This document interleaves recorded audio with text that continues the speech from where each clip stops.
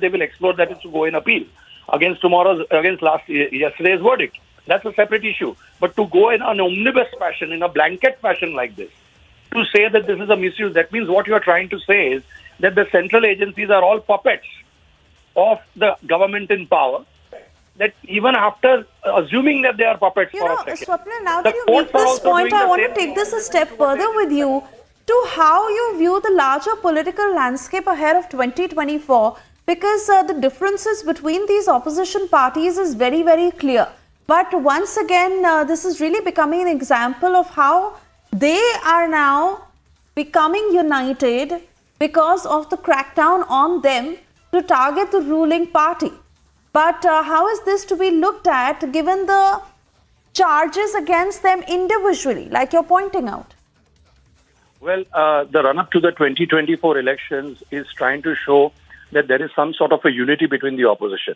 But even if there is a unity between the opposition, but it's only on certain issues. It is not on every single issue.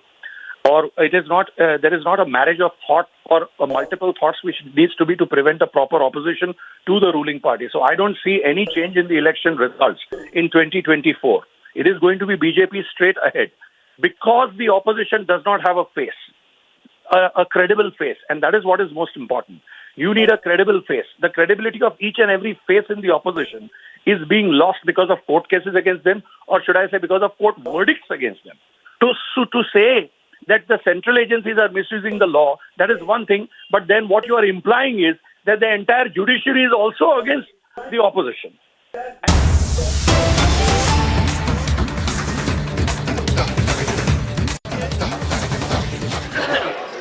Yes.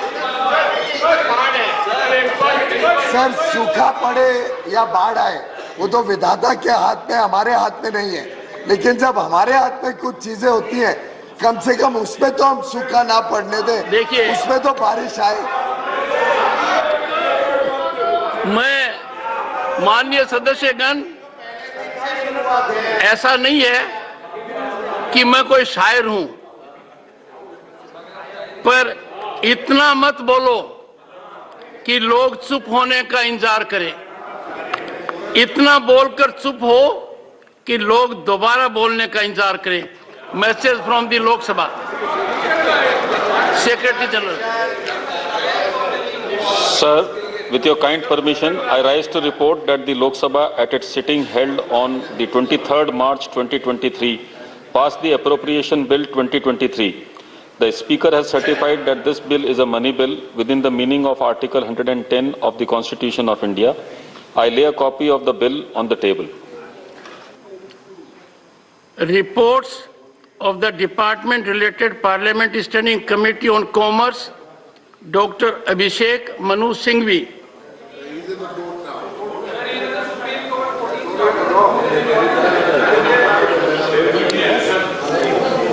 Shri Dhananjay Bhimrao Mahadik.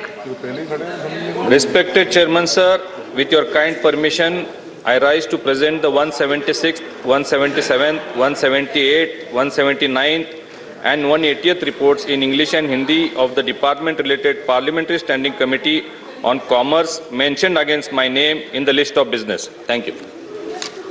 Reports of the Department-related Parliamentary Standing Committee on Transport, Tourism and Culture. Jugal Singh Lokhandwala ji. धन्यवाद माननीय महोदय। मैं विषय संबंधित परिवहन, पर्यटन और सांस्कृतिक संबंधित संसदीय स्थायी समिति के निम्नलिखित प्रतिवेदन हिंदी अंग्रेजी में प्रस्तुत करता हूं।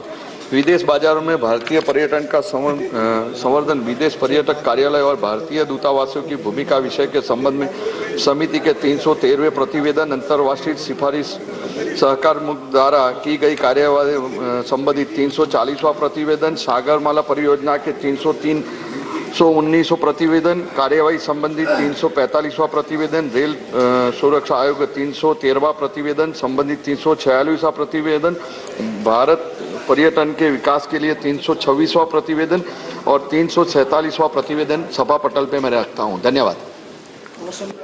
Statements of the Committee on Public Undertakings, Dr. Anil Jain. धन्यवाद महोदय।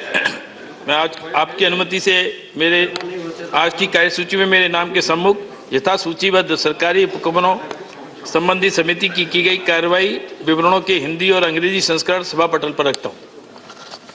Reports of the department related Parliamentary Standing Committee on Consumer Affairs, Food and Public Distribution, Shri Babu Ram Nisad.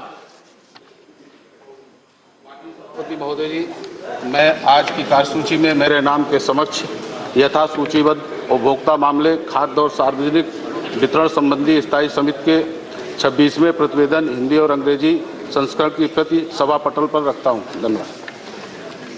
Reports of the Committee on the Welfare of Scheduled Caste and Scheduled Tribes, Shri Kamakhya Prasad Tasa. Sir महोदय मैं आज की कार्यसूची में अपने नाम के समक्ष सूचीबद्ध अनुसूचित जाति तथा अनुसूचित जनजातियों की कल्याण संबंधी समिति 2022-2023 की।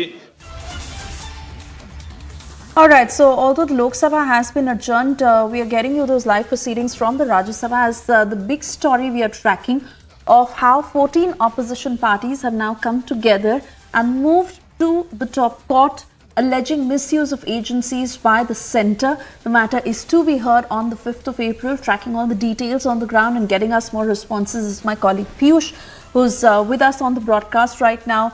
Piyush, really to understand these 14 opposition parties, who all are they, and despite their differences, to fight on this, which they believe is a common point with all of them, they have now come together to take on the centre and move the top court. This despite how they continue to cast aspersions against the judiciary.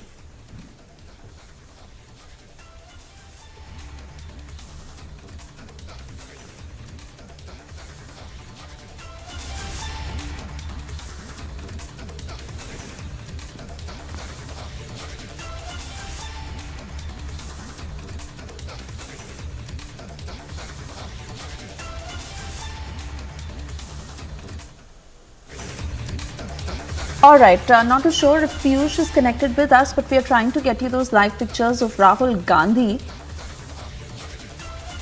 as he is making his way to the party headquarters. Those are the details we are picking up. He's making his way to the party headquarters. This, of course, as the Congress is in a huddle. They are deciding what the next step will be as far as the legal battle is concerned. Remember, a battery of lawyers fighting for Rahul Gandhi, all set to challenge the Surat court's verdict in a higher court. And most importantly, at stake is Rahul Gandhi's Lok Sabha membership. I want to come to Piyush again. I believe he's with us now. Piyush, we stay with these pictures. But the question I was trying to ask you was who these 14 opposition parties are. Despite their differences, they are now coming together because they believe that it is this one common point, as they allege the centre is misusing the agencies, which is now uniting them.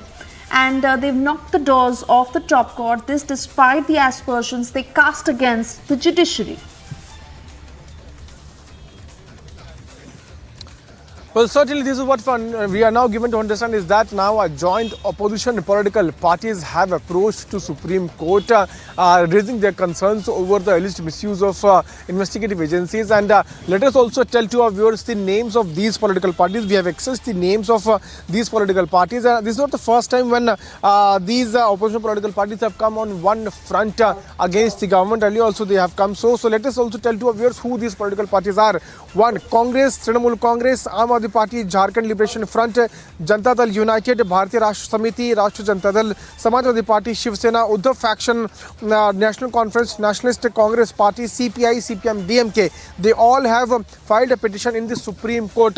Now we'll have to see how the Supreme Court will be looking into their petition. Earlier also we had seen as to how these political parties, these opposition political parties have been holding protests on various issues. In fact, they are the one who have been asking for a JPC to be formed into the Adani matter. And now on the alleged misuse of agencies, these opposition political parties have now come together once again, requesting the Supreme Court to take cognizance of this. Also, it is important to highlight that the same group of opposition political parties is also creating ruckus in the House, seeking a JPC to be formed. On the other side, BJP continues to ask for an apology from Rahul Gandhi over his statements which he made there on the foreign land about the country. So the ruckus continues to take place in Parliament, but now opposition political parties have moved to Supreme Court. You would also remember that yesterday a meeting was called in by Sharad Pawar at his residence, and in that particular meeting these opposition political parties had taken part, and the main concerns of these parties was the EVM. Sharad Pawar, Digvijay Singh, Kapil Sibal, they all had come out and they had said that EVM is being tempered, and any EVM machine which faces any kind of error, it certainly suggests that the vote polled on using that EVM machine goes to BJP. So they had cast aspersions once again over the EVM. They had targeted Election Commission. They have also said that they will once again approach to the Election Commission seeking proper answers over the misuse of EVM, and if they do not get satisfactory answers, then they will form their own strategy after that particular reply coming in from Election Commission. So we have seen multiple issues on which these opposition political parties have come on one platform. Once again, we are now seeing these parties approaching to court, and this coming on the very next day when Rahul Gandhi has been convicted by Surat court, and he continues to maintain that he is not going to apologize, even as he also faces a threat of losing his seat from Wayanad. Right, absolutely. And Piyush, we are picking up more responses on this. Let's listen in.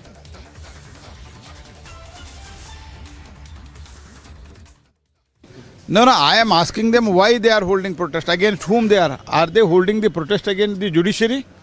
It is the decision, it is the verdict of the judiciary. And many times in the court he has been asked, first of all he has insulted a OBC community, and after insulting the OBC community a case was filed by some individual, and during the course of inquiry he has been many times asked, are you going to apologize, so that probably case could have been closed. He has flatly denied, arrogantly denied that I am not going to ask for any apology. After saying this, how can he say that the court, why they are going against the court judgment? If they want appeal, let them appeal. We don't have any problem. And after all, against whom they are doing this? They are questioning the judiciary. Is it right? And system should not be spoiled, I am telling Mr. Mallikarjun Kharge. Ji sir, Surat court ने फैसला दिया, लेकिन कांग्रेस और राहुल गांधी लगातार उसका विरोध भी कर रहे हैं और कह रहे हैं फ्रीडम ऑफ स्पीच का हवाला देते हुए भारतीय जनता पार्टी के अगेंस्ट खड़े हैं। निर्णय का विरोध नहीं होता है, निर्णय की अपील होती है। कभी निर्णय का विरोध हुआ है? कोई पॉलिटिकल पार्टी कह सकती है कि हम कानून को नहीं मानेंगे? कानून का तो पालन किया ही जाता है, कानून के रास्ते तय होते हैं, उन रास्तों पे आगे चला जाता है। तो इसमें तो गलत वही कर रहे हैं। लेकिन विरोध तो लगातार कर रहे हैं और जिस तरीके से मीटिंग्स पे मीटिंग्स बुलाई जा रही है, आज मार्च बुलाया है, विजय चौक तक मार्च करेंगे, ऑपोजिशन पार्टीज को साथ में बुला रहे हैं कि फ्रीडम ऑफ स्पीच को दबाया जाए। फ्रीडम ऑफ स्पीच में किसी भी ओबीसी समाज को गाली दोगे? फ्रीडम ऑफ स्पीच में किसी भी सरनेम को गाली दोगे? फ्रीडम ऑफ स्पीच में लंदन में जाकर भारत का लोकतंत्र का अपमान करोगे? फ्रीडम ऑफ स्पीच में अपशब्द करोगे? फ्रीडम ऑफ स्पीच में मर्यादा नहीं रखोगे और उसके बाद न्यायिक निर्णय आएगा तो उसके खिलाफ, न्यायालय के खिलाफ बोलोगे? ये फ्रीडम ऑफ स्पीच इस देश में नहीं है। सेशन चल पाएगा?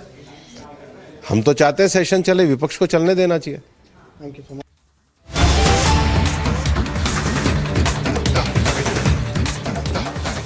And more breaking news just coming in. Delhi police has registered a case in connection with the protests in front of the Indian High Commission in London, which happened on the 19th of March 2023. The case that has been registered under appropriate sections of IPC, UAPA and PDPP Act. A case has been registered after the Ministry of Home Affairs asked the Delhi police to take appropriate legal action. This is the latest step that has been taken by India over what had happened in London. and how the Indian flag was targeted at the Indian High Commission. This despite the UK government that has come under a lot of pressure, and how security has also been heightened, where the UK government has promised appropriate action. The next step from the Indian side on the direction of the Ministry of Home Affairs, where the Delhi police has now registered a case in connection with that protest, and most importantly how the tricolour was denigrated at the Indian High Commission in London on the 19th of March 2023, a case that has been registered under appropriate sections of IPC, UAPA and PDPP Act. A case that has been registered after the Ministry of Home Affairs asked the Delhi police to take appropriate legal action.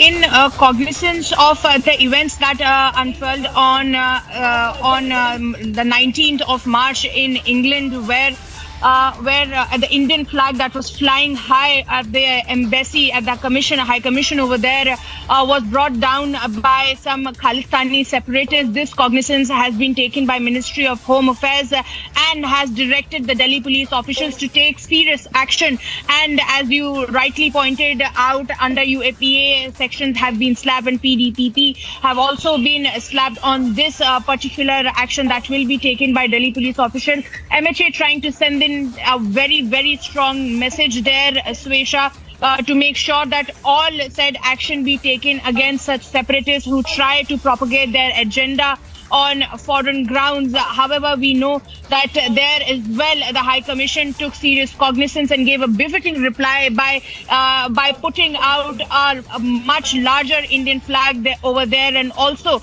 the Indian authorities here summoned the British envoy as well, who came and was sought a detailed response. And after that, we even saw that how the security detail was also increased there in front of the High Commission. So India going all out to take action against such separatists, and MHA taking serious cognizance, Swesha, by directing the Delhi police to take the matters in their hand and get justice done. Swesha.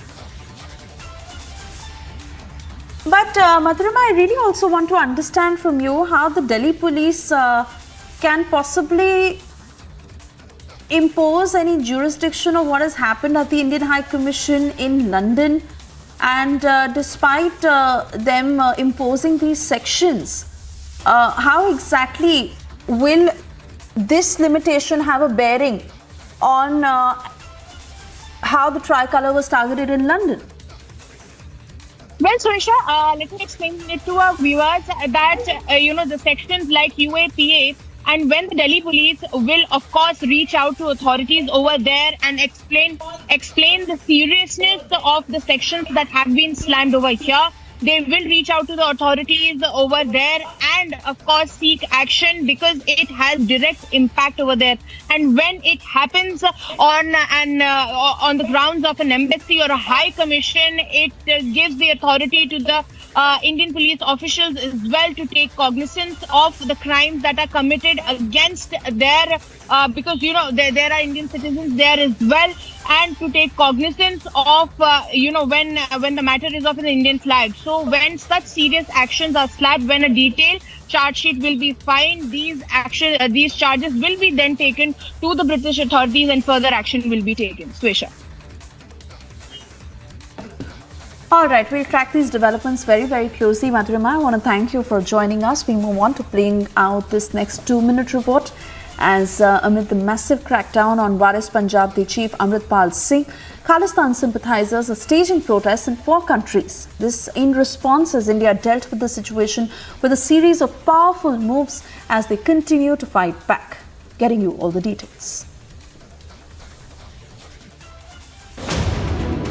A sweeping crackdown against Khalistan ideologue Amritpal Singh and his aides began on March 18. The very next day, Khalistani elements in the UK, US, Canada and Australia hit the streets to protest against the crackdown. In London, a Khalistani mob went all out, from smashing windows at the Indian High Commission to targeting Indian flag. They did it all. The same Khalistani mob went on a rampage on Wednesday. but Indian citizens fought back. Several Indian diaspora groups gathered for a festive demonstration outside the India House to show solidarity with the Indian mission. Indian flags could be seen waved about as around hundreds of Indian origin people chanted slogans such as Bharat Mata Ki Jai and danced to popular Indian tunes Jai Ho and Rang De Basanti at We Stand By High Commission of India demonstration. It's my duty to come in support of India and the Indian government of what happened last Sunday. I think it's very important that we express our disappointment and anger at the insult of our Union flag, and also it's a real, because this is the Indian flag is in our heart, and to insult it in the way it was done last Sunday, that's the reason why I'm here, to express my disappointment and anger at what's going on. And we all stand united under this flag. The US and UK issued assurances to provide safety to Indian missions and the diplomats posted there. But will they fulfill their promise is what remains to be seen. Bureau Report, Republic TV. Bureau Report, Republic TV. With that, we slip into a short commercial break. On the other side, we also get you details of what is happening as far as Mamata Banerjee reaching out to other opposition leaders is concerned. It was first Akhilesh Yadav, then Naveen Patnaik, and now it is Kumaraswamy. Big buzz of the series of meetings that Mamata Banerjee is doing. Thank you very much. We have the freedom of speech. Don't say so cheap. God bless you. Don't say so cheap. Thank you. Thank you. Thank you. Thank you. We still love you, sir. Also, another embarrassment for Pakistan. Nationals interrupt discussion on Kashmir at United States, and they were asked to leave.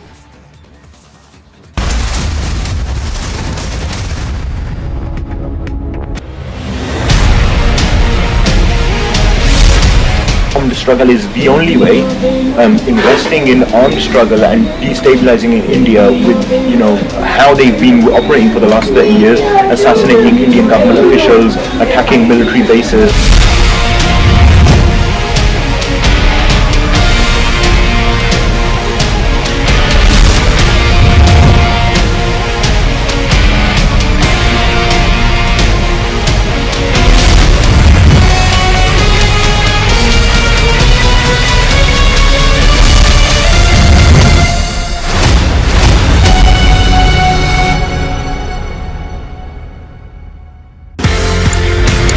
Colonel Jamal, एक बात बताइए ना, आप वहाँ पे गए थे Everest चढ़ने के लिए। बिल्कुल सर। आपका मिशन था एवरेस्ट चढ़ना। बिल्कुल सर। लेकिन बीच में अर्थक्वेक आ गया, तो आप लोगों ने अपना मिशन चेंज कर दिया। आपने बोला कि एवरेस्ट तो ठीक है, बाद में चढ़ लेंगे। सबसे पहले लोगों की जान बचाओ। 2015 में when we went, earthquake happened. Then we changed our things to the rescue team, and we were there in Everest base camp for around 15 days. हम लोग 45 दिन का हम लोग पूरा सामान लाए थे, राशन लेके गए थे, मेडिसिन लेके गए थे, इक्विपमेंट लेके गए थे। हमने फिर वो सारी चीजें, पूरी जनता जो वहाँ पे थी, पूरे क्लाइंबर्स जो वहाँ पे थे, उनके लिए खोल दिया। क्लाइंबिंग से ज्यादा नाम हमें जब हमने रेस्क्यू किया है उससे मिला, और वो एक शायद हमारा टाइम था जब हमने एवरेस्ट को या एवरेस्ट बेस कैंप में हमने वो वापस दिया है पहाड़ को।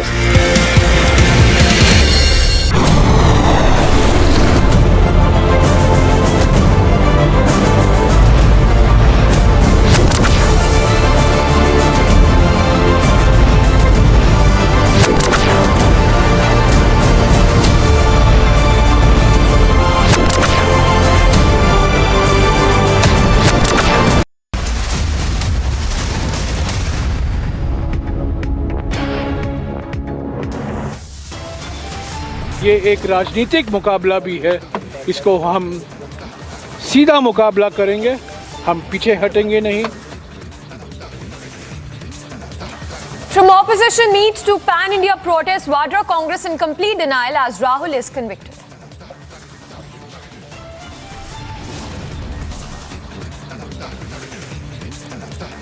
Vadra Congress in huddle mode set to appeal to higher court as Rahul goes into hiding.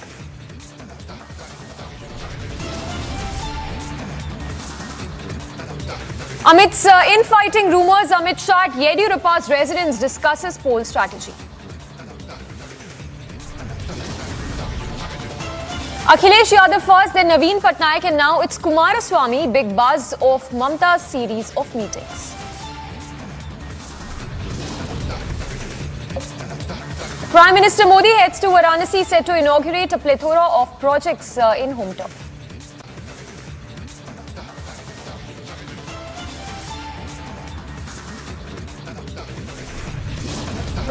Thank you very much. We have the freedom of speech. Don't say so cheap. God bless you. Don't say so cheap. Thank you. Thank you. Thank you. We still love you, sir. Another embarrassment for Pakistan nationals interrupt discussion on Kashmir at US asked to leave.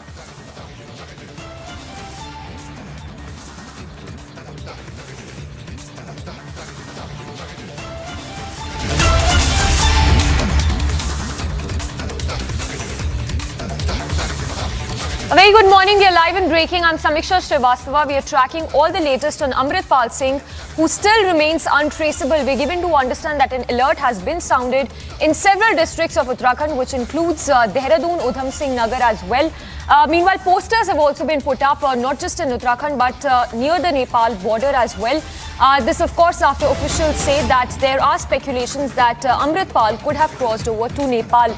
The visuals there on your screens right now are the exclusive visuals that we have received of the AKF members of Amritpal Singh, who are seen with bulletproof vest in the region. The youth armed were trained by Amritpal Singh in Jalupur Khera. All were trained for usage of weapons against the government. So the visuals there on your screens that we've accessed are the exclusive visuals of Amritpal Singh's aides, his supporters, who are seen holding arms and even practicing in Punjab's village where his ancestral home is located. So that is the location where the supporters of Amritpal Singh were given massive training. Let's go across to Amandeep first, who's joining us and getting us all those details. Amandeep, if you can put this into context, we've accessed those visuals of the members of Anandpur Khalsa Force of Amritpal Singh. What does this really indicate in terms of the kind of training that was given to the aides of Amritpal and the support which in all probability that he received from Pakistan ISI handlers? Well, Samiksha, these videos are the evidence of that how AKF is preparing and be armed by the youth and getting practiced with the at a firing range in Jalupur Kheda itself, just because that turned out to be the headquarters of Anandpur Khalsa Fauj, and in fact how they are preparing themselves to fight against the system whenever it is required.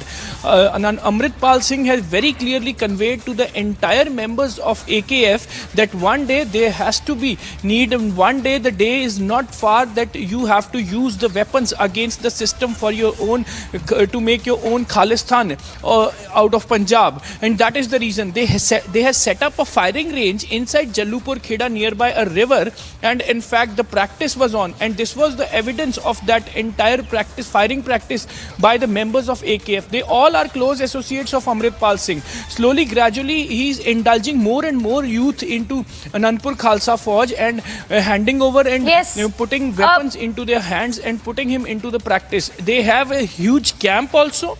Yes, Samiksha. Amandeep, just a quick follow-up question. We understand that Amritpal Singh could have crossed over to Nepal as well. Is that a strong possibility that the Punjab police is looking at when we talk about the whereabouts of Amritpal Singh?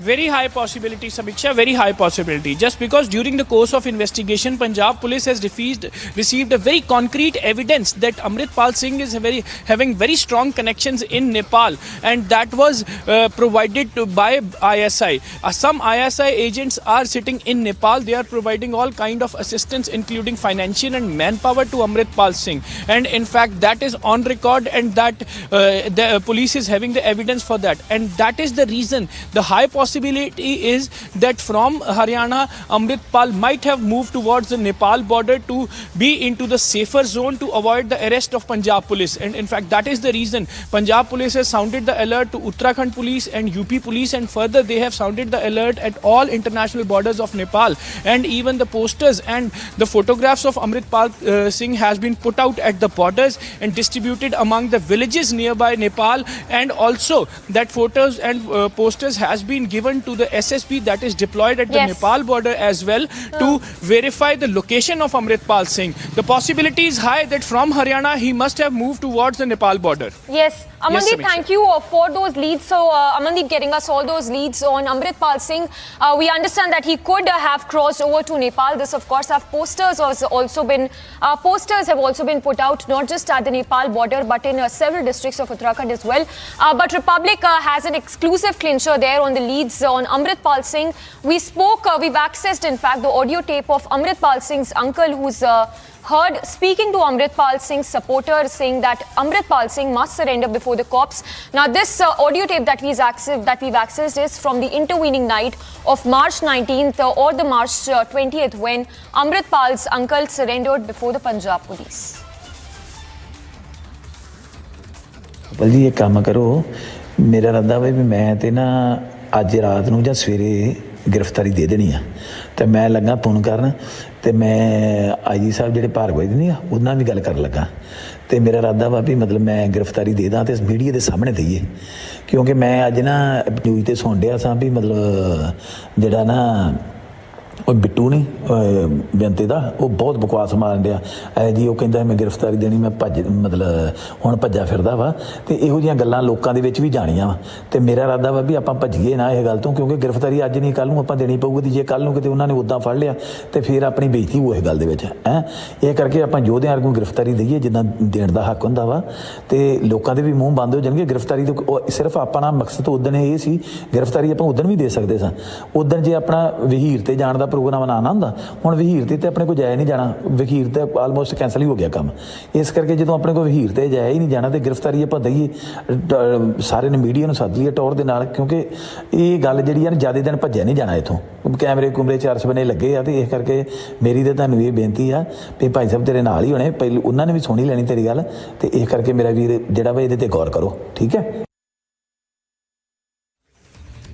All right, so there you heard that clincher audio tape that we've accessed in which we can hear Amritpal's uncle, also an aide of Amritpal, who's also a Khalistani supporter, speaking to Amritpal Singh, saying that he must surrender before the Punjab police.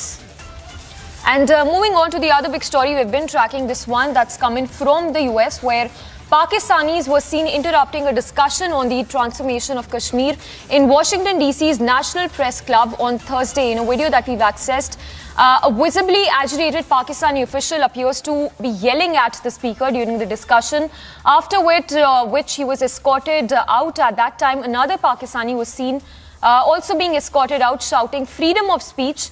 Now, the Pakistani gentleman was then promptly escorted out as well. Notably, the International Center for Peace Studies hosted a panel discussion which was titled Kashmir from Turmoil to Transformation. So the visuals there on your screens where you see how the Pakistani was seen trying to interrupt that conversation which was taking place, a conversation that was happening on the Kashmir matter. Let's take a closer look at this visual that we've accessed and then we go across to a key attendee from that event. Thank you very much. We have the freedom of speech. Don't say so cheap. God bless you. Don't say so cheap. Thank you. Thank you. Thank you. Thank you. We still love you, sir. Thank you. Thank you. God bless you. The whole audience has seen your real face today. What we have seen in Kashmir, we saw in Washington today. Who sponsored that? How cruel people are. Hindu, Indian. All right, so there you heard how this Pakistani official was seen interrupting that discussion which was happening. We are being joined by Sapna Raina. She was present at this event. She's joining us live from Washington, D.C. Firstly, thank you for speaking to us. For our viewers, if you can once again tell us what was this event exactly all about and what really transpired just moments after it started? Yeah, good morning. The event was basically just informing and talking about the transformation in Kashmir from turmoil to where we are now, all the development that has happened. And the key speakers, Tausif Rana and Mir Junaid, who had come from Kashmir, so they were going to let the audience know first-hand information as to what the developments in Kashmir have been like, what has happened post-abrogation of Article 370, what the current situation is like, and what they were aspiring and would like to see in Kashmir.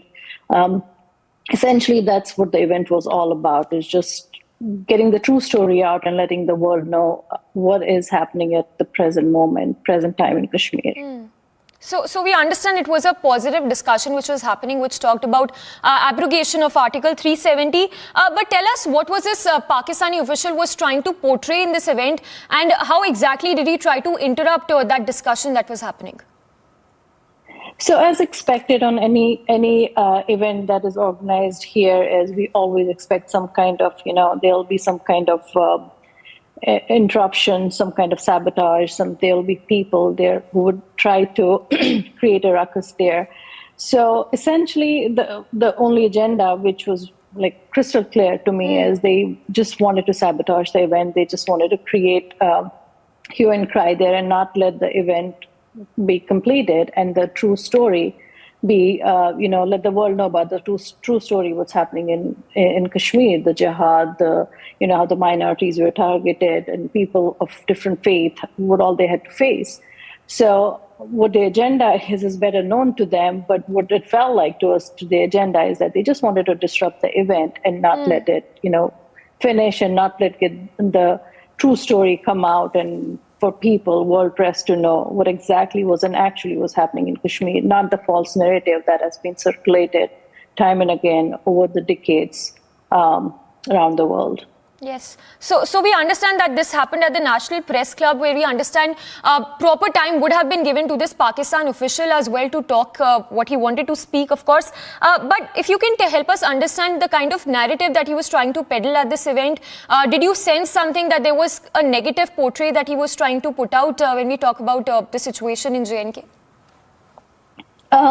That is what it clearly looked like, right? So when we walked in, and just before the speakers started, speaking, the moderator set the house rules and made it very crystal clear that we should all be courteous and respectful to the speakers, as they were here to let us know their first-hand, knowledge and impression and what exactly was happening in Kashmir. And the moderator made it very clear that we understand there'll be questions, but we'll be taking handwritten questions, and we will make sure that every one of them, time permitting, will be addressed. So I'm told that they were like Pakistani nationals, but they were definitely not pro-India or in favor of what was happening or liking what was being said there. They were just initially just trying to cause disruption when they were given a couple of polite warnings that they should not be making side talks, and they'll be given an opportunity to ask a question by putting it on a piece of paper, just like any other member in the audience was. But all of a sudden, when the speaker started talking about how the minorities have been killed, there's been because of faith, and how cross-border terrorism is also coming through, and kind of what it has resulted in Kashmir, all the jihad and terrorism. That is when these gentlemen got up and got abusive and started using like shame on you, and then pointing at at essentially us and other Indians in the room, like you Hindu from India, things like that, that the freedom of speech and and certain verbiage or words that they use that I cannot repeat. Even the 4-letter words were being spewed upon the audience, and when the security had to come in and escort them out of the room. All right. So you're saying that this Pakistani national was also heard hurling abuses. Also tell us, how did the other officials from different countries respond to such unruly behavior by this Pakistan national? Everyone was in shock. You are at an event where you are expected to have a courteous mannerism there, be respectful to everybody, and all of a sudden, out of nowhere, somebody is standing up and shouting and yelling. Everybody was perturbed, to say the least. But I have to make a note that both speakers, they handled it in a very graceful and in a poised manner, and they actually even made a comment, if I can recollect very clearly, that this is exactly what's been happening every time somebody stands up and tries to speak the truth. That's how their voices are muffled and silenced. It has happened back in Kashmir for decades now, and you're seeing it happening right here in Washington, D.C. So that's true. And they were very gracious, and then they're asking them, God bless you. And if you had asked a question, we would Yes. have answered it. But Yes. that's not what they wanted or what their agenda was. All right. Sapna Reni, appreciate you speaking to us. So, Sapna Reni there joining us live from Washington, D.C. She also attended that particular event where we saw how this Pakistani national was escorted out of the event. But cutting across to the live visuals coming in right now of Prime Minister there in his home turf, Varanasi. खुशी की बात है कि one world TB summit Kashi में हो रही है।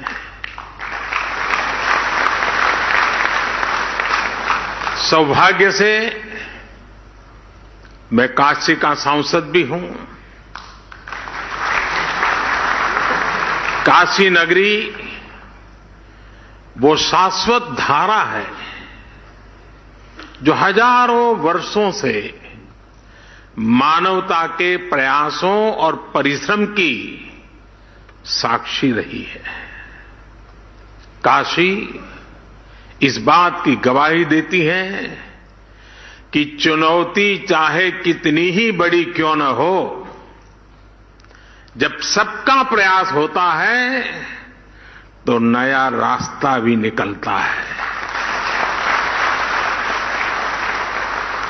मुझे विश्वास है टीबी जैसी बीमारी के खिलाफ हमारे वैश्विक संकल्प को काशी एक नई ऊर्जा देगी। मैं वन वर्ल्ड टीबी समिट में देश विदेश से काशी आए सभी अतिथियों का भी हृदय से स्वागत करता हूं, उनका अभिनंदन करता हूं। साथियों, एक देश के तौर पर भारत की विचारधारा का प्रतिबिंब वसुधैव कुटुंबकम यानी whole world is one family की भावना में झलकता है।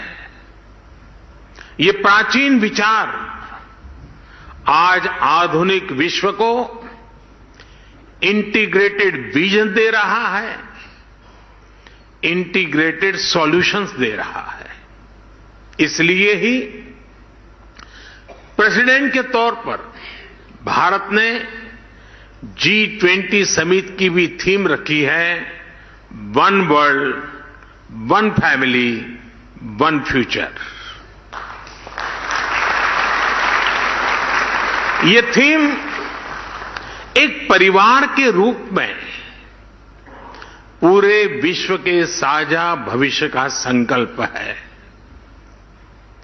अभी कुछ समय पहले ही भारत ने वन अर्थ, वन हेल्थ के विजन को भी आगे बढ़ाने की पहल की है और अब वन वर्ल्ड टीबी समिट के जरिए भारत ग्लोबल गुड के एक और संकल्प को पूरा कर रहा है।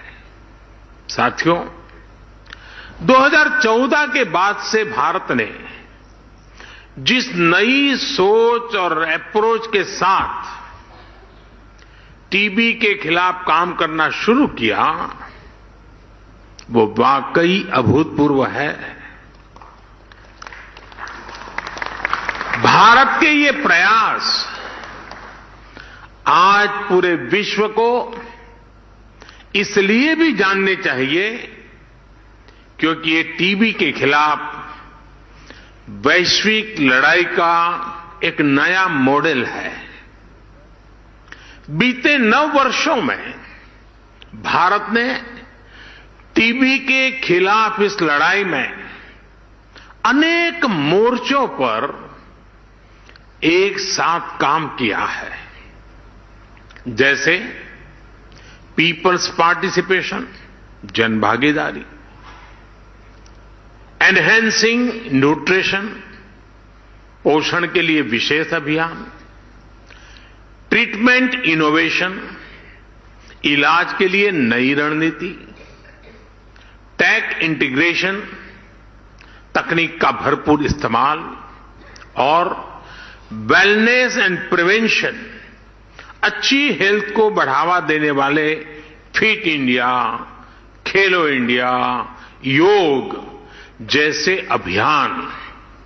साथियों, टीबी के खिलाफ लड़ाई में भारत ने जो बहुत बड़ा काम किया है वो है पीपल्स पार्टिसिपेशन, जन भागीदारी। एक अभियान चलाया, ये जानना विदेश से आए हमारे अतिथियों के लिए बहुत दिलचस्प होगा।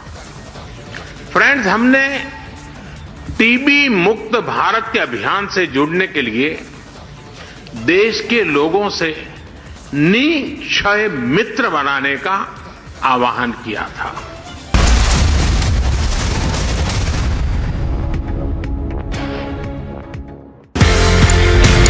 कर्नल जमाल, एक बात बताइए ना, आप वहां पे गए थे एवरेस्ट चढ़ने के लिए। बिल्कुल सर। आपका मिशन था एवरेस्ट चढ़ना। बिल्कुल सर। लेकिन बीच में अर्थक्वेक आ गया तो आप लोगों ने अपना मिशन चेंज कर दिया। आपने बोला कि एवरेस्ट तो ठीक है, बाद में चढ़ लेंगे। सबसे पहले लोगों की जान बचाओ। 2015 में when we went, earthquake happened. Then we changed our things to the rescue team, and we were there in Everest base camp for around 15 days. हम लोग 45 दिन का हम लोग पूरा सामान लाए थे, राशन लेके गए थे, मेडिसिन लेके गए थे, इक्विपमेंट लेके गए थे। हमने फिर वो सारी चीजें, पूरी जनता जो वहाँ पे थी, पूरे क्लाइंबर्स जो वहाँ पे थे, उनके लिए खोल दिया। क्लाइंबिंग से ज्यादा नाम हमें जब हमने रेस्क्यू किया है उससे मिला, और वो एक शायद हमारा टाइम था जब हमने एवरेस्ट को या एवरेस्ट बेस कैंप में हमने वो वापस दिया है पहाड़ को।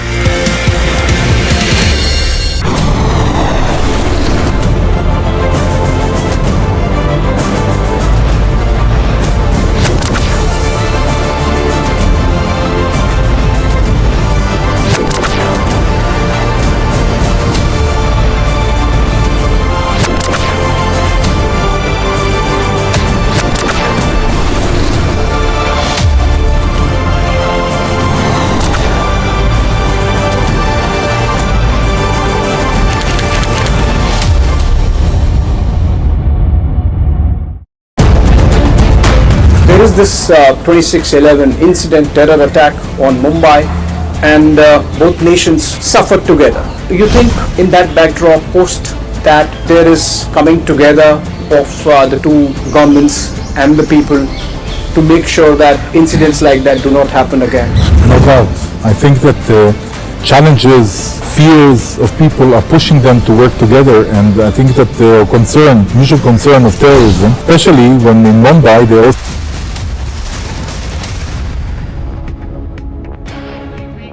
मरीजों की बहुत मदद की है। ये चैलेंज है टीबी के मरीजों का पोषण, उनका न्यूट्रिशन। इसे देखते हुए ही 2018 में हमने टीबी मरीजों के लिए डायरेक्ट बेनिफिट ट्रांसफर की घोषणा की थी। तब से अब तक टीबी पेशेंट्स के लिए करीब 2000 करोड़ रुपए सीधे उनके बैंक खातों में भेजे गए हैं। करीब 75 लाख मरीजों को इसका लाभ हुआ है। अब निक्षय मित्रों से मिली शक्ति टीबी के मरीजों को नई ऊर्जा दे रही है। साथियों, पुरानी अप्रोच के साथ चलते हुए नए नतीजे पाना मुश्किल होता है। कोई भी टीबी मरीज इलाज से छूटे नहीं, इसके लिए हमने नई रणनीति पर काम किया। टीबी के मरीजों की स्क्रीनिंग के लिए, उनके ट्रीटमेंट के लिए हमने आयुष्मान भारत योजना से जोड़ा है। टीबी की मुफ्त जांच के लिए हमने देश भर में लैब्स की संख्या बढ़ाई है। ऐसे स्थान जहां टीबी के मरीज ज्यादा है, वहां पर हम विशेष फोकस के रूप में कार्य योजना बनाते हैं।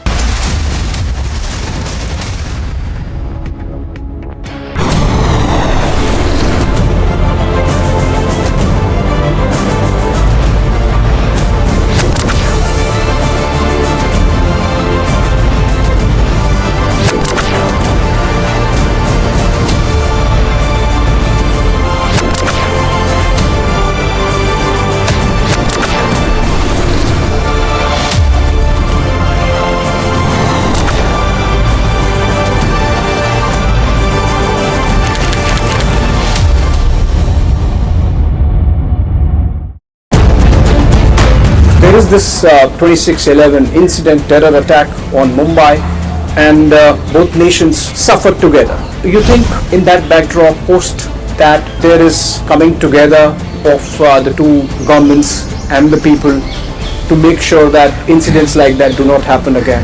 No doubt. I think that the challenges, fears of people are pushing them to work together, and I think that their concern, mutual concern of terrorism, especially when in Mumbai they also went after Jewish community, Israelis, of course, in the Chabad house. So I think that our cooperation is also based a lot on counter-terrorism.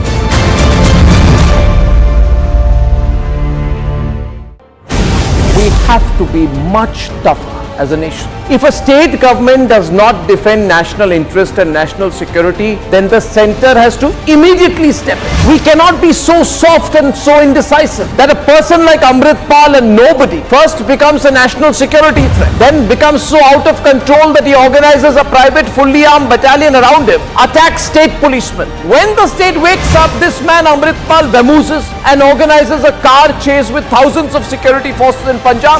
Now we know that drug प्रयासों की वजह से आज भारत में TB के मरीजों की संख्या कम हो रही है। यहां कर्नाटका और जम्मू कश्मीर को टीबी फ्री अवार्ड से सम्मानित किया गया है। जिला स्तर पर भी बेहतरीन कार्य के लिए अवार्ड दिए गए हैं। मैं इस सफलता को प्राप्त करने वाले सभी को बहुत बहुत बधाई देता हूं, शुभकामनाएं देता हूं। ऐसे ही नतीजों से प्रेरणा लेते हुए भारत ने एक बड़ा संकल्प लिया है। टीबी खत्म करने का ग्लोबल टारगेट 2030 है।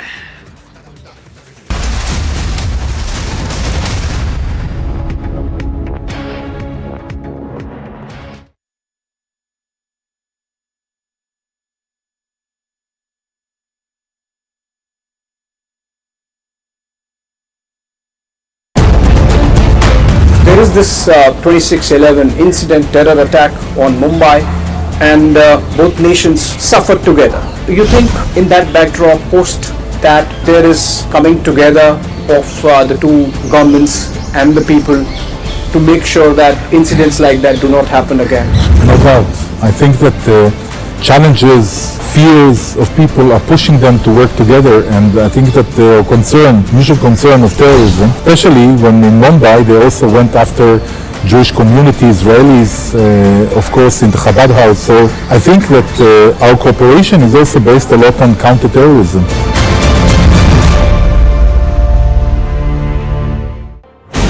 We have to be much tougher as a nation. If a state government does not defend national interest and national security, then the center has to immediately step in. We cannot be so soft and so indecisive that a person like Amritpal and nobody first becomes a national security threat, then becomes so out of control that he organizes a private fully armed battalion around him, attacks state policemen. When the state wakes up, this man Amritpal vamooses and organizes a car chase with thousands of security forces in Punjab. Now we know that drug dealers are giving Amritpal Mercedes SUVs to drive around in. Why? Didn't the security agencies not know about all this till now, or did they allow? If a state government does not defend national interest, then the center has to step in, whether people like it or not. These are not legal matters. These are matters of national security. The United Kingdom is officially telling the people of India and the government of India that it couldn't care less. The United Kingdom is telling the government of India.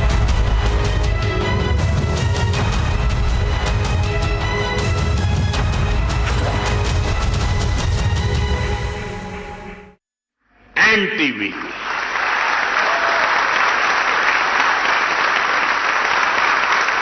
TB हारेगा, भारत जीतेगा। और जैसा आपने कहा, TB हारेगा, दुनिया जीतेगी।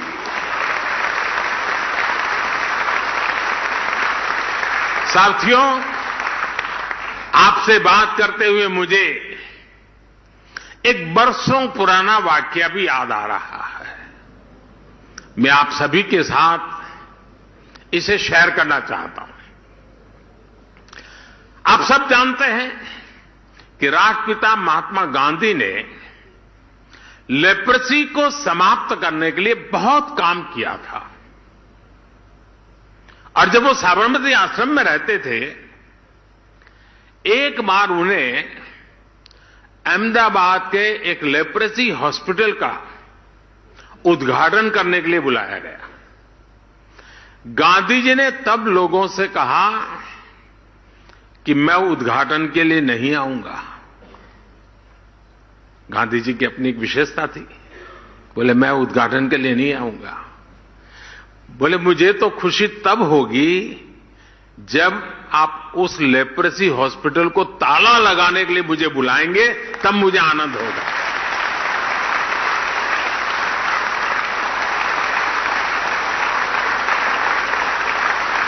यानी वो लेप्रेसी को समाप्त करके उस अस्पताल को ही बंद करना चाहते थे। गांधी जी के निधन के बाद भी वो अस्पताल दशकों तक ऐसे ही चलता रहा। साल 2001 में जब गुजरात के लोगों ने मुझे सेवा का अवसर दिया, तो मेरे मन में था कि गांधी जी का एक काम रह गया है, ताला लगाने का। चलिए मैं कुछ कोशिश करूं। तो लेप्रेसी के खिलाफ अभियान को नई गति दी गई और नतीजा क्या हुआ? गुजरात में लेप्रेसी का रेट 23% से घट करके 1% से भी कम हो गया। All right, so that is the Prime Minister speaking in Varanasi. This is the World TB Summit that he is addressing.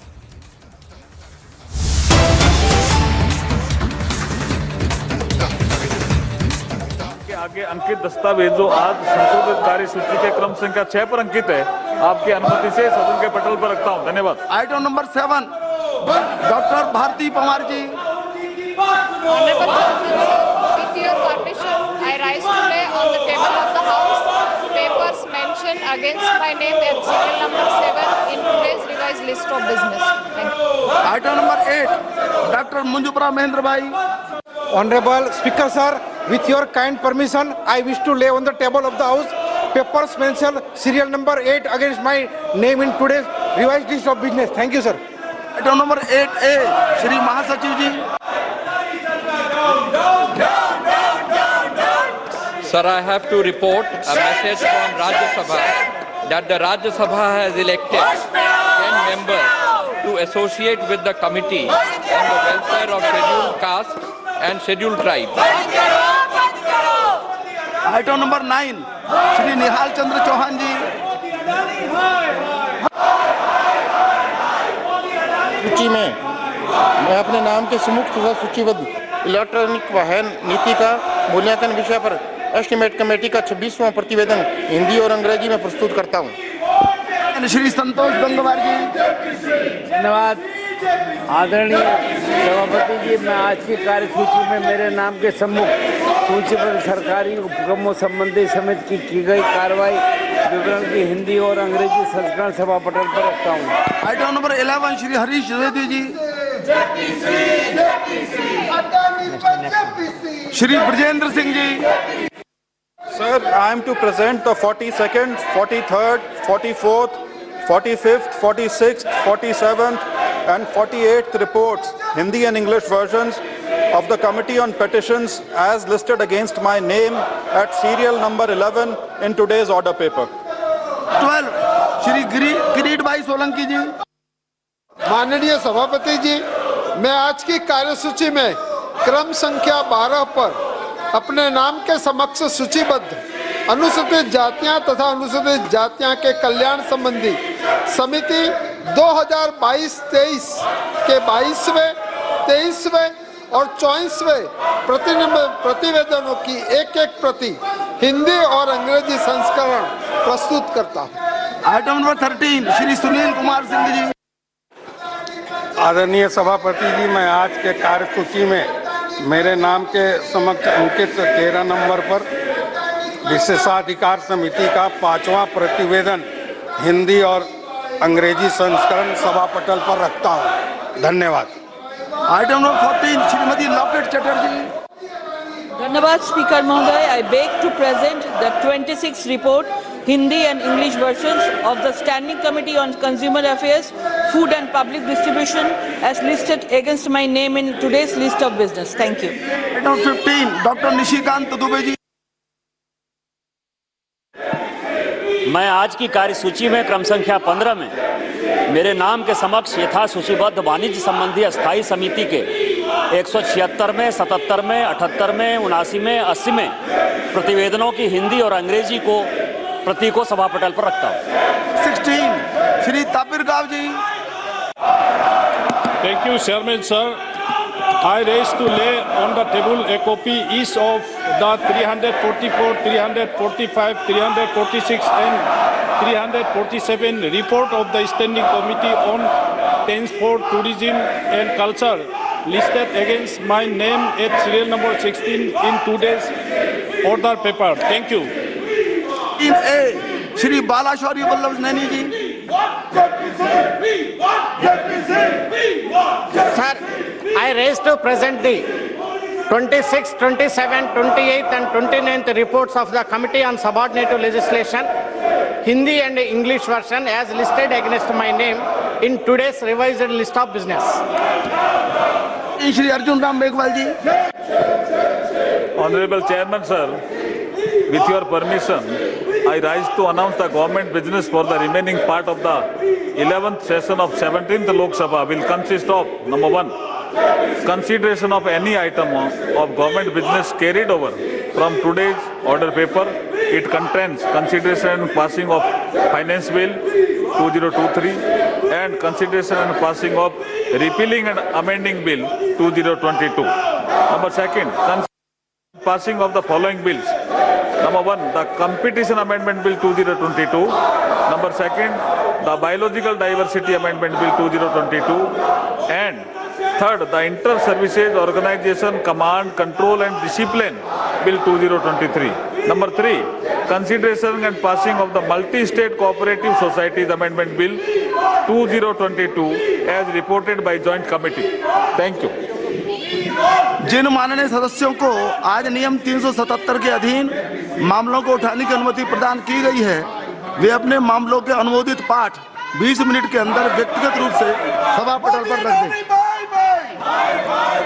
Item number 19 finance bill, माननीय मंत्री जी। Sir, I rise to move that the bill to give effect to the financial proposals of the central government for the financial year 23-24 be taken into consideration.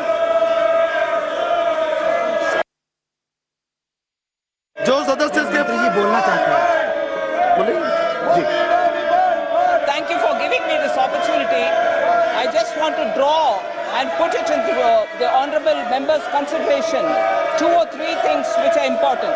The finance bill actually brought in 10 main provisions which are helpful for the middle class and for the communities as a whole and to do ease of business. 10 of them. But the 11th one, which 11 new ones are being brought in now after the stakeholder consultations, which has helped to improve that the finance bill represent better our society. One amendment is for the GST Council, which is establishing the tribunal. So I want to make sure that is all recorded for the House. But more importantly, 2 things which I want to draw the honorable members' attention is representations have been received that the national pension system for government employees needs to be improved. I propose to set up a committee under the Finance Secretary to look into this issue of pensions and evolve an approach which addresses the needs of the employees while maintaining fiscal prudence to protect the common citizens. The approach will be designed for adoption by both central and state governments. Sir, there is one more thing. It has been represented that payments for foreign tours through credit cards are not being captured under the liberalized remittance scheme, the LRS, and such payments escape tax collection at source. The Reserve Bank is being requested to look into this with a view to bring credit card payments for foreign tours within the ambit of LRS and tax collection at source thereon. Sir, there are many more things which I would like to talk, but I certainly don't want to take you more time. Thank you for giving me this opportunity.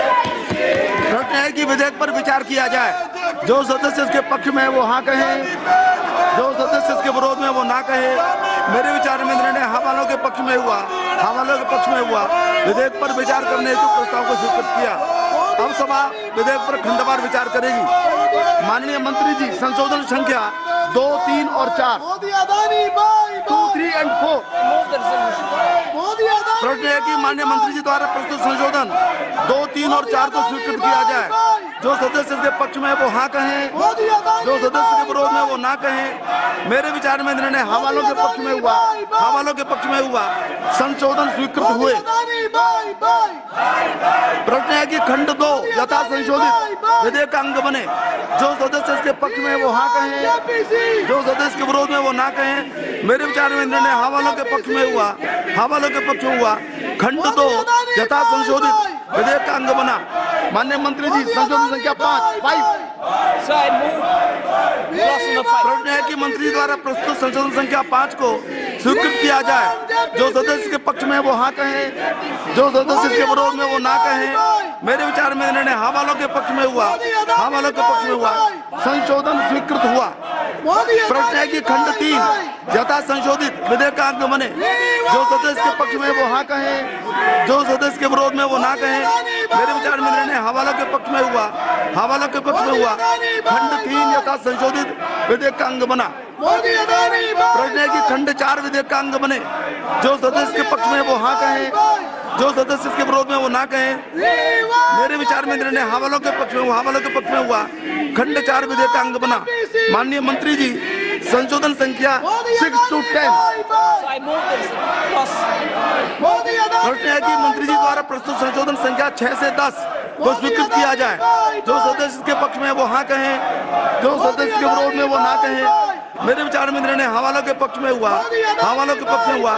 संशोधन स्वीकृत हुए। प्रश्न है कि खंड 5 यथा संशोधित विधेयक का अंग बने। जो सदस्य इसके पक्ष में वो हाँ कहें, जो सदस्य इसके विरोध में वो ना कहें। मेरे विचार में निर्णय हवालों के पक्ष में हुआ, हवालों के पक्ष में हुआ। खंड 5 यथा संशोधित विधेयक का अंग बना। प्रश्न है कि खंड 6 विधेयक का अंग बने। जो सदस्य इसके पक्ष में वो हाँ कहें, जो सदस्य इसके विरोध में वो ना कहें। मेरे विचार में निर्णय हवालों के पक्ष में हुआ, हवालों के पक्ष में हुआ। खंड 6 विधेयक का अंग बना। माननीय मंत्री जी, संशोधन संख्या 11 to 13। प्रश्न है कि मंत्री जी द्वारा प्रस्तुत संशोधन संख्या 11 से 13 को स्वीकृत किया जाए। जो सदस्य इसके पक्ष में वो हाँ कहें, जो सदस्य इसके विरोध में वो ना कहें। मेरे विचार में निर्णय हवालों के पक्ष में हुआ, हवालों के पक्ष में हुआ। संशोधन स्वीकृत हुए। प्रश्न है कि खंड 7 यथा संशोधित विधेयक का अंग बने। जो सदस्य इसके पक्ष में वो हाँ कहें, जो सदस्य इसके विरोध में वो ना कहें। मेरे विचार में निर्णय हवालों के पक्ष में हुआ, हवालों के पक्ष में हुआ। खंड 7 यथा संशोधित विधेयक का अंग बना। प्रश्न है कि खंड 8 से 20 विधेयक का अंग बने। जो सदस्य इसके पक्ष में वो हाँ कहें, जो सदस्य इसके विरोध में वो ना कहें। मेरे विचार में निर्णय हवालों के पक्ष में हुआ, हवालों के पक्ष में हुआ। खंड 8 से 20 विधेयक का अंग बने। माननीय मंत्री जी, संशोधन संख्या 14 to 16। Sir, I move the amendments 14, 15 and 16, sir. प्रश्न है कि वित्त मंत्री द्वारा प्रस्तुत संशोधन संख्या 14 से 16 को स्वीकृत किया जाए। जो सदस्य इसके पक्ष में वो हाँ कहें, जो सदस्य इसके विरोध में वो ना कहें। मेरे विचार में निर्णय हवालों के पक्ष में हुआ, हवालों के पक्ष में हुआ। संशोधन स्वीकृत हुए। प्रश्न है कि खंड 21 यथा संशोधित विधेयक का अंग बने। जो सदस्य इसके पक्ष में वो हाँ कहें, जो सदस्य इसके विरोध में वो ना कहें। मेरे विचार में निर्णय हवालों के पक्ष में हुआ, हवालों के पक्ष में हुआ। खंड 21 यथा संशोधित विधेयक का अंग बना। माननीय मंत्री जी, संशोधन 17 और 18। So I move the amendments number 17 and 18. प्रश्न है कि मंत्री जी द्वारा प्रस्तुत संशोधन 17 और 18 को स्वीकृत किया जाए। जो सदस्य इसके पक्ष में वहाँ कहें, जो सदस्य इसके विरोध में वो ना कहें। मेरे विचार में निर्णय हवालों के पक्ष में हुआ, हवालों के पक्ष में हुआ। संशोधन स्वीकृत हुए। प्रश्न है कि खंड 22 यथा संशोधित विधेयक का अंग बने। जो सदस्य इसके पक्ष में वो हाँ कहें, जो सदस्य के विरोध में वो ना कहें। मेरे विचार में निर्णय हवालों के पक्ष में हुआ, हवालों के पक्ष में हुआ। खंड 22 यथा संशोधित विधेयक का अंग बना। माननीय मंत्री जी, संशोधन संख्या 19। Sir, I move the amendment number 19. प्रश्न है कि मंत्री जी द्वारा प्रस्तुत संशोधन संख्या 19 को स्वीकृत किया जाए। जो सदस्य के पक्ष में वो हाँ कहें, जो सदस्य के विरोध में वो ना कहें। मेरे विचार में निर्णय हवालों के पक्ष में हुआ, हवालों के पक्ष में हुआ। संशोधन स्वीकृत हुआ। प्रश्न है कि खंड 23 यथा संशोधित विधेयक का अंग बने। जो सदस्य इसके पक्ष में वो हाँ कहें, जो सदस्य इसके विरोध में वो ना कहें। मेरे विचार में निर्णय हवालों के पक्ष में हुआ, हवालों के पक्ष में हुआ। खंड 23 यथा संशोधित विधेयक का अंग बना। माननीय मंत्री जी, संशोधन संख्या 20 से 23। So I move the amendments number 20, 21, 22 and 23. प्रश्न है कि मंत्री जी द्वारा प्रस्तुत संशोधन संख्या 20 to 23 को स्वीकृत किया जाए। जो सदस्य इसके पक्ष में वो हाँ कहें, जो सदस्य इसके विरोध में वो ना कहें। मेरे विचार में निर्णय हवालों के पक्ष में हुआ, हवालों के पक्ष में हुआ। संशोधन स्वीकृत हुए। प्रश्न है कि खंड 24 यथा संशोधित विधेयक का अंग बने।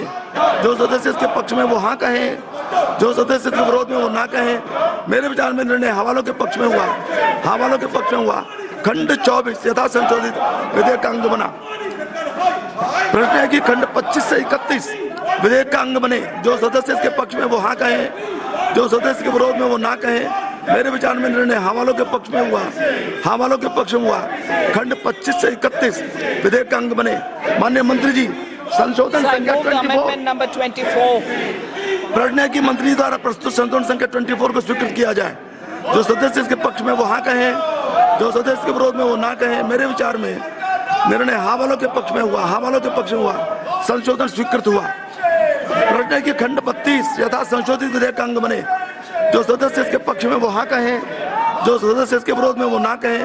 मेरे विचार में निर्णय हवालों के पक्ष में हुआ, हवालों के पक्ष में हुआ। खंड 32 यथा संशोधित विधेयक का अंग बना। प्रश्न है कि खंड 33 से 41 विधेयक का अंग बने। जो सदस्य इसके पक्ष में वो हाँ कहें, जो सदस्य के विरोध में वो ना कहें। मेरे विचार में निर्णय हवालों के पक्ष में हुआ, हवालों के पक्ष में हुआ।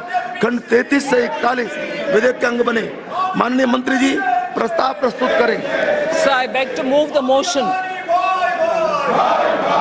प्रश्न है कि माननीय मंत्री जी द्वारा प्रस्तुत प्रस्ताव को स्वीकृत किया जाए। जो सदस्य इसके पक्ष में वो हाँ कहें, जो सदस्य के विरोध में वो ना कहें। मेरे विचार में निर्णय हवालों के पक्ष में हुआ, हवालों के पक्ष में हुआ। प्रस्ताव स्वीकृत हुआ। माननीय मंत्री जी, अब संशोधन संख्या 25 प्रस्तुत करें। Sir, I move the amendment number 25. प्रश्न है कि माननीय मंत्री द्वारा प्रस्तुत संशोधन संख्या 25 को स्वीकृत किया जाए।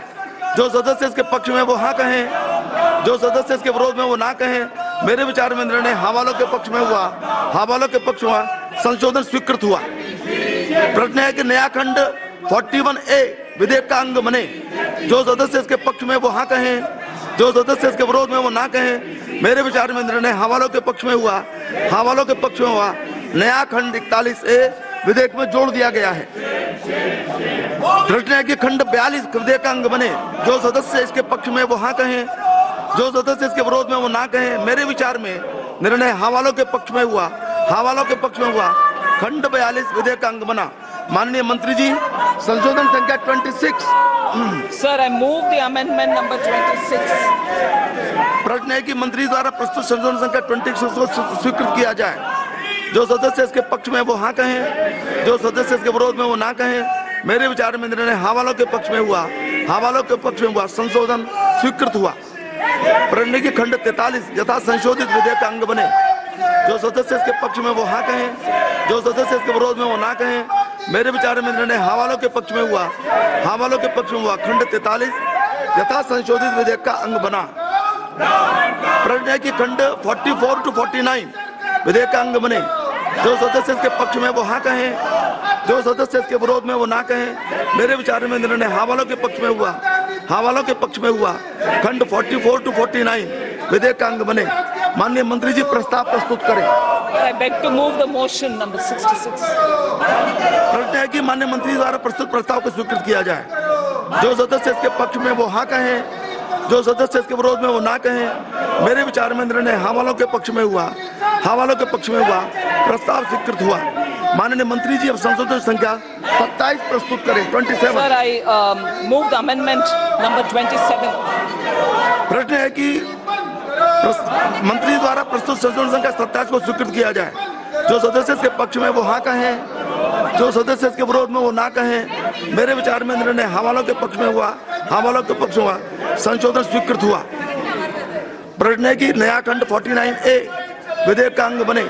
जो सदस्य इसके पक्ष में वो हाँ कहें, जो सदस्य इसके विरोध में वो ना कहें। मेरे विचार में निर्णय हाँ वालों के पक्ष में हुआ, हाँ वालों के पक्ष में हुआ।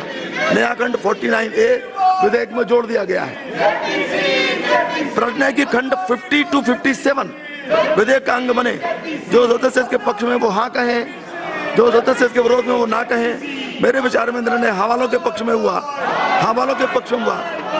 खंड 50 to 57 विधेयक का अंग बने।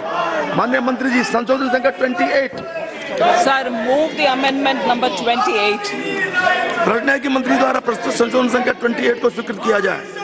जो सदस्य इसके पक्ष में वो हाँ कहें, जो सदस्य इसके विरोध में वो ना कहें।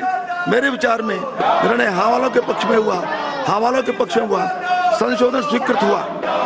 प्रश्न है कि खंड 58 यथा संशोधित विधेयक का अंग बने। जो सदस्य इसके पक्ष में वो हाँ कहें, जो सदस्य विरोध में वो ना कहें। मेरे विचार में निर्णय हाँ वालों के पक्ष में हुआ, हाँ वालों के पक्ष में हुआ। खंड 58 यथा संशोधित विधेयक का अंग बना। प्रश्न है कि खंड 59 विधेयक का अंग बने। जो सदस्य इसके पक्ष में वो हाँ कहें, जो सदस्य इसके विरोध में वो ना कहें। मेरे विचार में निर्णय हाँ वालों के पक्ष में हुआ, हाँ वालों के पक्ष में हुआ। खंड 59 विधेयक का अंग बना। माननीय मंत्री जी प्रस्ताव प्रस्तुत करें। Sir, I beg to move the motion 67. प्रश्न है कि माननीय मंत्री द्वारा प्रस्तुत प्रस्ताव को स्वीकृत किया जाए। जो सदस्य इसके पक्ष में वो हाँ कहें, जो सदस्य इसके विरोध में वो ना कहें। मेरे विचार में निर्णय हाँ वालों के पक्ष में हुआ, हाँ वालों के पक्ष में हुआ। माननीय प्रस्ताव स्वीकृत हुआ। माननीय मंत्री जी अब संशोधन संख्या 29 प्रस्तुत Sir, I move the amendment 29. प्रश्न है कि मंत्री द्वारा प्रस्तुत संशोधन संख्या 29 को स्वीकृत किया जाए। जो सदस्य इसके पक्ष में वो हाँ कहें, जो सदस्य इसके विरोध में वो ना कहें। मेरे विचार में निर्णय हाँ वालों के पक्ष में हुआ, हाँ वालों के पक्ष में हुआ। संशोधन स्वीकृत हुआ। प्रश्न है कि नया खंड 59A विधेयक का अंग बने। जो सदस्य इसके पक्ष में वो हाँ कहें, जो सदस्य इसके विरोध में वो ना कहें। मेरे विचार में निर्णय हाँ वालों के पक्ष में हुआ, हाँ वालों के पक्ष में हुआ। नया खंड 59A विधेयक में जोड़ दिया गया है। प्रश्न है कि खंड 60 to 80 विधेयक का अंग बने। जो सदस्य इसके पक्ष में वो हाँ कहें, जो सदस्य इसके विरोध में वो ना कहें। मेरे विचार में निर्णय हाँ वालों के पक्ष में हुआ, हाँ वालों के पक्ष में हुआ। खंड 60 to 80 विधेयक का अंग बने। माननीय मंत्री जी संशोधन संख्या 30। Sir, I move the amendment number 30. प्रश्न है कि मंत्री द्वारा प्रस्तुत संशोधन संख्या 30 को स्वीकृत किया जाए। जो सदस्य इसके पक्ष में वो हाँ कहें, जो सदस्य इसके विरोध में वो ना कहें। मेरे विचार में निर्णय हाँ वालों के पक्ष में हुआ, हाँ वालों के पक्ष में हुआ। संशोधन स्वीकृत हुआ। प्रश्न है कि खंड 81 यथा संशोधित विधेयक का अंग बने। जो सदस्य इसके पक्ष में वो हाँ कहें, जो सदस्य इसके विरोध में वो ना कहें। मेरे विचार में निर्णय हाँ वालों के पक्ष में हुआ, हाँ वालों के पक्ष में हुआ। खंड 81 यथा संशोधित विधेयक का अंग बना। माननीय मंत्री जी संशोधन संख्या 31 और 32। Sir, I move the amendments 31 and 32. प्रश्न है कि मंत्री द्वारा प्रस्तुत संशोधन संख्या 31 32 को स्वीकृत किया जाए। जो सदस्य इसके पक्ष में वो हाँ कहें, जो सदस्य इसके विरोध में वो ना कहें। मेरे विचार में निर्णय हाँ वालों के पक्ष में हुआ, हाँ वालों के पक्ष में हुआ। संशोधन स्वीकृत हुआ। प्रश्न है कि खंड 82 यथा संशोधित विधेयक का अंग बने। जो सदस्य इसके पक्ष में वो हाँ कहें, जो सदस्य इसके विरोध में वो ना कहें। मेरे विचार में निर्णय हाँ वालों के पक्ष में हुआ, हाँ वालों के पक्ष में हुआ। खंड 82 यथा संशोधित विधेयक का अंग बना। माननीय मंत्री जी, संशोधन संख्या 33। I move the amendment 33.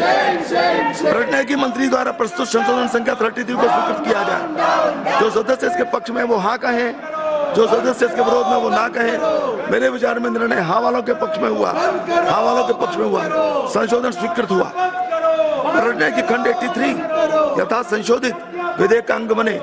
जो सदस्य इसके पक्ष में वो हाँ कहें, जो सदस्य इसके विरोध में वो ना कहें। मेरे विचार में निर्णय हाँ वालों के पक्ष में हुआ, हाँ वालों के पक्ष में हुआ। खंड 83 यथा संशोधित विधेयक का अंग बना। प्रश्न है कि खंड 84 विधेयक का अंग बने। जो सदस्य इसके पक्ष में वो हाँ कहें, जो सदस्य इसके विरोध में वो ना कहें। मेरे विचार में निर्णय हाँ वालों के पक्ष में हुआ, हाँ वालों के पक्ष में हुआ। खंड 84 विधेयक का अंग बना। माननीय मंत्री जी प्रस्ताव प्रस्तुत करें। So I beg to move the motion 68. प्रश्न है कि माननीय मंत्री जी द्वारा प्रस्तुत प्रस्ताव को स्वीकृत किया जाए। जो सदस्य इसके पक्ष में वो हाँ कहें, जो सदस्य इसके विरोध में वो ना कहें। मेरे विचार में निर्णय हाँ वालों के पक्ष में हुआ, हाँ वालों के पक्ष में हुआ। प्रस्ताव स्वीकृत किया। माननीय मंत्री जी संशोधन संख्या 34। Move the amendment 34. प्रश्न है कि मंत्री द्वारा प्रस्तुत संशोधन संख्या 34 को स्वीकृत किया जाए। जो सदस्य इसके पक्ष में वो हाँ कहें, जो सदस्य इसके विरोध में वो ना कहें। मेरे विचार में निर्णय हाँ वालों के पक्ष में हुआ, हाँ वालों के पक्ष में हुआ। संशोधन स्वीकृत हुआ। प्रश्न है कि नया खंड 84A विधेयक का अंग बना। जो सदस्य इसके पक्ष में है वो हाँ कहें, जो सदस्य इसके विरोध में वो ना कहें। मेरे विचार में निर्णय हाँ वालों के पक्ष में हुआ, हाँ वालों के पक्ष में हुआ। नया खंड 84A विधेयक में जोड़ दिया गया है। प्रश्न है कि खंड 85 to 88 विधेयक का अंग बने। जो सदस्य इसके पक्ष में वो हाँ कहें, जो सदस्य के विरोध में वो ना कहें। मेरे विचार में निर्णय हाँ वालों के पक्ष में हुआ, हाँ वालों के पक्ष में हुआ। खंड 85 से 88 विधेयक का अंग बने। माननीय मंत्री जी संशोधन संख्या 35।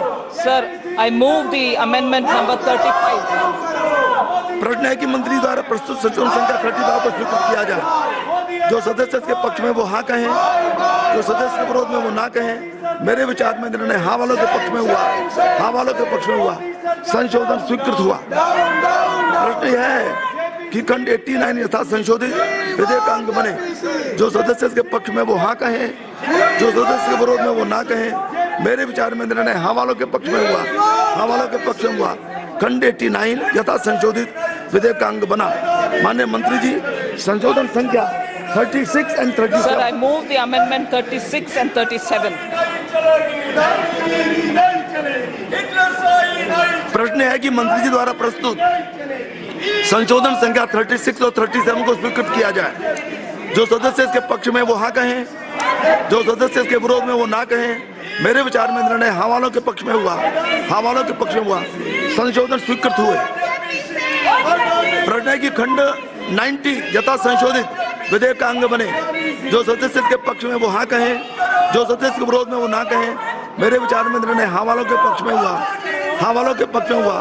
खंड 90 यथा संशोधित विधेयक का अंग बना। माननीय मंत्री जी प्रस्ताव प्रस्तुत करें। Sir, I beg to move motion number 69. प्रश्न है कि माननीय मंत्री द्वारा प्रस्तुत प्रस्ताव को स्वीकृत किया जाए। जो सदस्य के पक्ष में वो हाँ कहें, जो सदस्य इसके विरोध में वो ना कहें। मेरे विचार में निर्णय हाँ वालों के पक्ष में हुआ, हाँ वालों के पक्ष में हुआ। प्रस्ताव स्वीकृत हुआ। माननीय मंत्री जी संशोधन संख्या 38। Sir, I move the amendment number 38.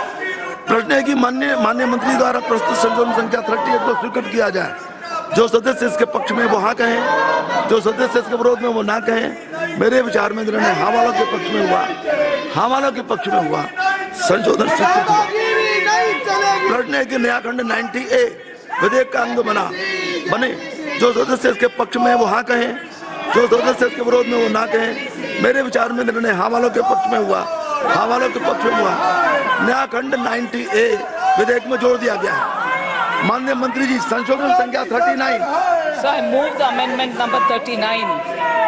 प्रश्न है कि माननीय मंत्री द्वारा प्रस्तुत संशोधन संख्या 39 को स्वीकृत किया जाए। जो सदस्य इसके पक्ष में वो हाँ कहें, जो सदस्य इसके विरोध में वो ना कहें। मेरे विचार में निर्णय हाँ वालों के पक्ष में हुआ, हाँ वालों के पक्ष में हुआ। संशोधन स्वीकृत हुआ। प्रश्न है कि खंड 91 यथा संशोधित विधेयक का अंग बने।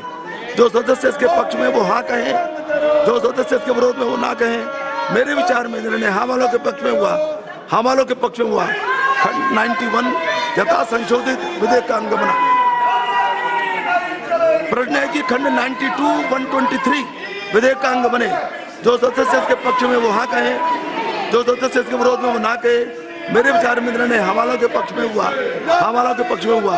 खंड 92 to 123 विधेयक का अंग बने। माननीय मंत्री जी प्रस्ताव प्रस्तुत करें। I beg to move the motion number 70. प्रश्न है कि माननीय मंत्री जी द्वारा प्रस्तुत प्रस्ताव को स्वीकृत किया जाए। जो सदस्य इसके पक्ष में वो हाँ कहे, जो सदस्य इसके विरोध में वो ना कहे। मेरे विचार में निर्णय हवालों के पक्ष में हुआ, हवालों के पक्ष में हुआ। प्रस्ताव स्वीकृत हुआ। माननीय मंत्री जी संशोधन संख्या 40। Sir, I rest to move the amendment number 40. प्रश्न है कि मंत्री द्वारा प्रस्तुत संशोधन संख्या 40 को स्वीकृत किया जाए। जो सदस्य इसके पक्ष में वो हाँ कहें, जो सदस्य विरोध में वो ना कहें। मेरे विचार में निर्णय हवालों के पक्ष में हुआ, हवालों के पक्ष हुआ। संशोधन स्वीकृत हुआ। प्रश्न है कि नए खंड 123A 123B विधेयक का अंग बने। जो सदस्य इसके पक्ष में वो हाँ कहें, जो सदस्य इसके विरोध में वो ना कहें। मेरे विचार में निर्णय हवालों के पक्ष में हुआ, हवालों के पक्ष में हुआ। नए खंड 123E 123B विधेयक में जोड़ दिए गए। प्रश्न है कि खंड 124 विधेयक का अंग बने। जो सदस्य इसके पक्ष में वो हाँ कहें, जो सदस्य इसके विरोध में वो ना कहें। मेरे विचार में निर्णय हवालों के पक्ष में हुआ, हवालों के पक्ष में हुआ। खंड 124 विधेयक का अंग बना। माननीय मंत्री जी प्रस्ताव प्रस्तुत करें। So I beg to move the motion number 71. प्रश्न है कि माननीय मंत्री द्वारा प्रस्तुत प्रस्ताव को स्वीकृत किया जाए। जो सदस्य इसके पक्ष में वो हाँ कहें, जो सदस्य इसके विरोध में वो ना कहें। मेरे विचार में निर्णय हवालों के पक्ष में हुआ, हवालों के पक्ष में हुआ। प्रस्ताव स्वीकृत हुआ। माननीय मंत्री जी संशोधन संख्या 41। I move the amendment number 41. प्रश्न है कि माननीय मंत्री द्वारा प्रस्तुत संशोधन संख्या 41 को स्वीकृत किया जाए। जो सदस्य इसके पक्ष में वो हाँ कहें, जो सदस्य इसके विरोध में वो ना कहें। मेरे विचार में निर्णय हवालों के पक्ष में हुआ, हवालों के पक्ष हुआ। संशोधन स्वीकृत हुआ। प्रश्न है कि नए खंड 124A 124B विधेयक का अंग बने। जो सदस्य इसके पक्ष में वो हाँ कहें, जो सदस्य इसके विरोध में वो ना कहें। मेरे विचार में निर्णय हवालों के पक्ष में हुआ, हवालों के पक्ष में हुआ। नए खंड 124A 124B विधेयक में जोड़ दिए गए।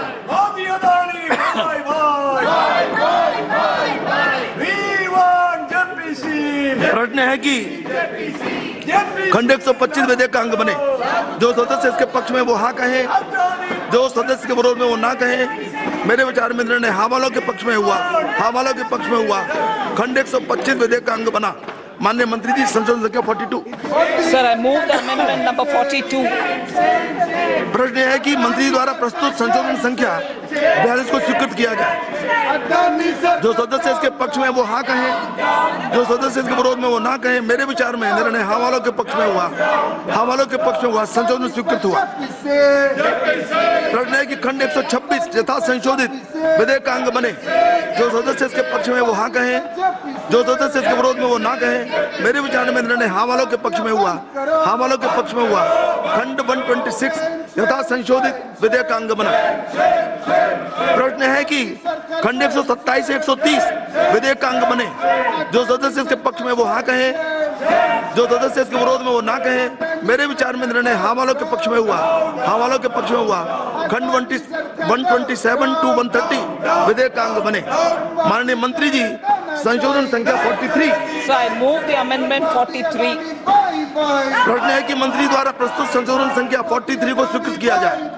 जो सदस्य इसके पक्ष में वो हाँ कहें, जो सदस्य के विरोध में वो ना कहें। मेरे विचार में निर्णय हवालों के पक्ष में हुआ, हवालों के पक्ष में हुआ। संशोधन स्वीकृत हुआ। प्रश्न है कि खंड 131 यथा संशोधित विधेयक का अंग बने। जो सदस्य इसके पक्ष में वो हाँ कहें, जो सदस्य के विरोध में वो ना कहें। मेरे विचार में निर्णय हवालों के पक्ष में हुआ, हवालों के पक्ष में हुआ। खंड 131 यथा संशोधित विधेयक का अंग बना। माननीय मंत्री जी प्रस्ताव प्रस्तुत करें। So I move the motion number 72.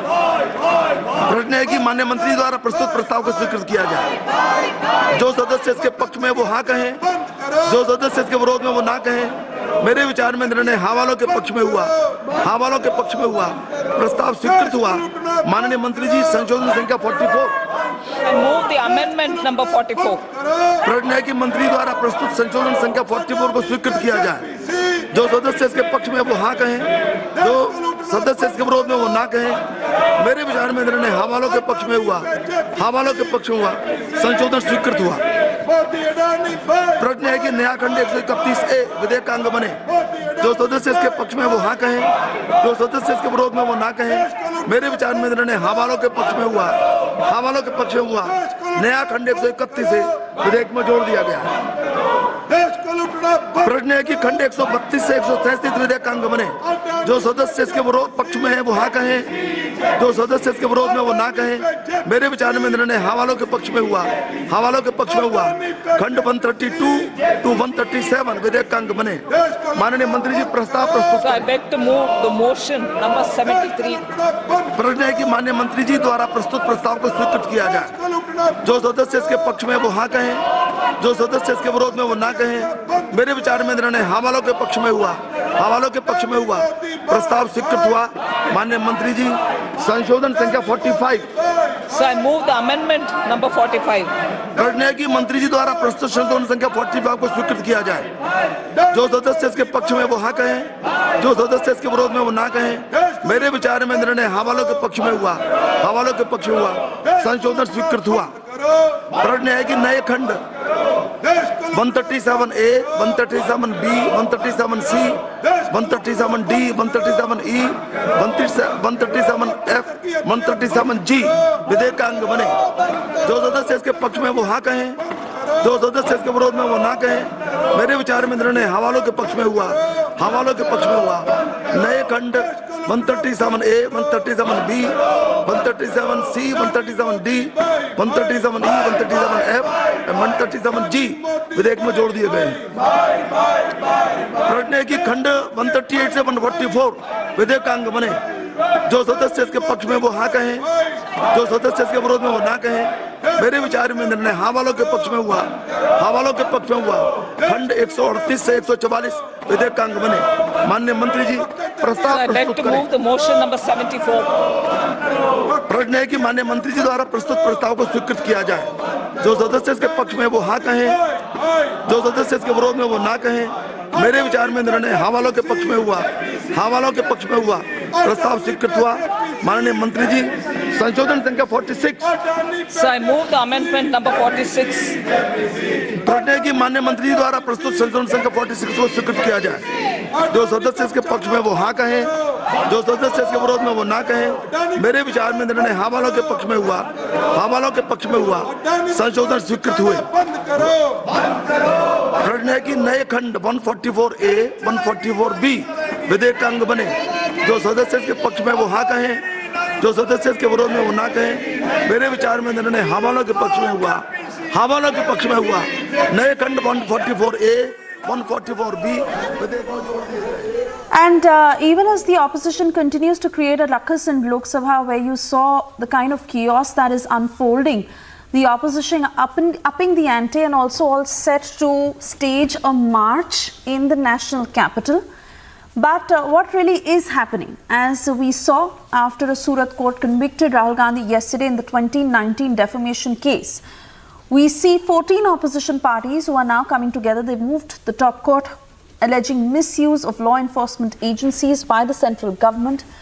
Supreme Court is all set to hear the matter on the 5th of April.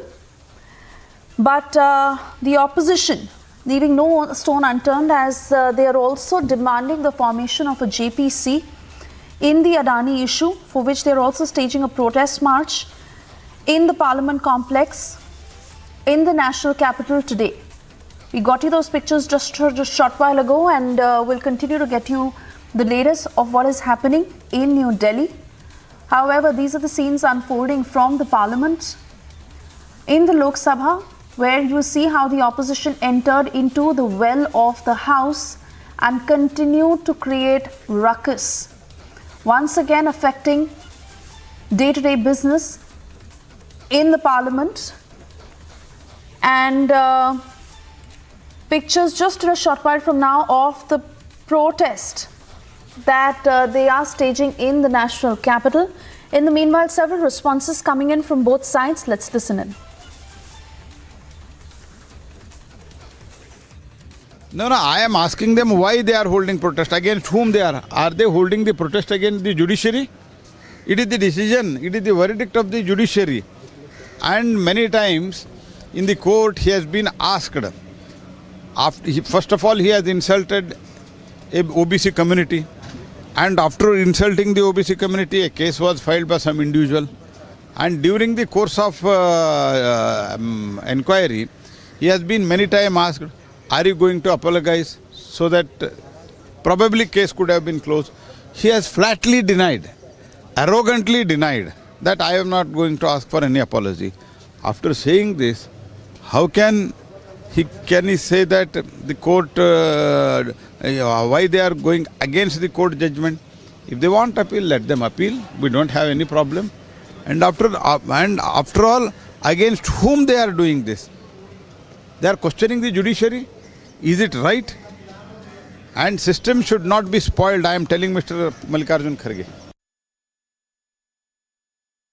Ji sir, Surat court ने फैसला दिया, लेकिन कांग्रेस और राहुल गांधी लगातार उसका विरोध भी कर रहे हैं और कह रहे हैं फ्रीडम ऑफ स्पीच का हवाला देते हुए भारतीय जनता पार्टी के अगेंस्ट खड़े हैं। निर्णय का विरोध नहीं होता है, निर्णय की अपील होती है। कभी निर्णय का विरोध हुआ है? कोई पॉलिटिकल पार्टी कह सकती है कि हम कानून को नहीं मानेंगे? कानून का तो पालन किया ही जाता है। कानून के रास्ते तय होते हैं, उन रास्तों पे आगे चला जाता है। तो इसमें तो गलत वही कर रहा है। लेकिन विरोध तो लगातार कर रहे हैं और जिस तरीके से मीटिंग्स पे मीटिंग्स बुलाई जा रही है, आज मार्च बुलाया है, विजय चौक तक मार्च करेंगे, ऑपोजिशन पार्टीज को साथ में बुला रहे हैं कि फ्रीडम ऑफ स्पीच को दबाया जाए। फ्रीडम ऑफ स्पीच में किसी भी ओबीसी समाज को गाली दोगे? फ्रीडम ऑफ स्पीच में किसी भी सरनेम को गाली दोगे? फ्रीडम ऑफ स्पीच में लंदन में जाकर भारत का लोकतंत्र का अपमान करोगे? फ्रीडम ऑफ स्पीच में अपशब्द करोगे? फ्रीडम ऑफ स्पीच में मर्यादा नहीं रखोगे? और उसके बाद न्यायिक निर्णय आएगा तो उसके खिलाफ, न्यायालय के खिलाफ बोलोगे? ये फ्रीडम ऑफ स्पीच इस देश में नहीं है। सेशन चल पाएगा? हम तो चाहते हैं सेशन चले, विपक्ष को चलने देना चाहिए। Well, that is what the ruling party has to say. The Congress, on the other hand, is defiant, continues to cry foul at one end, absolutely refusing that Rahul Gandhi will apologize for denigrating India on foreign soil. On the other hand, also raising the formation of JPC on the Adani issue. But most importantly, the conviction of Rahul Gandhi, which has now become the biggest face-off of the opposition with the ruling party. Here's how the Congress is reacting. ये देखो, लोगों को मुद्दे से भटकाने के लिए ऐसी बातें वो कर रहे हैं। पहले आओ ना, कौन इस देश के पैसे लेके भाग गए और कौन LIC और SBI के पैसे लेकर अमीर बने और 2.5 साल में 12 लाख रुपए किसने कमाया, किसकी संपत्ति बढ़ी, इसका जवाब दो। हम इसकी कोशिश कर रहे हैं, आप मुद्दे को भटकाने की कोशिश कर रहे हैं। और बैकवर्ड क्लास का इंसेंट, कांग्रेस पार्टी ने जो बैकवर्ड के लिए, शेड्यूल कास्ट के लिए, माइनॉरिटीज़ के लिए एक हमेशा उनके साथ खड़ी हुई है, उनके साथ लड़ी है। और ये लोग जो मनु के विचार में और विचारधारा में विश्वास रखते हैं, वो क्या बैकवर्ड क्लास के वेलफेयर की बात करते हैं? चलिए। Congress President has convened a meeting of senior leaders. We already analyzed the situations already. Congress President also given his speech. Certainly, the verdict was so unfortunate as far as Congress Party is concerned. Definitely, we are doing maximum solidarity marches all over India in favor of Rahul Gandhi. No, actually, we are seeking an appointment with the President. I think our communication chief will tell the details. That you people can understand that day one onwards, when Rahul Gandhi raised the issue of Adani, the purposeful motive movement from the government India side came to stop anything from Rahul Gandhi's mouth. क्रमांकन कर लिया जाए और जहां जहां अपेक्षित हो विधेयक में परिणामी परिवर्तन कर लिया जाए। सभा की कार्यवाही सोमवार दिनांक 27 मार्च 2023 को प्रातः 11 बजे तक के लिए स्थगित की जाती है।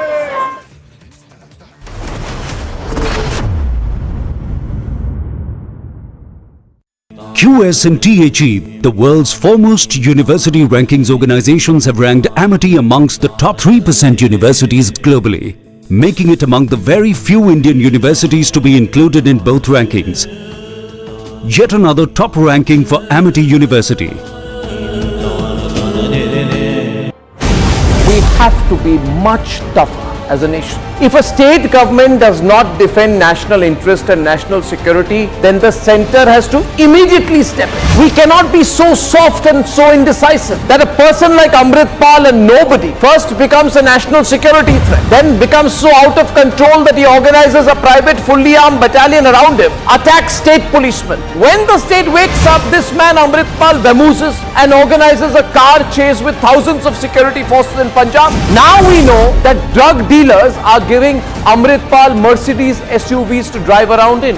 Why? Didn't the security agencies not know about all this till now, or did they allow? If a state government does not defend national interest, then the center has to step in, whether people like it or not. These are not legal matters. These are matters of national security. The United Kingdom is officially telling the people of India and the government of India that it couldn't care less. The United Kingdom is telling the government of India that it wants to do business with India, but it will do nothing to defend Indian interests. The London Metropolitan Police says it is continuing with inquiries. On the ground, the reality is the Khalistanis have a free rein. Today, Rishi Sunak and his cabinet must decide and pick a side. They cannot appease Khalistanis on their soil and hope to forge ties with India. They cannot act on every other separatist movement and in fact do everything possible to make sure that the United Kingdom is the center of anti-India activity.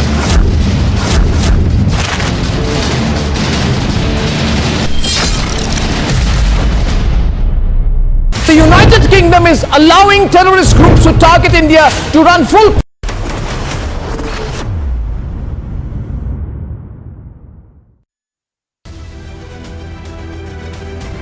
And on to international updates now. A Chinese delegation led by Vice Foreign Minister Sun Weidong held further talks in Manila with Philippine counterparts led by Foreign Under-Secretary Lazaro to review overall relations.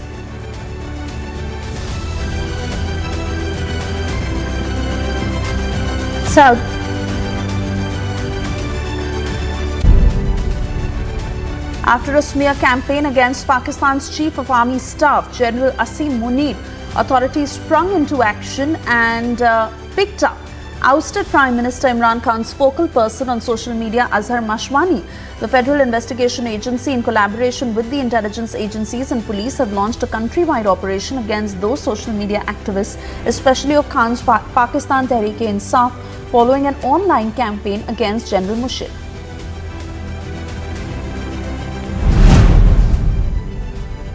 CCP government and President Xi Jinping are now moving to tighten their grip on the data and capitalize on it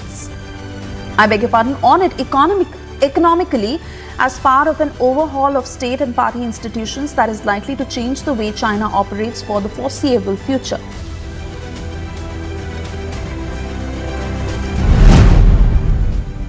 Voters in Berlin go to the polls to decide on a proposal that would force the city government to drastically ramp up the city's climate goals. The referendum calls for Berlin to become climate neutral by 2030. This means that within less than 8 years, the city would not be allowed to contribute further to global warming.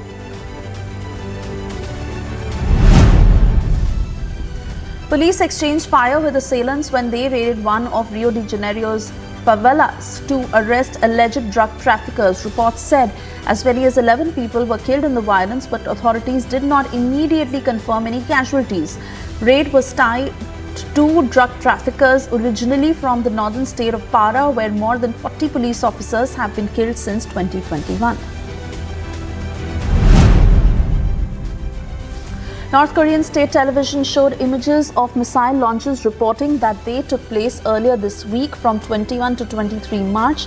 That coincides with the last time South Korean authorities said they detected the North launching missile.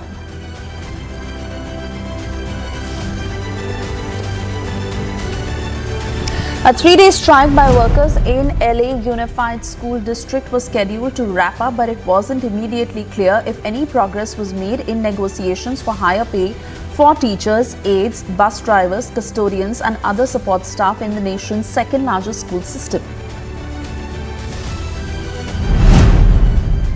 Police clashed with protesters on Thursday in Paris, where large crowds took to the streets in the first mass demonstration since President Emmanuel Macron inflamed public anger by forcing a higher retirement age bill through Parliament without a vote. The Interior Ministry said the march in the French capital, marred by violence, as were numerous marches elsewhere, drew 119,000 people, which was a record for the capital during the pension protests. Chaotic scenes were reported outside Buenos Aires' El Monumental Stadium, where World Cup winners Argentina were facing Panama in a friendly soccer match. Reports suggested soccer fans who had been unable to secure a ticket to the game tried to gain access. Crowd control barriers were seen overturned amid a heavy police presence before kickoff.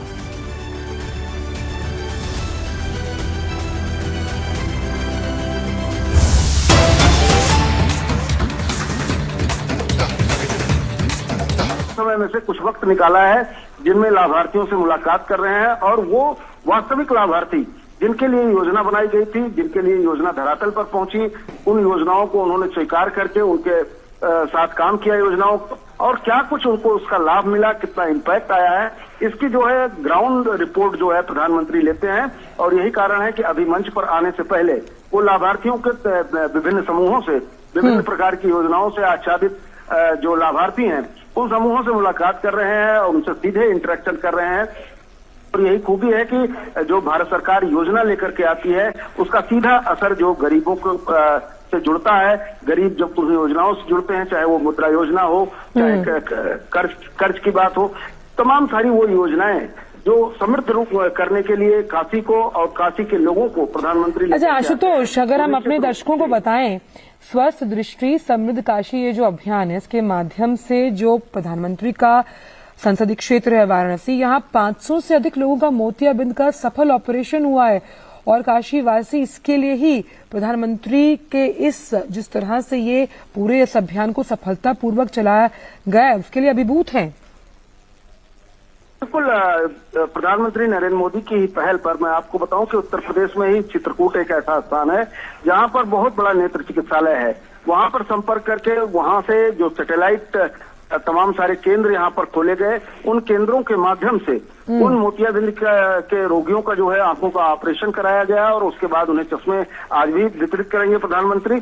और ये एक मुफ्त योजना थी उन गरीबों के लिए जिनकी आंखों में परेशानी है, कैटरेक्ट है, मोतियाबिंद है, लेकिन वो पैसे के अभाव में करा नहीं पाते थे, या कि उन जगहों ऐसे लोगों को जो है पहचान की गई, खोजा गया, उनके दरवाजे से, उनके घर से, मोहल्लों से खोजा गया और उस खोज के बाद जो है उनका निःशुल्क ऑपरेशन करके उन्हें एक नई जीवन ज्योति जो है दी गई, उनकी आंखों में प्रकाश दिया गया। और निश्चित रूप से जब आप किसी की आंखों में रोशनी देते हैं तो आपके अभिभूत होने का मौका जरूर होता है और वही अभिभूत जो है प्रधानमंत्री नरेंद्र मोदी के साथ भी है। और सबसे अहम बात यहाँ पर यह है कि ये जो पूरा अभियान चलाया गया आशुतोष, इसमें घर घर जाकर 1 साल पहले इसका एक प्रारूप तैयार किया गया कि कैसे जो ये संसदीय क्षेत्र है उसमें लोगों के घर जा जाकर आंखों की जांच की गई, जिनको चश्मे की जरूरत थी उन्हें चश्मा दिलवाया गया और जिन्हें मोतियाबिंद के अंतर्गत फ्री सर्जरी देनी थी उनकी फ्री सर्जरी भी कराई गई अपने आप।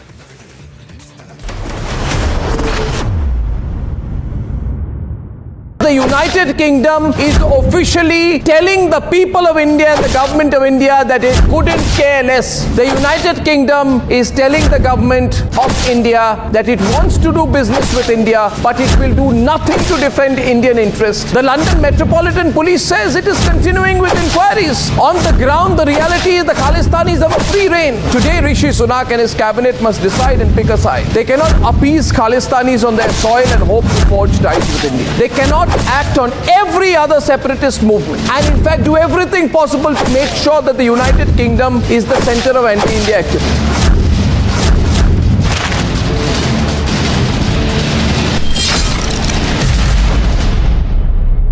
The United Kingdom is allowing terrorist groups to target India to run full corporate type offices on British soil. This is payback time. Last week in the UK, there were celebrations when it was reported that the economy might grow by 0.4%. If we give the British access to the Indian market by signing the free trade agreement with them, then their GDP will go up by 0.25% additionally. This is huge. Britain cannot be allowed to lecture us on fake liberalism and continue to justify terrorism as dissent. I say I disagree with the way in which Britain is continuing to hurt India's national interest repeatedly. This is the time that we finally and completely realign the relationship to let the British know where the power balance will rest.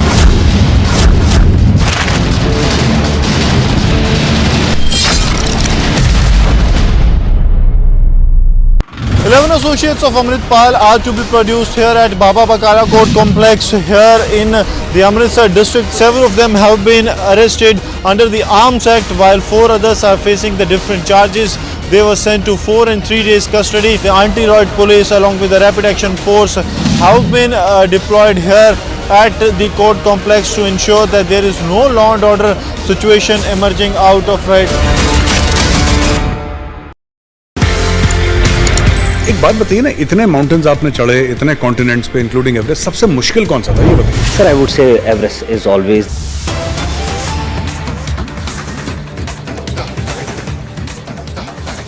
And more breaking news coming in. Another trouble for Rahul Gandhi as Delhi High Court has sought a reply from NCPCR on a petition that was filed against Rahul Gandhi when he had revealed the identity of a rape victim by posting a picture of the rape victim on Twitter.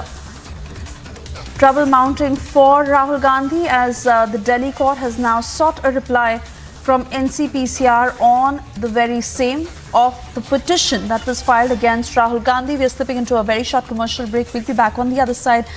A quick check of the big stories we are tracking for you this afternoon as amidst infighting.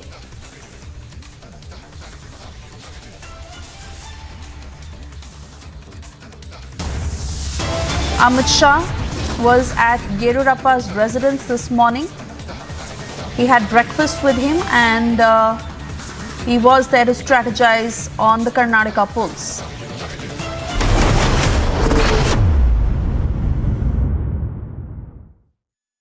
The United Kingdom is allowing terrorist groups to target India to run full corporate type offices on British soil. This is payback time. Last week in the UK, there were celebrations when it was reported that the economy might grow by 0.4%. If we give the British access to the Indian market by signing the free trade agreement with them, then their GDP will go up by 0.25% additionally. This is huge. Britain cannot be allowed to lecture us on fake liberalism and continue to justify terrorism as dissent. I say I disagree with the way in which Britain is continuing to hurt India's national interest repeatedly. This is the time that we finally and completely realign the relationship to let the British know where the power balance will rest.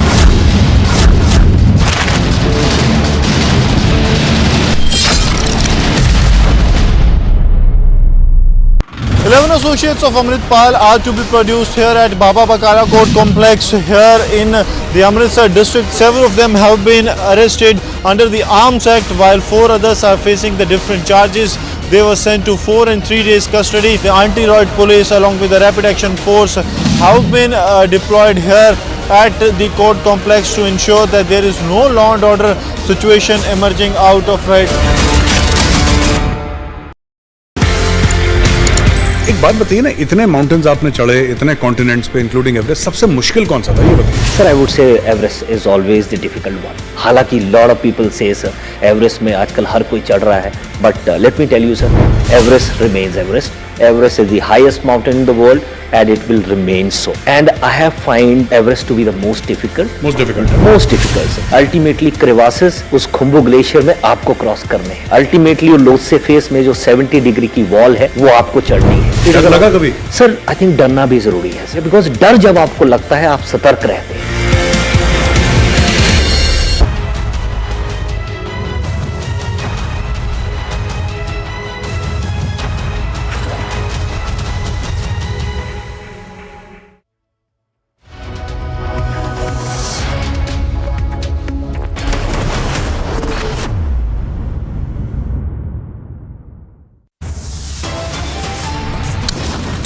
Headlines at 1 p.m. from opposition meet to pan-India protest. Vadra Congress in a huddle as Rahul faces disqualification.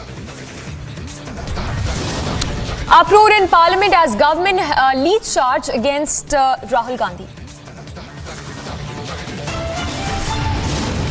Amritpal Singh still on the run, but Republic accesses clincher videos of his private army.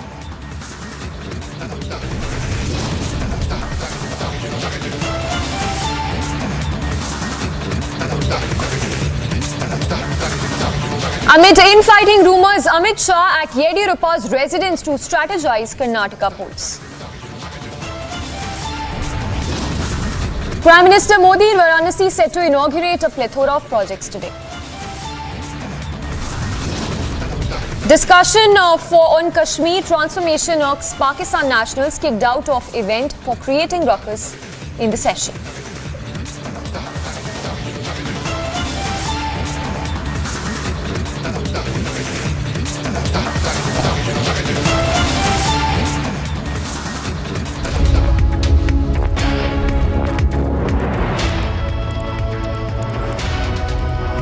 A very good afternoon. Thank you for staying tuned to this edition of Live and Breaking. I'm Samiksha Srivastava. We are tracking all the latest on Amritpal Singh, for whom the massive manhunt continues. The latest that's coming in from Uttarakhand, where we understand that several posters of Amritpal Singh have been pasted across the city, across the state in several districts, including Udham Singh Nagar as well.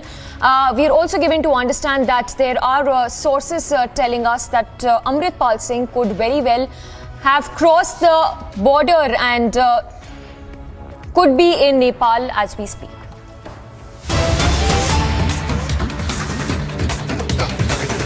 Cut across to these visuals right now coming in of the opposition protest march which has begun from the parliament. So opposition there united as they staged this protest march from the parliament. So security, of course, that's been heightened as the opposition is carrying out these protest march. We'll go across to Anuj, who's there at the protest location, but there you see Mallikarjun Kharge, who's there with other leaders of the party. Adhiranjan Chaudhary, who's also there with Mallikarjun Kharge as they carry out their protest march against the central government. Remember, this comes a day after the Surat court found Rahul Gandhi guilty of the remarks that he'd made way back in 2019 in Karnataka, and a 30-day grace time is also that's been given by the court to appeal to higher court by the Surat court. So the visuals there coming in right now of the Congress workers who are staging a protest. Let's go across to Anuj as well. Anuj, if you could give us more details, which are the opposition parties who are part of this protest march that is being carried out? Members of opposition parties, as you can see, this is the opposition party protesting right outside the parliament. We can see Sanjay Singh of the Aam Aadmi Party. We can see the BRS leadership there. We can see Mallikarjun Kharge, KC Venugopal, Priyanka Chaturvedi. So the numbers of leaders, the opposition parties trying to show their unity. We have seen the uproar inside the house. The houses have been already adjourned, but the leadership is now moving ahead. And there you can see the kind of arrangement that has been done of the security also. The opposition leaders trying to show their unity. They are going to give a media bite. What I have been told, Mallikarjun Kharge will be speaking, but there the police is continuously making the announcement that this is 144 which has been already imposed, and they are having a big banner in their hand on which it is written democracy is in danger. They are saying democracy is in danger, and the live image is from Vijay Chowk. Live images is from right outside the parliament. We have seen a uproar inside the parliament. We do know that these are the 14 parties of opposition who has already given a notice in the Supreme Court also. We'll go ahead to get a more clear picture of the leadership. There they are going to speak now. They are going to speak now. So we are going to take a media bite over there. What exactly they will have to say. And as you can see, the number of leadership at this point in time, right outside the parliament, as I was telling it earlier, that 14 parties, opposition parties, has already approached the Supreme Court.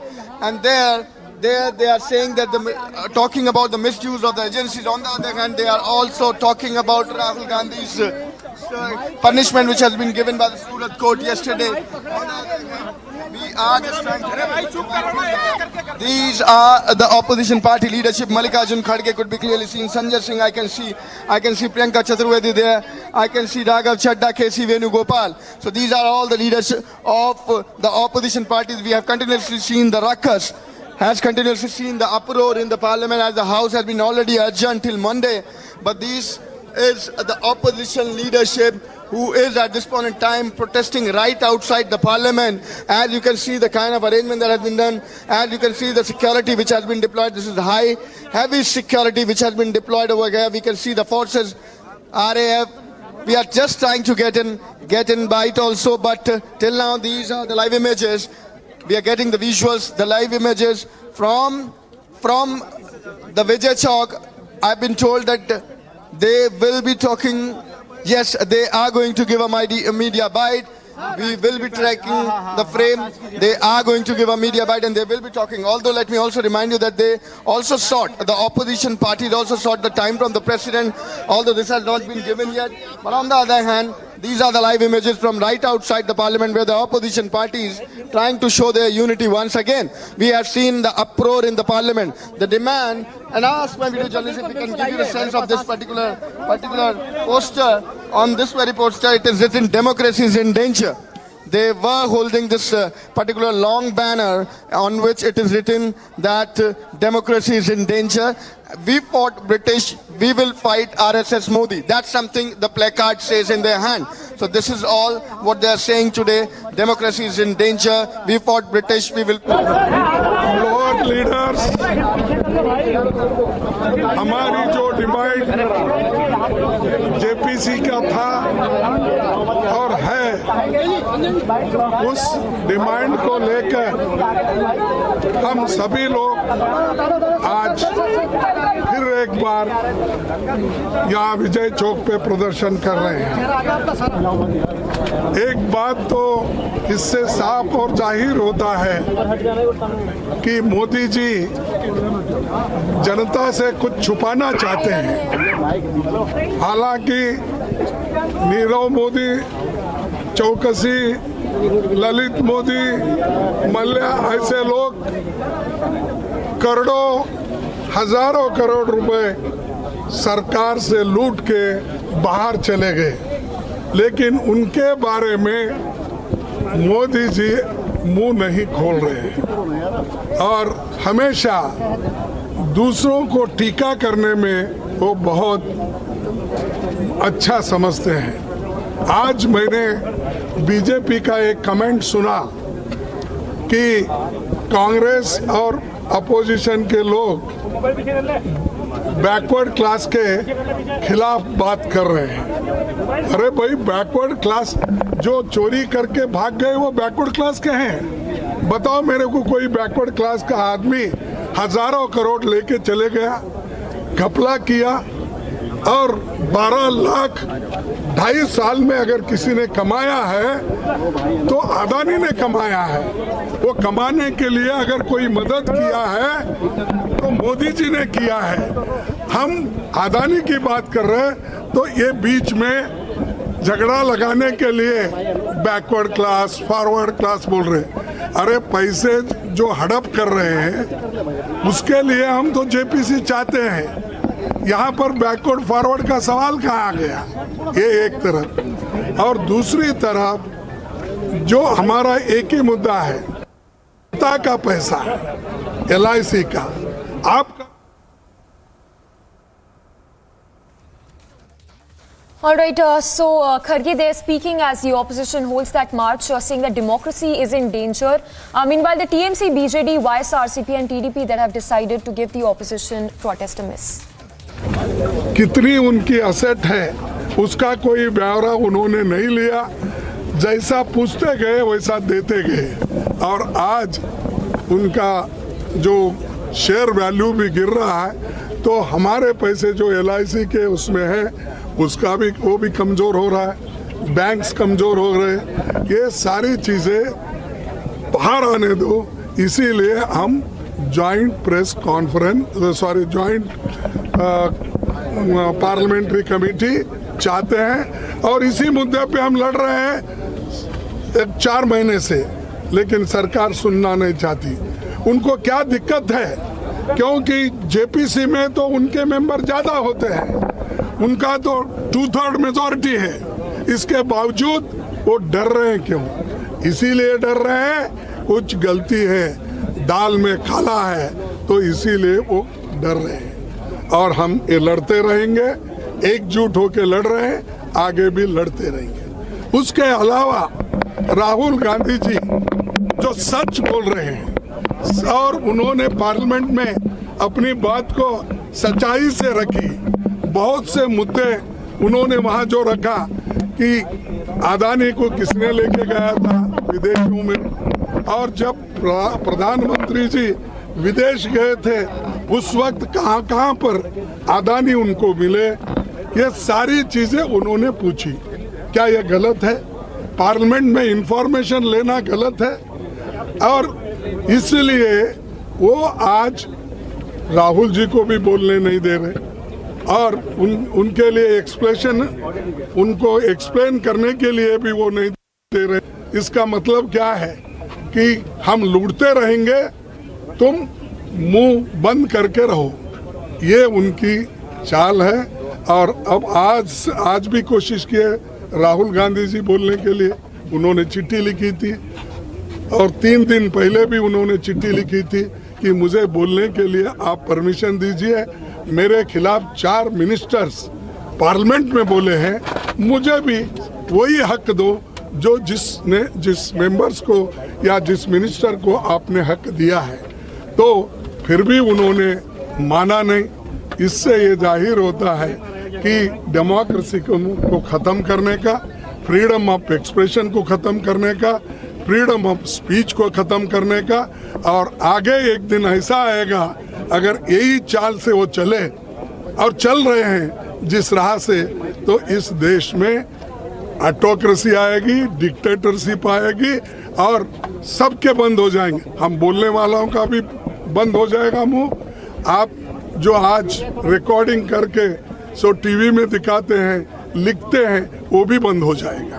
तो इसीलिए सबके लिए लड़ रहे हैं हम, जमहूरियत को टिकाने के लिए, संविधान को बचाने के लिए, freedom of speech and expression को बचाने के लिए हम कोशिश कर रहे हैं। और जो सच बोलते हैं उनको जेल में डालने की कोशिश वो करते हैं। सिर्फ एक ही पार्टी का नहीं, कांग्रेस का मैं बोल रहा हूँ, सभी पार्टी के लोग आज जितने भी अपोजिशन पार्टीज है जो सच बोल रहे हैं, ठीक ढंग से है, उनको भी सताने का काम कर रहे हैं। तो एक पार्टी सभी पार्टियों को वो अपना डंडा चला रहे हैं। तो ईडी का धमकी दे रहे हैं, सीबीआई का धमकी दे रहे हैं, और ये धमकियां जो वो लोग दे रहे हैं इसलिए दे रहे हैं कि डेमोक्रेसी में कोई बात न करे और उनके खिलाफ कोई बात न करे। ये उनकी मंशा है, लेकिन हम रुकेंगे नहीं। हम अपनी बात को रखते जाएंगे, लड़ते जाएंगे और देश बचाने के लिए, डेमोक्रेसी बचाने के लिए, संविधान बचाने के लिए पूरी कोशिश हम सभी लोग मिलकर करेंगे। डीएमके से राजा बात करेंगे। हाँ ठीक है।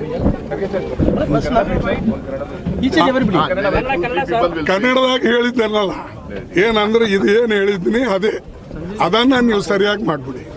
संजय सिंह जी आम आदमी पार्टी से बात रखेंगे।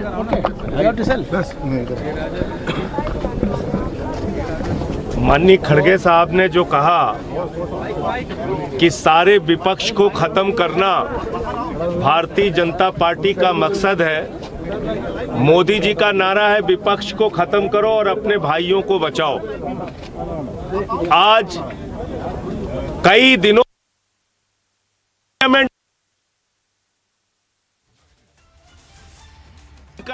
आवाज लगा रही हैं कि लाखों करोड़ के घोटाले पर जेपीसी बनाओ।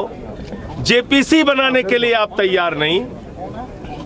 इसका मतलब ये पूरी की पूरी सरकार मोदी जी की ऊपर से लेकर नीचे तक भ्रष्टाचार में शामिल है और देश के प्रधानमंत्री का हाथ इस घोटाले के जांच में है, इसलिए वो जेपीसी से भाग रहे हैं। हमारी लड़ाई जारी रहेगी।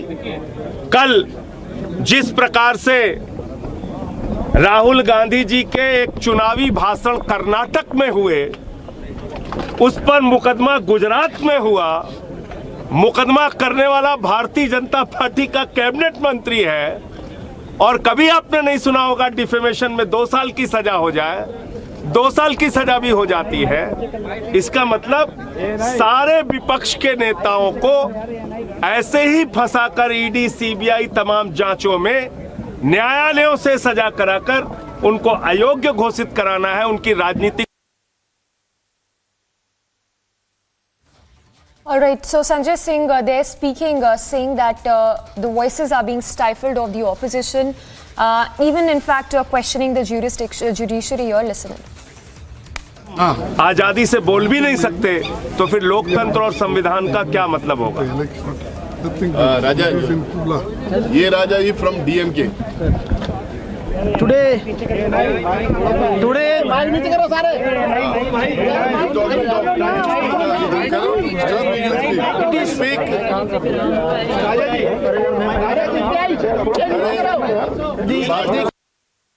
the country.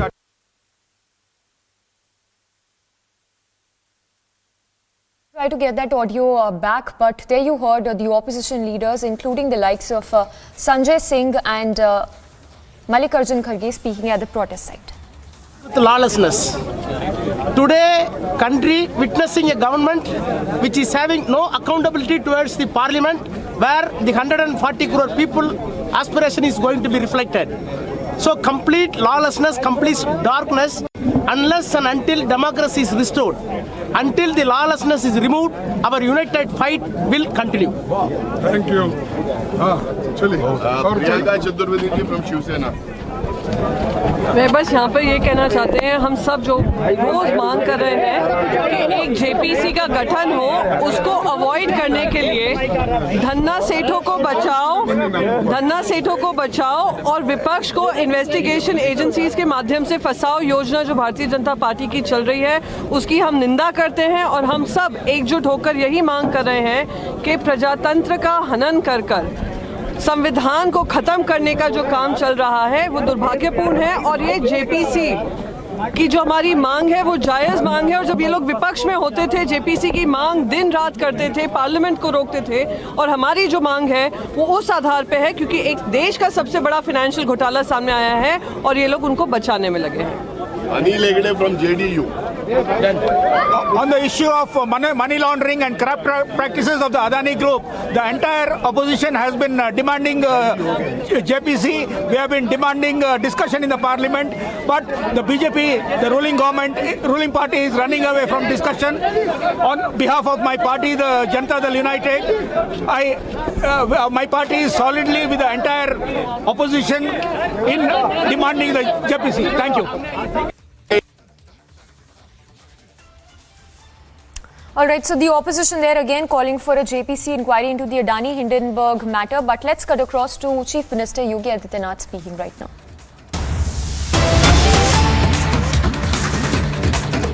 वैश्विक रूप में मान्यता मिले, पिछले 9 वर्षों के अंदर काशी वासियों ने देखा है। काशी के माध्यम से न केवल आध्यात्मिक और सांस्कृतिक विरासत कि ये लोग वैश्विक स्तर पर पहुंचे, यह हर काशीवासी, हर उत्तर प्रदेश वासी अनुभव कर रहा है। और काशी भौतिक विकास की एक नई प्रतिमान स्थापित करे, आज का एक कार्यक्रम उसकी एक मिसाल फिर बनने जा रही है। विगत 9 वर्षों के अंदर अकेले काशी के अंदर ही 35,000 करोड़ रुपए से अधिक की परियोजनाएं या तो अब तक पूरी हुई हैं, या उनका आज लोकार्पण होने जा रहा है, या वे चालू स्थिति में हैं, जो बहुत शीघ्र, जिन्हें आदरणीय प्रधानमंत्री जी के अगले विजिट के दौरान काशी वासियों को, प्रदेशवासियों को यहां पर समर्पित आदरणीय प्रधानमंत्री जी के कर कमलों से करने में सफलता प्राप्त होगी।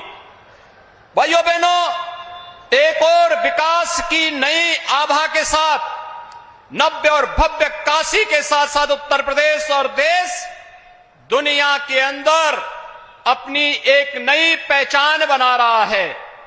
और इससे बड़ी गौरव की बात क्या हो सकती है कि आजादी के अमृत महोत्सव वर्ष में भारत आदरणीय प्रधानमंत्री जी के नेतृत्व में दुनिया के सबसे बड़े उन 20 बड़े देशों का G20 के देशों के समूह की अध्यक्षता भी कर रहा है, जो भारत की नई ताकत का एहसास वैश्विक स्तर पर कराता है।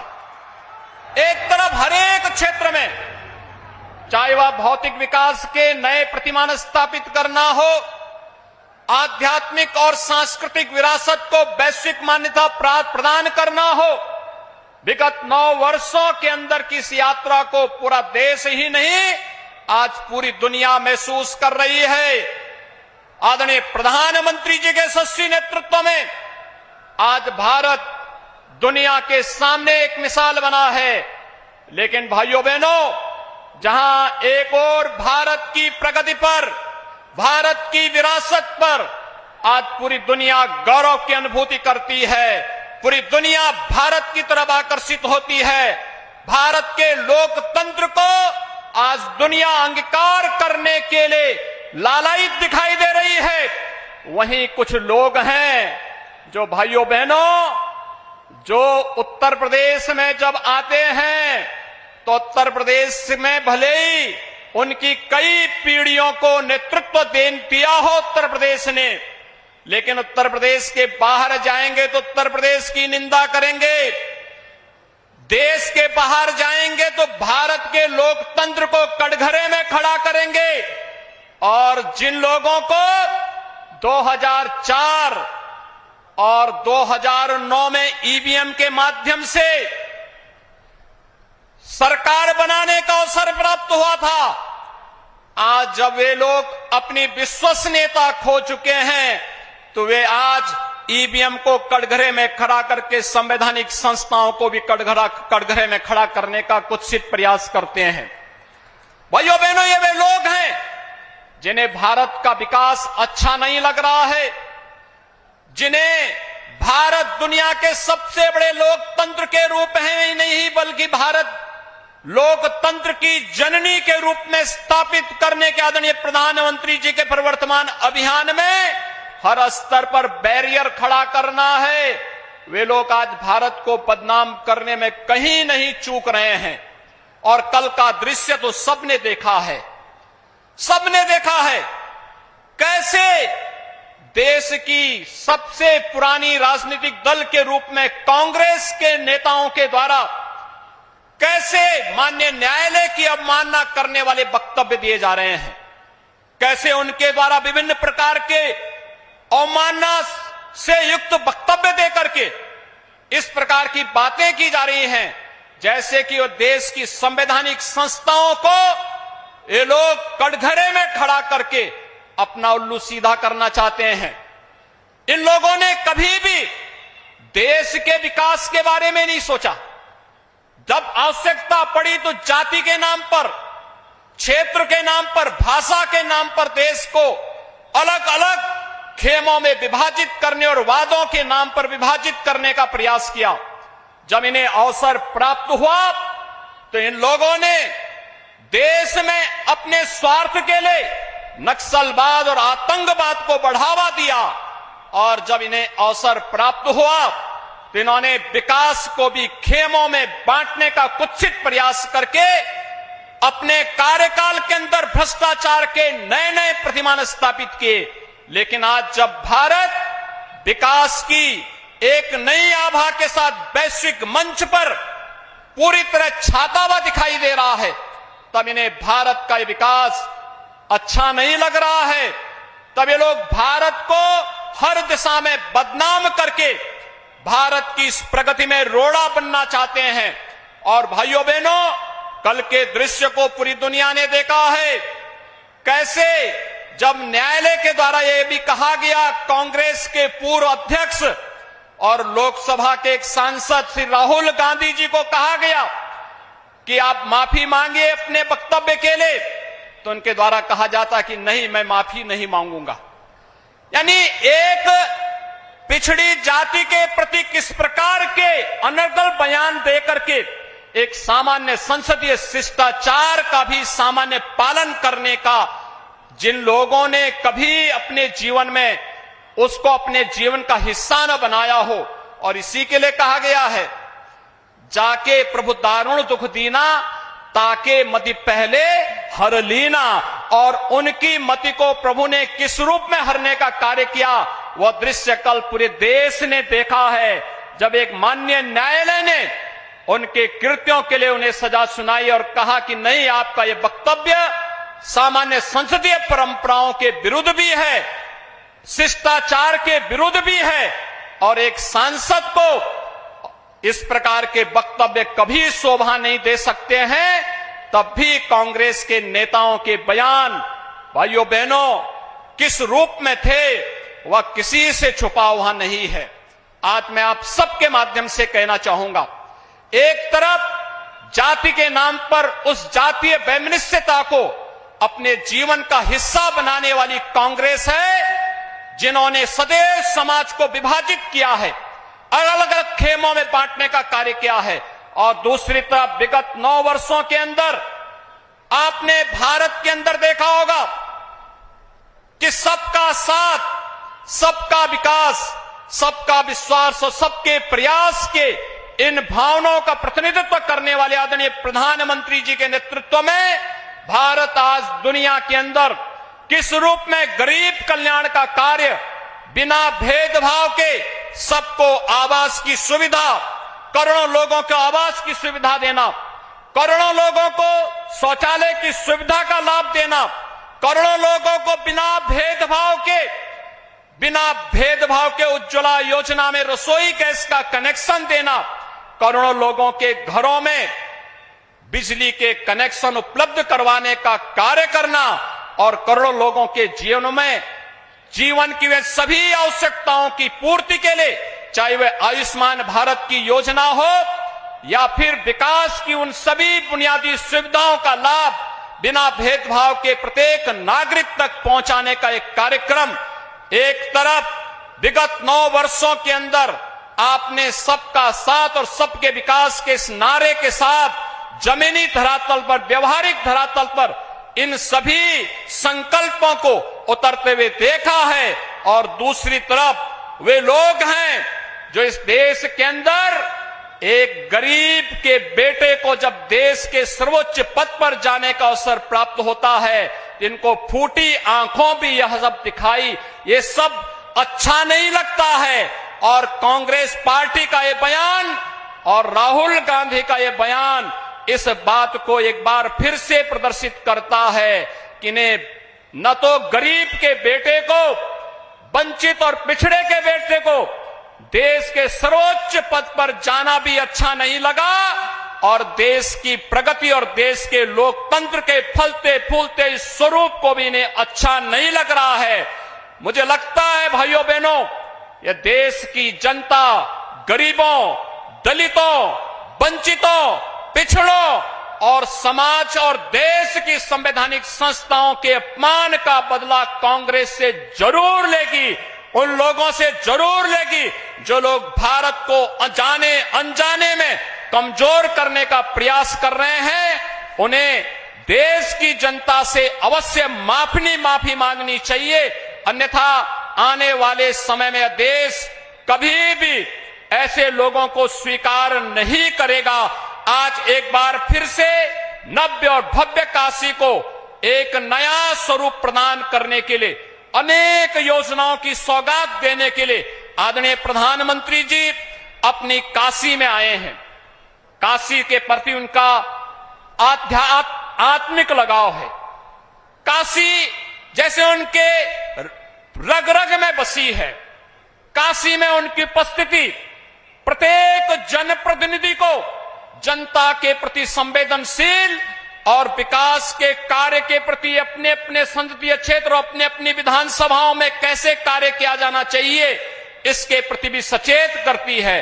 आज एक बार फिर से आपकी उपस्थिति हम सब के लिए प्रेरणादायी होगी। मैं एक बार फिर से काशी वासियों की ओर से, उत्तर प्रदेश के वासियों की ओर से आपका बाबा विश्वनाथ की पावन धरा पर हृदय से स्वागत और अभिनंदन करते हुए अपनी वाणी को विराम देता हूं। जय हिंद।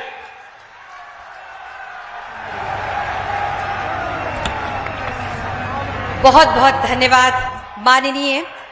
और अब वाराणसी शहर में पब्लिक ट्रांसपोर्ट को एक अनुपम एवं सुविधाजनक रूप देने हेतु कैंट स्टेशन से गुदोलिया चौराहे तक यात्री रोपवे का शिलान्यास आज माननीय प्रधानमंत्री महोदय जी के शुभ कर कमलों से किया जाएगा। आइए देखते हैं उसी पर एक फिल्म।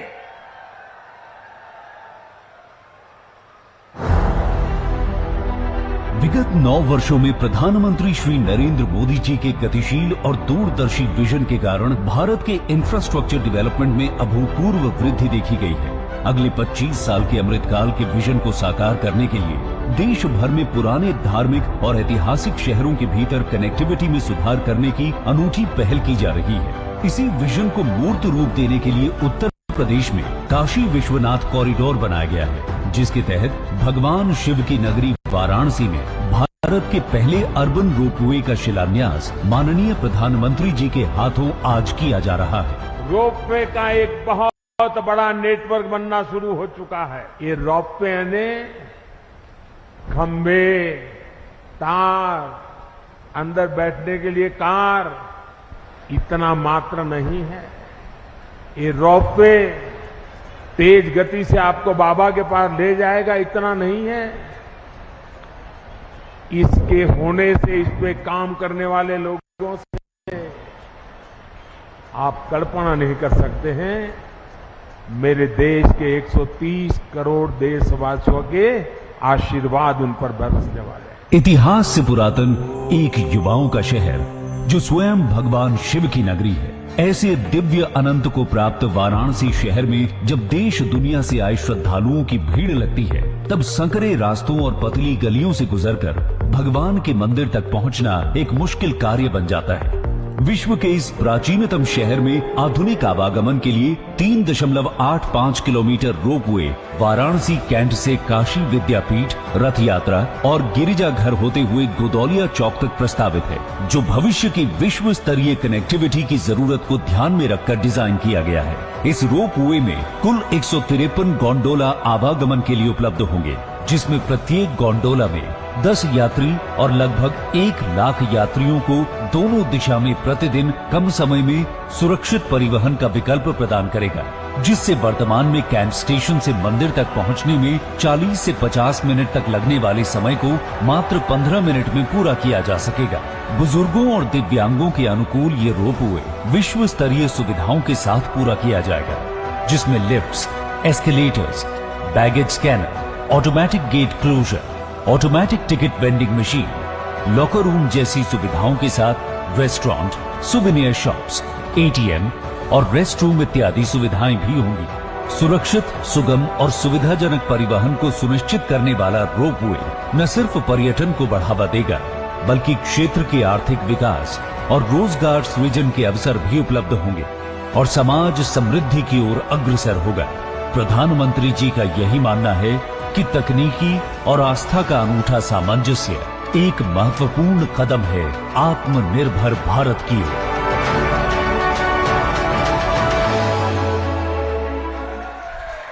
बहुत बहुत बधाई काशीवासियों को। माननीय प्रधानमंत्री जी के द्वारा अनेकानेक जन कल्याणकारी कार्यक्रमों की कड़ी में स्वस्थ दृष्टि समृद्धि काशी कार्यक्रम काशीवासियों को नेत्र ज्योति प्रदान कर उनके चेहरों में मुस्कान बिखेर रहा है। आपके इस वृहत कार्यक्रम पर एक छोटी सी फिल्म आइए देखते हैं।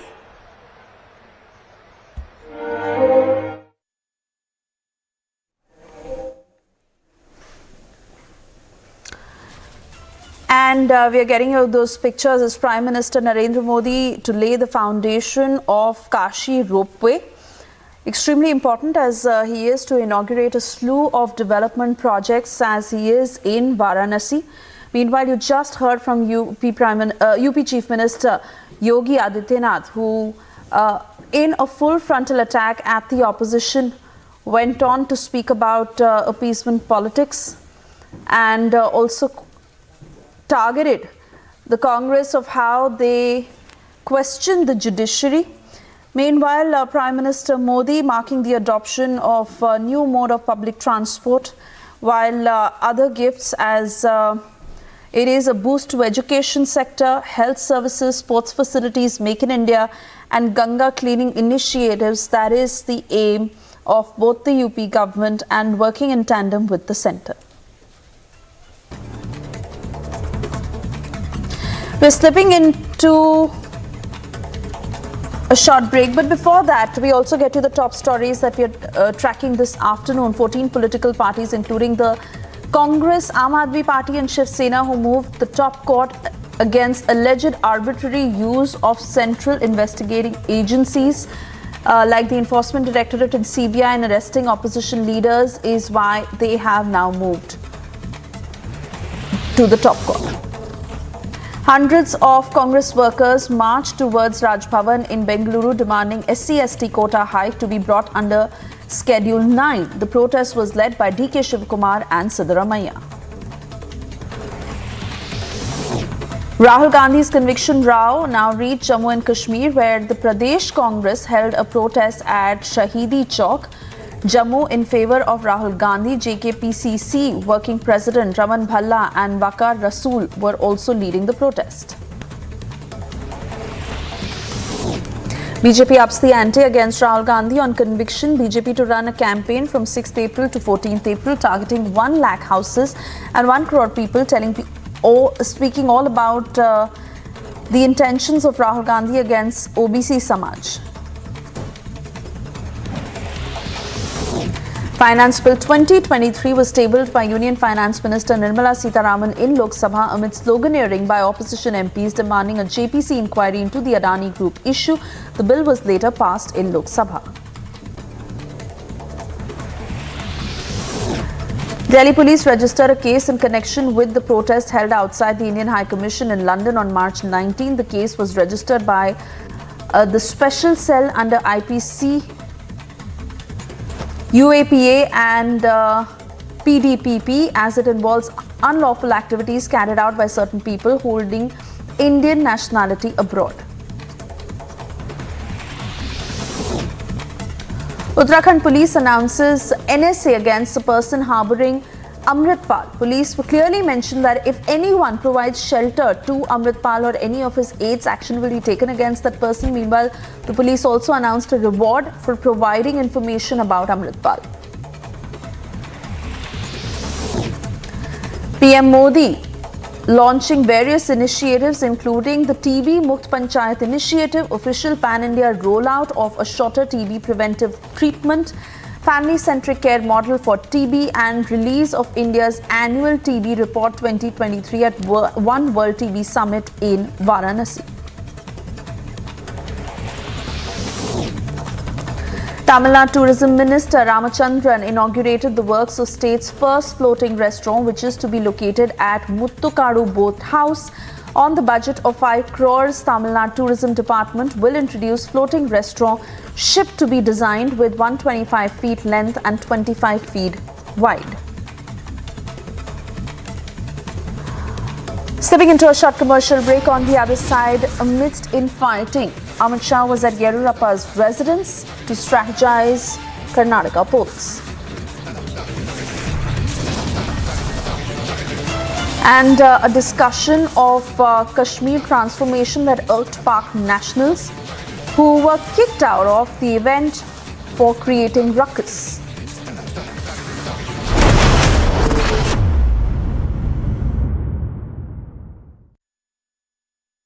11 associates of Amritpal are to be produced here at Baba Bakara Court Complex here in the Amritsar district. Several of them have been arrested under the Arms Act, while 4 others are facing the different charges.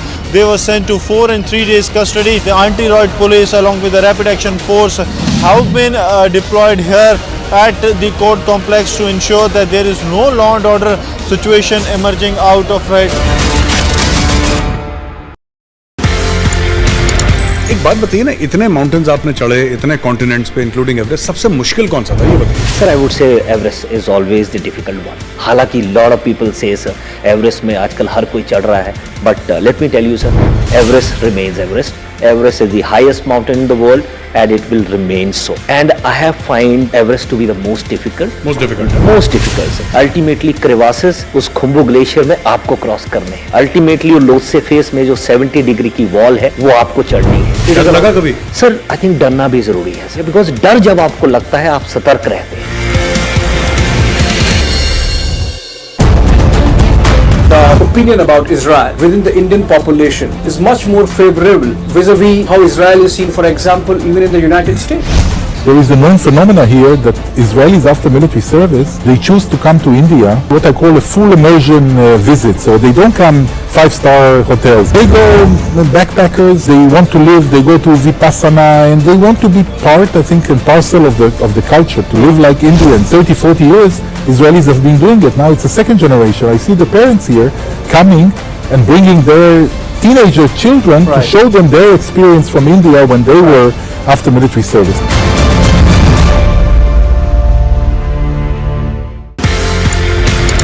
आपने colonel Jamal कौन कौन से mountains climb करे ये बताइए. Everest आप 3 बार चढ़ चुके हैं. यस. अब आप मुझे कॉन्टिनेंट वाइज बताइए कौन से कॉन्टिनेंट की टॉलेस्ट पीक थी जो आपने चढ़ी. Climbed sir Kilimanjaro, that is Africa's highest mountain. That was my first mountain. Then obviously sir I went to Elbrus, that was Russia sir. That is highest mountain of Europe sir. That is Mount Elbrus. So then I went to Aconcagua, that is the highest mountain of South American continent. Then I went to Carsten's Pyramid, that is Australasian continental shelf. So we went and climbed that. It is supposed to be the Australian highest mountain. And उसके पहले Everest तो मैं चढ़ ही चुका था. Then I went and climbed the highest mountain of North American continent, that is Alaska. That name is Mount Denali. So then last was Vinson Massif, that was in Antarctica. Antarctica's highest mountain, because it's the 7th continent.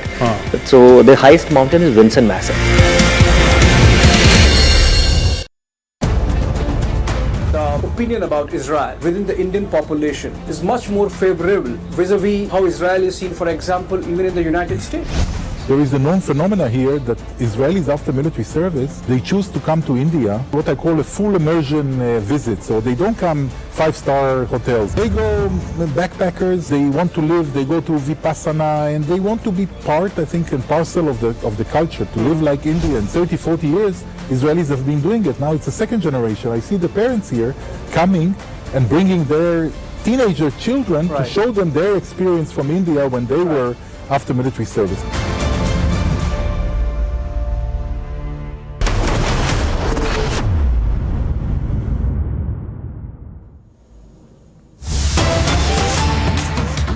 And we cut across to more breaking news coming in. It is a shocking case of VVIP arrogance. Senior Congress leader Siddaramaiah was seen snapping a Congress worker from Harihara Assembly constituency.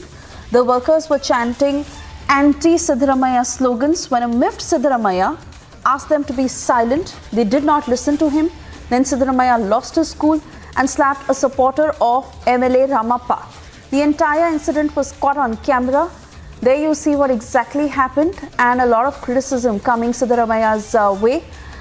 I also want to cut across to my colleague Prajwal, who's joining us live. Prajwal, what got Siddaramaiah so irritated that he went on to slap this MLA? And how are the local workers, the party workers, reacting to this?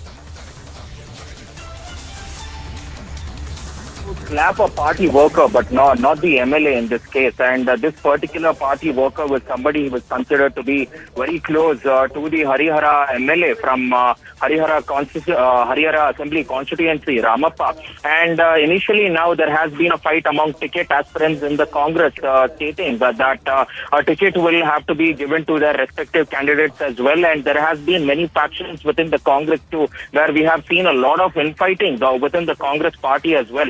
And today there were around workers from around 6 to 7 constituency, and there were mainly 3 factions when it came to the Harihara Assembly constituency itself, outside the residence of Siddaramaiah near Kumara Kripa. And initially when he was heading off for the protest, a few of the angry workers stated that they had been waiting for him since morning to put in a word, but Siddaramaiah would not listen to them. At which point of time we can see that one of the supporters of this MLA, Ramappa, has gone on to shout, stating that why are the Congress leaders was not giving them time, especially during the elections as well. And what has Ramappa not done for the party? Because he's always been a very prominent leader, especially in the Davangere region as well. And why is he not being given a party? And there were slogans which was called out against Siddaramaiah, and also slogans which was called in for Ramappa, which irked Siddaramaiah. Initially, he's heard shouting at the workers to give him space, and when they have not listened to him, he slapped him right in front of the other party workers too. And this has left many of them shocked, and many of the Congress workers themselves in the party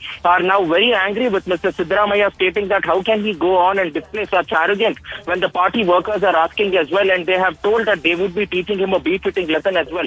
So absolutely something which is shocking as well. And when we did go on and try to ask Siddaramaiah, he dismissed this entire issue and stated that it just happened in the heat of the moment.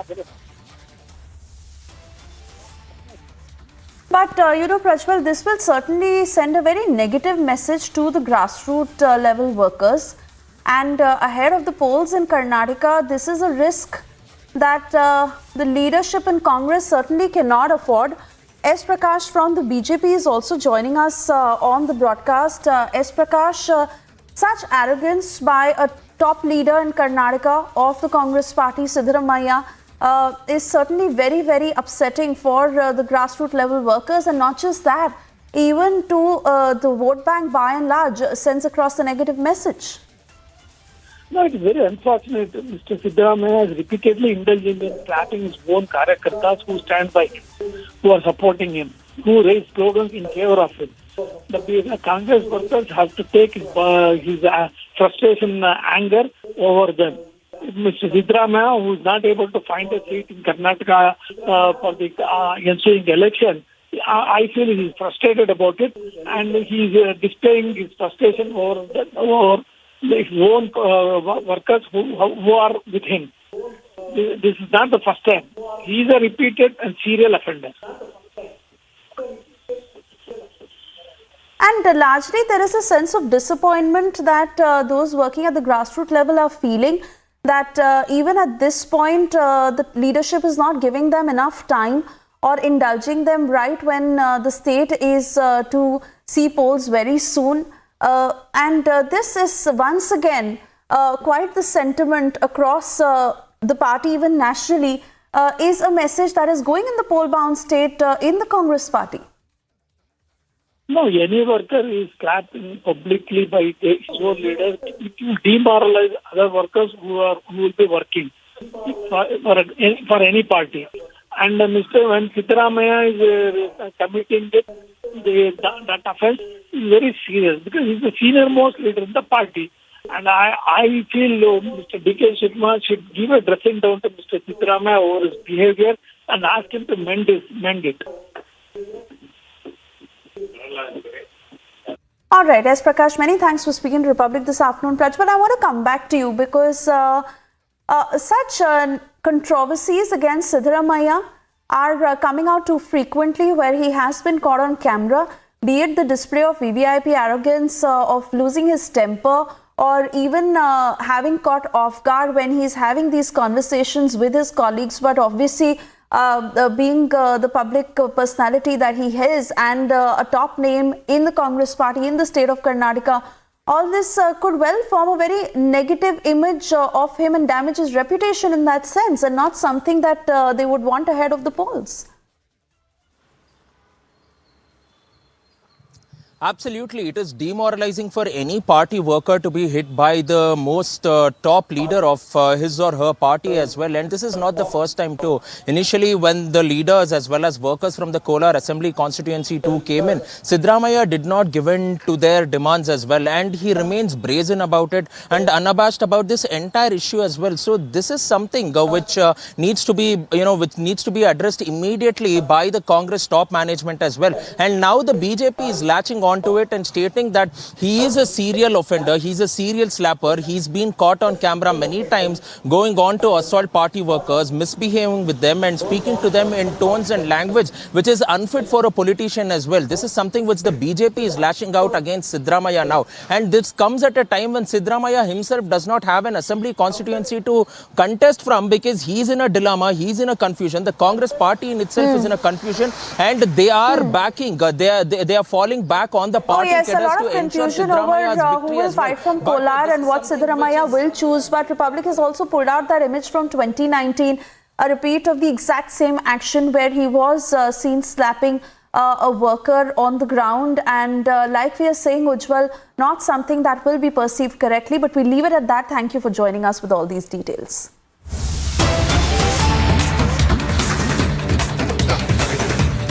चंद्र घंटा की पूजा का दिन है।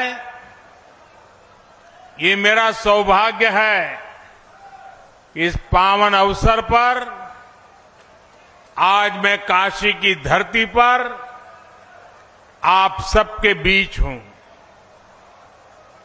मां चंद्र घंटा के आशीर्वाद से आज बनारस की सुख समृद्धि में एक और अध्याय जुड़ रहा है। आज यहां पब्लिक ट्रांसपोर्ट रोपवे का शिलान्यास किया गया है। बनारस के चौतरफा विकास से जुड़े सैकड़ों करोड़ रुपए के दूसरे प्रोजेक्ट्स का भी लोकार्पण और शिलान्यास हुआ है।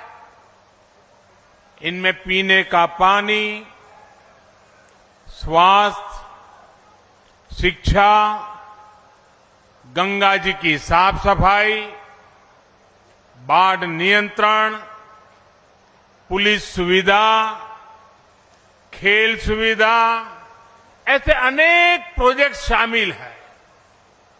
आज यहां IITU BHU में centre of excellence on machine tools design का शिलान्यास भी हुआ है। यानी बनारस को एक और विश्व स्तरीय संस्थान मिलने जा रहा है। इन सभी प्रोजेक्ट्स के लिए बनारस के लोगों को, पूर्वांचल के लोगों को बहुत बहुत बधाई। भाइयों और बहनों, काशी के विकास की चर्चा आज पूरे देश और दुनिया में हो रही है। जो भी काशी आ रहा है वो यहां से नई ऊर्जा लेकर जा रहा है। आप याद कीजिए, 8-9 वर्ष पहले जब काशी के लोगों ने अपने शहर के कायाकल्प का संकल्प लिया था तो बहुत लोग ऐसे थे जिनको आशंकाएं थी। कई लोगों को लगता था कि बनारस में कुछ बदलाव नहीं हो पाएगा, काशी के लोग सफल नहीं हो पाएंगे। लेकिन काशी के लोगों ने, आप सबने आज अपनी मेहनत से हर आशंका को गलत साबित कर दिया। साथियों, आज काशी में पुरातन और नूतन दोनों स्वरूपों के दर्शन एक साथ हो रहे हैं।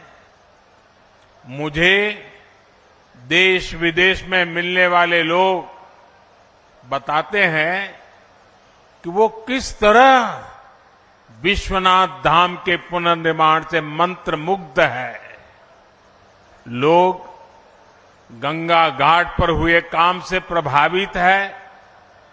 हाल ही में जब दुनिया का सबसे लंबा रिवर क्रूज हमारी काशी से चला, उसकी भी बहुत चर्चा हुई है।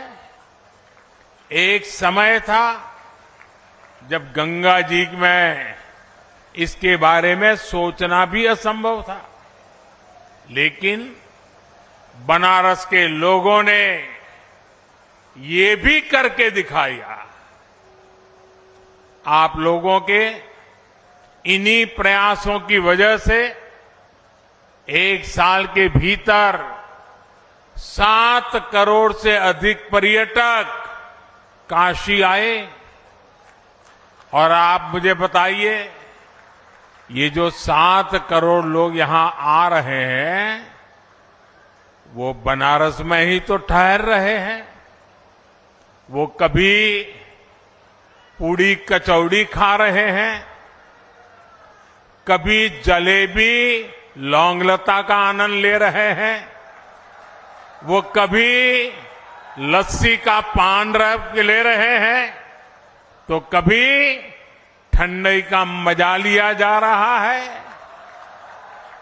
और अपना बनारसी पान, यहां के लकड़ी के खिलौने, ये बनारसी साड़ी, कालीन का काम, इन सब के लिए हर महीने 50 लाख से ज्यादा लोग बनारस आ रहे हैं। महादेव के आशीर्वाद से ये बहुत बड़ा काम हुआ है। बनारस आने वाले ये लोग अपने साथ बनारस के हर परिवार के लिए आय के साधन ला रहे हैं। यहां आने वाले पर्यटक रोजगार के, स्वरोजगार के नए अवसर बना रहे हैं। साथियों, 8-9 वर्षों के विकास कार्यों के बाद जिस तेजी से बनारस का विकास हो रहा है, अब उसे नई गति देने का भी समय आ गया है। आज यहां टूरिज्म से जुड़े, शहर के सुंदरीकरण से जुड़े कई प्रोजेक्ट्स का लोकार्पण और शिलान्यास हुआ है।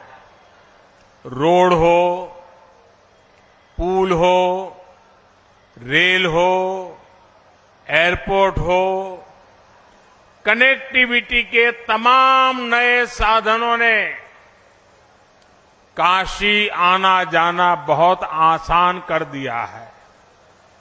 लेकिन अब हमें एक कदम और आगे बढ़ना है। अब जो ये रोपवे यहां बन रहा है, इससे काशी की सुविधा और काशी का आकर्षण दोनों बढ़ेगा। रोपवे बनने के बाद बनारस कैंट रेलवे स्टेशन और काशी विश्वनाथ कॉरिडोर के बीच की दूरी बस कुछ मिनटों में ही रह जाएगी।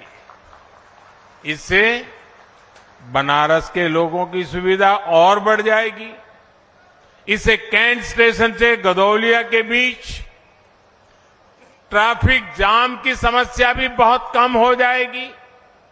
साथियों, वाराणसी में आसपास के शहरों से, दूसरे राज्यों से लोग अलग अलग काम से भी आते हैं। वर्षों से वो वाराणसी किसी एक इलाके में आते हैं, काम खत्म करके रेलवे या बस स्टैंड चले जाते हैं। उनका मन होता है बनारस घूमने का, लेकिन सोचते हैं इतना जाम है, कौन जाएगा। वो बचा हुआ समय स्टेशन पर ही बिताना पसंद करते हैं। इस रोपवे से ऐसे लोगों को भी बहुत फायदा होगा। भाई और बहनों, ये रोपवे प्रोजेक्ट सिर्फ आवाजाही का प्रोजेक्ट भर नहीं है। कैंट रेलवे स्टेशन के ऊपर ही रोपवे का स्टेशन बनेगा, ताकि आप लोग इसका सीधा लाभ ले सके। ऑटोमेटिक सीढ़ियां, lift, wheelchair ramp, rest room और पार्किंग जैसी सुविधाएं भी वहीं उपलब्ध हो जाएगी। रोपवे स्टेशनों में खाने पीने की सुविधा, खरीदारी की सुविधा भी होगी। ये काशी में बिजनेस और रोजगार के एक और सेंटर के रूप में विकसित होंगे। साथियों, आज बनारस की एयर कनेक्टिविटी को मजबूत करने की दिशा में भी बड़ा काम हुआ है। बाबतपुर हवाई अड्डे में आज नए एटीसी टावर का लोकार्पण हुआ है। अभी तक यहां देश दुनिया से आने वाले 50 से अधिक विमानों को हैंडल किया जाता है। नया एटीसी टावर बनने से ये क्षमता बढ़ जाएगी। इससे भविष्य में एयरपोर्ट का विस्तार करना आसान होगा।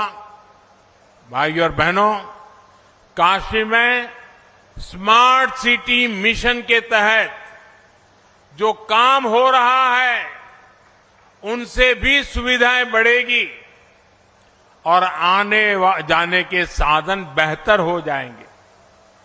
काशी में श्रद्धालुओं और पर्यटकों की छोटी छोटी आवश्यकताओं को ध्यान में रखकर ही फ्लोटिंग जेटी का निर्माण किया जा रहा है। नमामि गंगे मिशन के तहत गंगा किनारे के शहरों में सीवेज ट्रीटमेंट का एक बहुत बड़ा नेटवर्क तैयार हुआ है। पिछले 8-9 वर्षों में आप गंगा के बदले हुए घाटों के साक्षी बने हैं। अब गंगा के दोनों तरफ पर्यावरण से जुड़ा बड़ा अभियान शुरू होने वाला है। सरकार का प्रयास है कि गंगा के दोनों तरफ 5 किलोमीटर के हिस्से में प्राकृतिक खेती को बढ़ावा दिया जाए। इसके लिए इस वर्ष के बजट में भी ऐलान किए गए हैं। चाहे खाद हो या फिर प्राकृतिक खेती से जुड़ी दूसरी मदद, इसके लिए नए केंद्र बनाए जा रहे हैं। साथियों, मुझे ये भी खुशी है कि बनारस के साथ पूरा पूर्वी उत्तर प्रदेश कृषि और कृषि निर्यात का एक बड़ा सेंटर बन रहा है। आज वाराणसी में फल सब्जियों की प्रोसेसिंग से लेकर भंडारण और ट्रांसपोर्टेशन से जुड़ी कई आधुनिक सुविधाएं तैयार हुई है।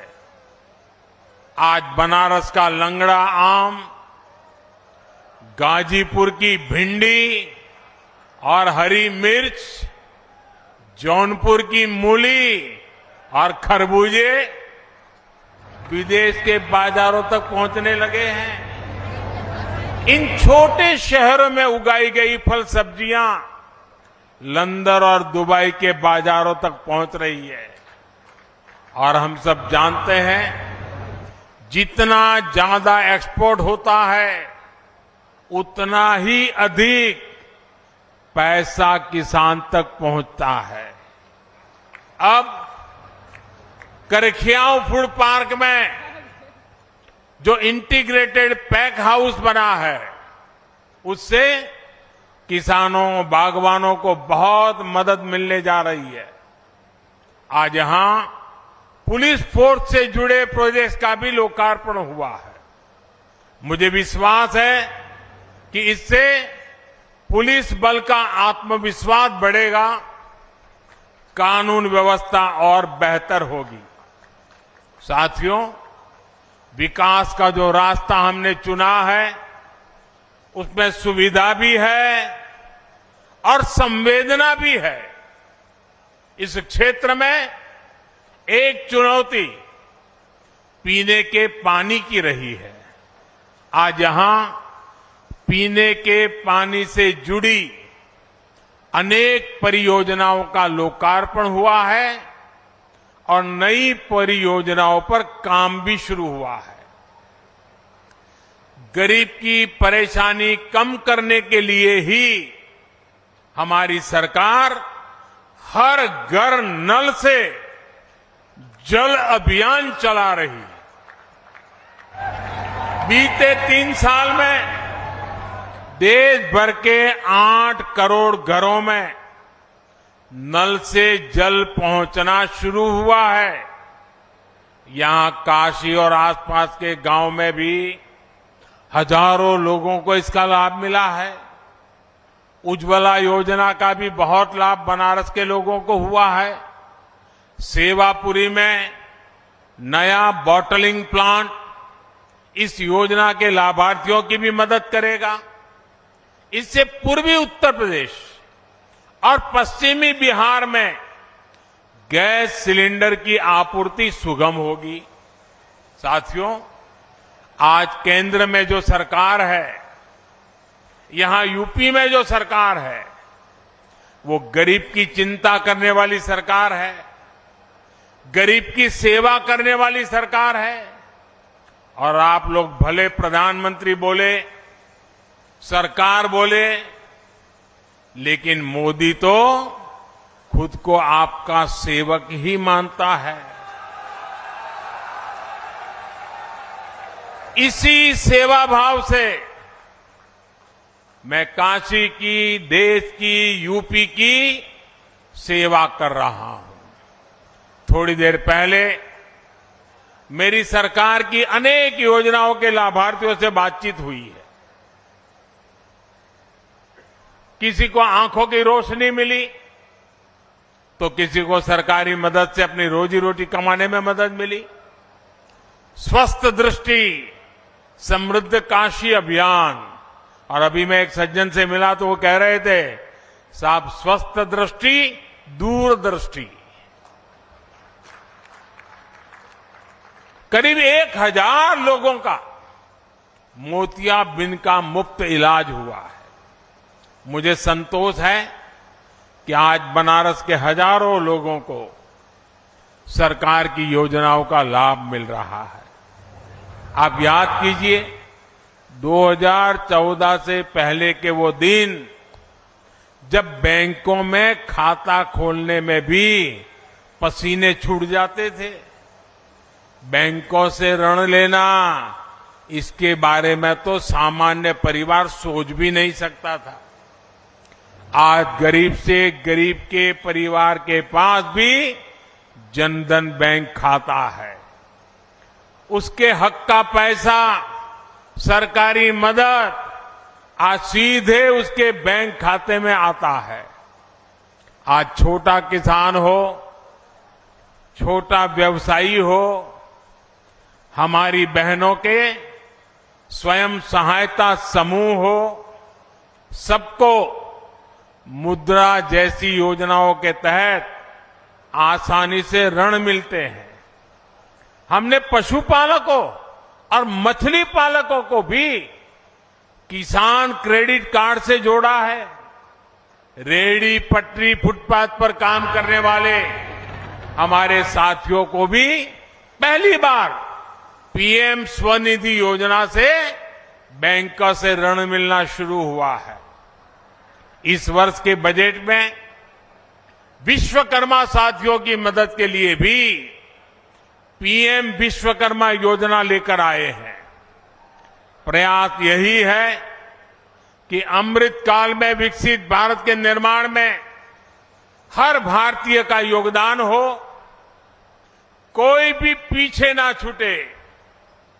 भाइयों और बहनों, अब से कुछ देर पहले मेरी खेलो बनारस प्रतियोगिता के विजेताओं से भी बात हुई। इसमें 1 लाख से अधिक युवाओं ने अलग अलग खेलों में हिस्सा लिया। सिर्फ ये अपने बनारस संसदीय क्षेत्र में। मैं सभी को बहुत बहुत बधाई देता हूं। बनारस के युवाओं को ज्यादा से ज्यादा खेलने का मौका मिले, इसके लिए यहां पर नई सुविधाएं भी विकसित की जा रही हैं। पिछले वर्ष सीगरा स्टेडियम के पुनर्विकास का फेज 1 शुरू हुआ। आज फेज 2 और फेज 3 का भी शिलान्यास किया गया है। इससे यहां अब अलग अलग खेलों की, हॉस्टल की आधुनिक सुविधाएं विकसित होगी। अब तो वाराणसी में इंटरनेशनल क्रिकेट स्टेडियम भी बनने जा रहा है। जब स्टेडियम बनकर तैयार होगा तो एक और आकर्षण काशी में भी जुड़ जाएगा। भाइयों और बहनों, आज यूपी विकास के हर क्षेत्र में नए आयाम स्थापित कर रहा है। कल यानी 25 मार्च को योगी जी की दूसरी पारी का 1 वर्ष पूरा हो रहा है। 2-3 दिन पहले योगी जी ने लगातार सबसे ज्यादा समय तक यूपी के मुख्यमंत्री होने का रिकॉर्ड भी बनाया है। निराशा की पुरानी छवि से बाहर निकलकर यूपी आशा और आकांक्षा की नई दिशा में बढ़ चला है। सुरक्षा और सुविधा जहां बढ़ती है, वहां समृद्धि आना तय है। यही आज उत्तर प्रदेश में होता हुआ दिख रहा है। आज जो ये नए प्रोजेक्ट्स यहां जमीन पर उतरे हैं, ये भी समृद्धि के रास्तों को सशक्त करते हैं। एक बार फिर आप सभी को विकास के इन अनेक कामों के लिए बहुत बहुत बधाई, बहुत बहुत शुभकामनाएं। हर हर महादेव। धन्यवाद। बहुत बहुत धन्यवाद माननीय, आपके प्रेरणादायी उद्बोधन और बहुमूल्य सुझावों के लिए, हम सभी का मार्ग प्रशस्त करने के लिए। साथियों, आप सभी से निवेदन है कि अभी आप थोड़ी देर अपने स्थान पर बैठे रहें। विकास की एक और नई अविरल धारा प्रवाहित हो गई। काशी वासियों को आज 1800 करोड़ की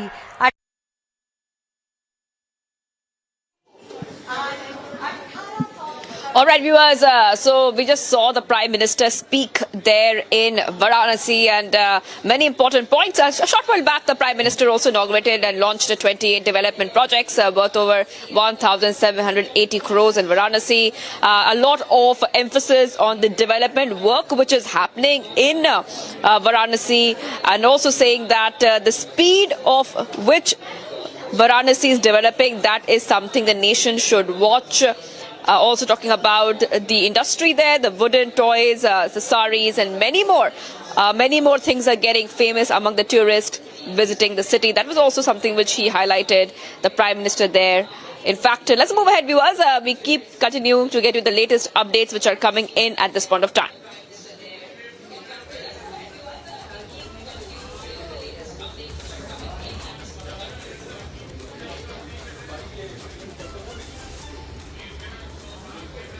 All right, viewers, so right now we can see the Prime Minister there. You can see how many people have come out today to watch him and hear his address as he's waving to the crowds there in Varanasi. Okay, we're getting some breaking news coming in right now. Let's go ahead. We're getting some big breaking coming in. This is massive. Big breaking coming in. Rahul Gandhi has been disqualified. Viewers, getting these back-to-back updates coming in. Rahul Gandhi stands disqualified, and this is a very, very big news because there was a big demand being raised for his disqualification yesterday, and we are breaking this first on Republic, where we are learning that Rahul Gandhi has been disqualified. He has been disqualified from the membership of Lok Sabha from the date of his conviction, that is 23rd March 2023, in terms of the provisions of Article 102. 1E of the Constitution of India, with Section 8 of the Representation of the People Act 1951. This is a very big development coming in right now, viewers. This is a massive setback coming in for Rahul Gandhi as well. Big news coming in right now. Rahul Gandhi has been disqualified, and we're still waiting for more updates. But Ashurya Kapoor is joining us. Ashurya, very big developments It's a big breaking first in Republic. Rahul Gandhi has been disqualified.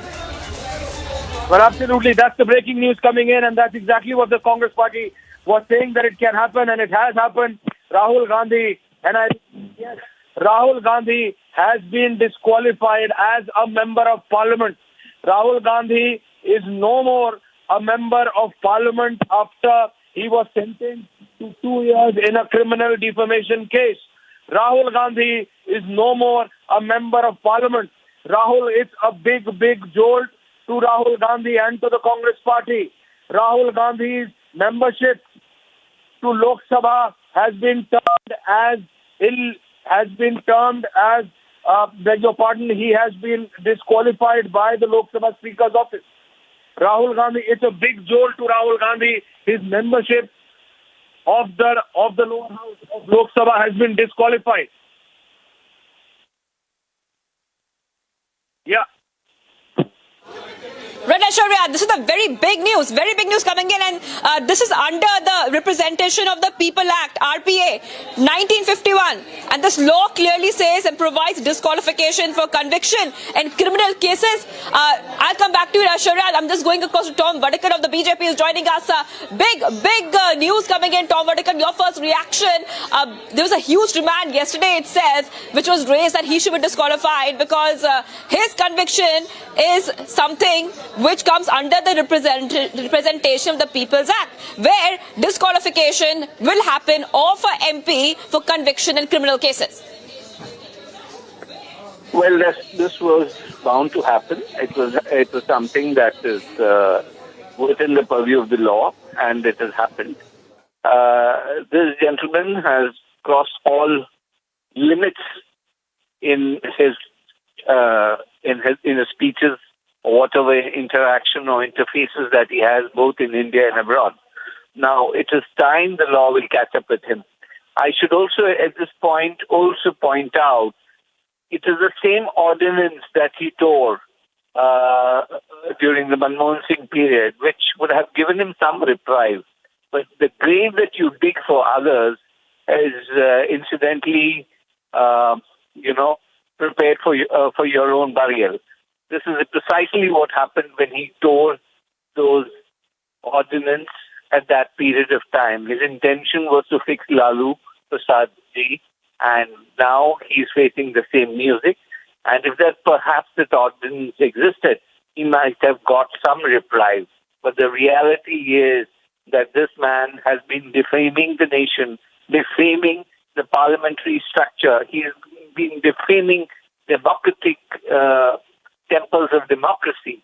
So I think it is a natural, it's poetic justice catching up with him.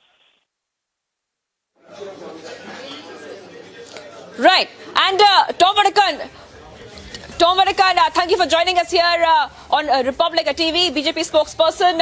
Massive setback for Rahul Gandhi, and viewers, the law has caught up. The law has caught up to Rahul Gandhi. It's a disqualification after the conviction of Rahul, because no matter whoever sits in the parliament, they will be disqualified as per the constitution. Samiksha is joining us live. From the Mumbai newsroom. Samiksha, I'm coming across to you. This is a very big story and a big broken first in Republic TV. Massive. Rahul Gandhi is no longer an MP in the Lok Sabha. Well, that's right, Shivangi, and this is clearly on the expected lines. Remember, yesterday, Mahesh Jethmalani also, while speaking to Republic, said exactly the same thing, that Rahul Gandhi, in all likelihood, would be disqualified. Reading this notification also, it says, consequent upon his conviction by the Court of Chief Judicial Magistrate, Surat, Rahul Gandhi, member of Lok Sabha representing the Wayanad Parliamentary constituency of Kerala, stands disqualified from the membership of Lok Sabha from the date of his conviction, which was on Thursday in this case, in terms of the provisions of Article 102 of the Indian Constitution with Section 8 of the Representation of the People Act 1951. Copy has already been forwarded to Rahul Gandhi, who is now the ex-MP, Shivangi, and copy has also been forwarded to President's Secretariat, Prime Minister's Secretariat, along with the Rajya Sabha Secretariat, Election Commission of India, all ministries, departments, of Government of India. So everyone have been notified. The copies have also been sent to Rahul Gandhi also, who's here been addressed as ex-MP. So it's with immediate effect that Rahul Gandhi is no more the Lok Sabha MP who represented earlier the Wayanad constituency of Kerala, Shivangi.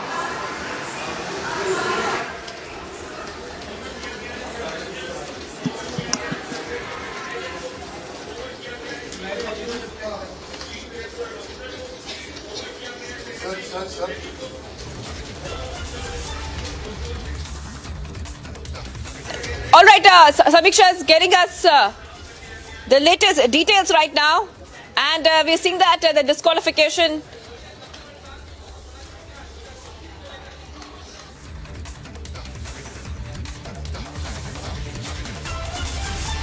All right, so that's a big setback of sort coming in for Rahul Gandhi, who's no longer the Lok Sabha MP. This is the notification, the full notice that we've accessed, which again I'm going to read out for our viewers. Consequent upon his conviction by the Court of Chief Judicial Magistrate, Rahul Gandhi, member of Lok Sabha representing the Wayanad Parliamentary constituency of Kerala, stands disqualified from the membership of Lok Sabha from the date of conviction, which was Thursday in this case, in terms of the provisions of the Article 102 of the Constitution of India, read with Section 8 of the Representation of the People Act 1951. Now remember, Shivangi, he has 30 days time has been given by the Surat court to seek further recourse. He could be approaching a higher court in all likelihood.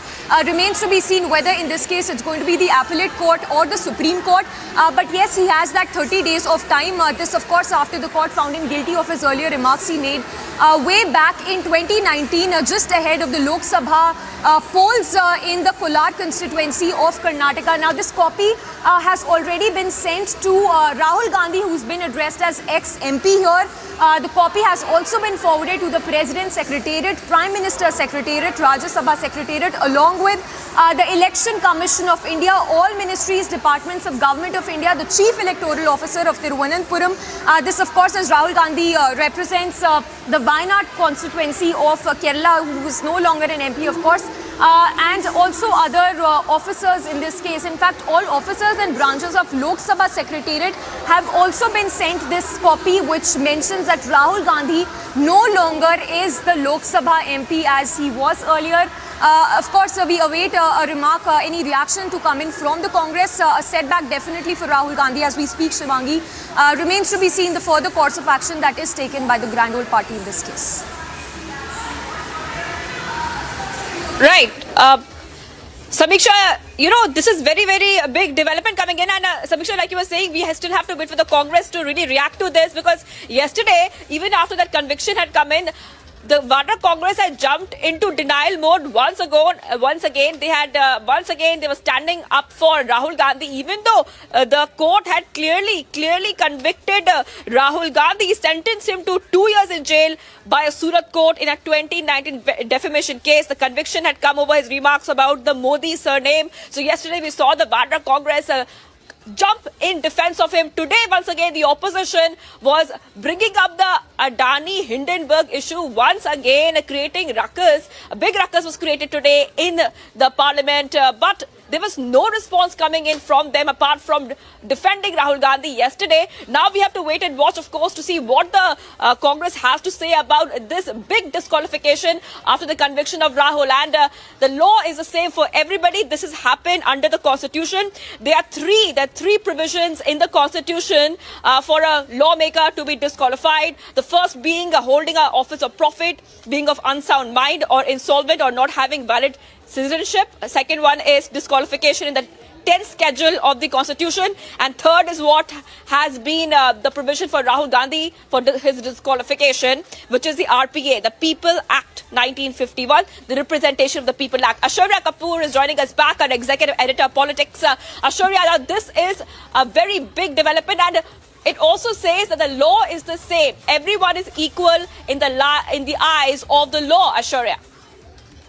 Well, absolutely, but it's high time for the Congress party, Shivangi, to now understand and also realize that it's high time for them to look over and beyond the Gandhi family, over and beyond the tag name Gandhi. They need to really look and promote those leaders who can bring back the Congress into fight, who can bring who can bring back the Congress party in fight against the BJP, who can get back their lost bastions. They have given their regional players like the Aam Aadmi Party, like the TMC, full field to play. So they need to get back their regional strength back. They need to rally behind the leaders who can get Congress back to its old glory. A Congress is no more a serious player nationally. The regional players have stopped taking Congress party even as a strong contender for opposition. So the reality is, rather than rallying around the tag name Gandhi, they need to rally behind a leader who can really lead the Congress party. And now with Rahul Gandhi being an ex-MP, former MP, it's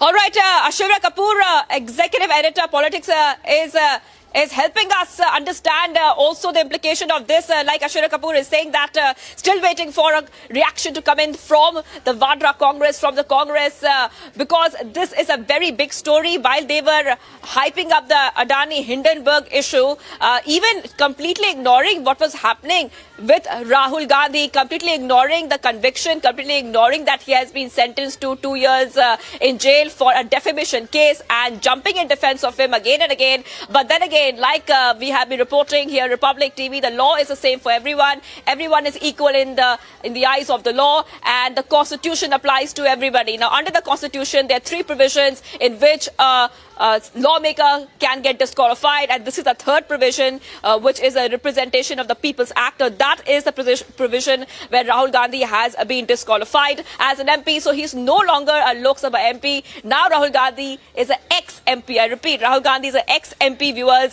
This is the big news coming in right now on Republic TV, viewers. And this is in connection, remember, to that case, the defamation case. Rahul Gandhi was held guilty and sentenced to 2 years in jail by Surat court in a 2019 defamation case. The conviction came over his remarks about the Modi surname, and the conviction had triggered the process of his disqualification as a lawmaker. Many calls were made yesterday itself that Rahul Gandhi should be disqualified as per law, and after that ruling, we see that the disqualification has happened just today. And Ashurya Kapoor is joining us back right now. Ashurya, like you were saying and telling our viewers, now what can we expect next? Still, complete silence from the Congress. Still. No, absolutely, Shivangi. And we need to understand that the Congress party, right now as we speak, Priyanka Gandhi, sister of Rahul Gandhi, is meeting Rahul. But the only Gandhi as a member of parliament is Sonia Gandhi now. So it is high time, once again I repeat, the directionlessness which is prevailing in the Congress party should end. The leaderlessness which is prevailing in the Congress party should end. Mallikarjun Kharge should act as a real national president, or no more just a rubber stamp. Because till now, Mallikarjun Kharge, no leader Kharge even seriously. And that's the reality, Shivan. No one. Everyone only used to go to Rahul Gandhi, but after Rahul Gandhi now being disqualified, it's high time that the true leadership in the Congress party comes out. They're the leaders who can really lead from front, the leaders who can get the cadre together, the leaders who can get Congress back to its past glory can come back. There is no dearth of caliber of leaders in Congress party. But the only irony is that the coterie has made it such that the Congress will only survive till the rally behind a Gandhi. And now, after Rahul Gandhi being disqualified as a member of parliament and him being an ex-MP, and it's going to be very interesting, viewers, that whether there is going to be an election. Is the election commission going to call for an election in Wayanad, Kerala or not? If yes, then it's going to be very, very interesting. But as far as the future of Congress party is concerned, there is a parallel meeting which our colleague Anuj is just flashing, that Priyanka Gandhi is meeting Rahul Gandhi. We will get those live visuals in front very, very soon. But at this point of time, what is happening is that this is a time of churn. Let's accept it. This is the real time of churn in the Congress party. The Congress party really needs to, the leaders, the true leaders, the leaders who represent the people, the masses in the Congress party need to come out. need to come out in the open and say it's been high time after Rahul Gandhi's disqualification. Now it's time for the true leaders to come out in the Congress party and lead from the front.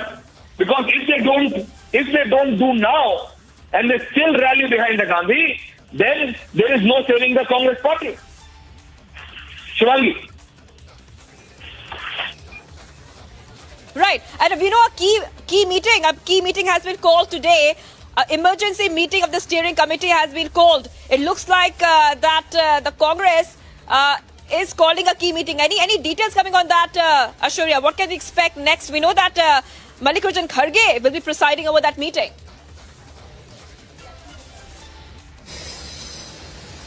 वो राहुल जी को disqualify करने के लिए सारे प्रयास किए हैं और सच बोलने वालों को लोकतंत्र के उसूलों के अनुसार और संविधान के तहत और उसकी रक्षा के लिए और जनता के हकूक के लिए लड़ने वालों का मुंह बंद करने के लिए उनको सदन से बाहर डाला गया है। और ऐसी कौन सा बड़ी अपराध थी कि डिफेमेशन केस में जिस व्यक्ति को कोई संबंध नहीं है और वो व्यक्ति कोई बैकवर्ड क्लास का फॉरवर्ड क्लास का ये क्वेश्चन भी नहीं है, लेकिन जो लोग यहाँ पर से पैसे लेके भागे, जो नीरव मोदी होंदे हो, ललित मोदी होंदे हो, मल्ल्या होंदे हो, वो क्या बैकवर्ड क्लास के थे क्या?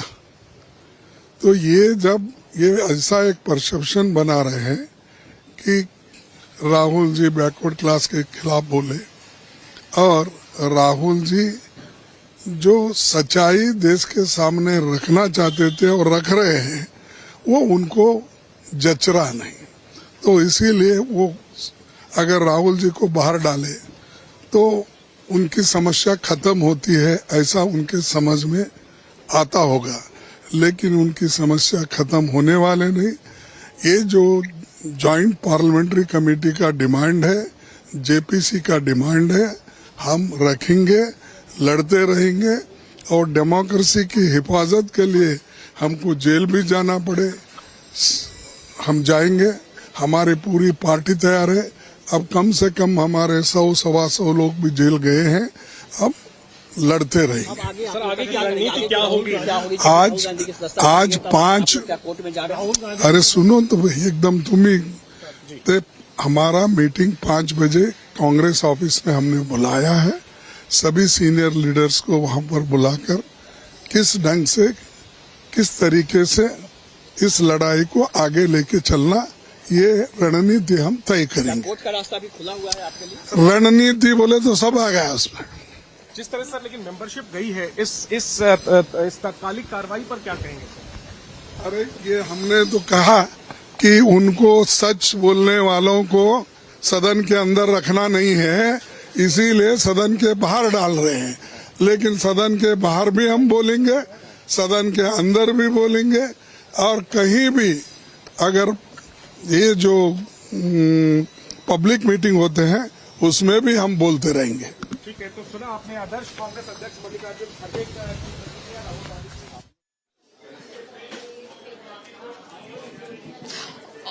All right, so we heard Mallikarjun Kharge once again jumping into the defense of Rahul Gandhi, even though the law clearly says that anyone under the RPA, if you fall under the RPA, there's a criminal conviction or a case, this leads to disqualification. Shazia Ilmi joining us on the phone line. A very good afternoon to you too. Right now, this is a very big story. Congress once again calling it a political vendetta, when on the other hand, everyone knows it's a constitution of India where disqualification will happen no matter what if it falls under the RPA Act.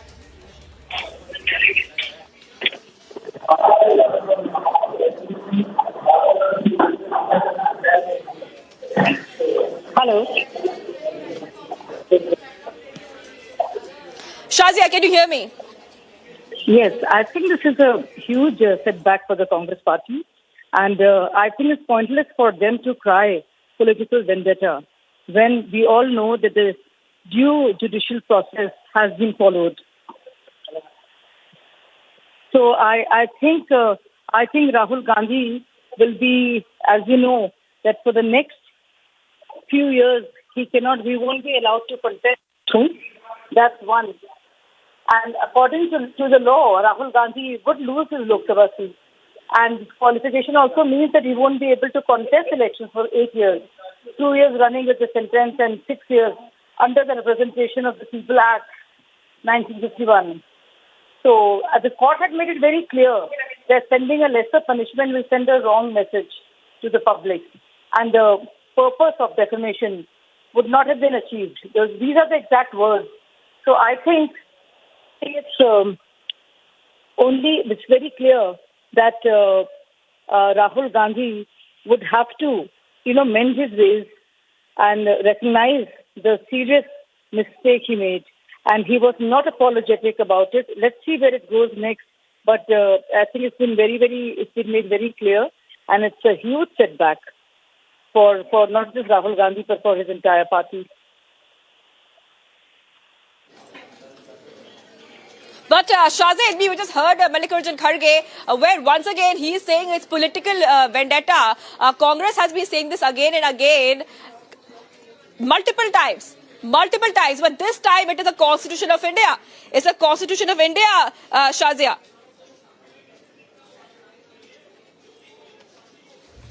I just want to go across to Amit Malviya. Amit Malviya joining on the phone line from the BJP. Amit Malviya, this is a very big development coming in where Rahul Gandhi can no longer call himself a Lok Sabha MP.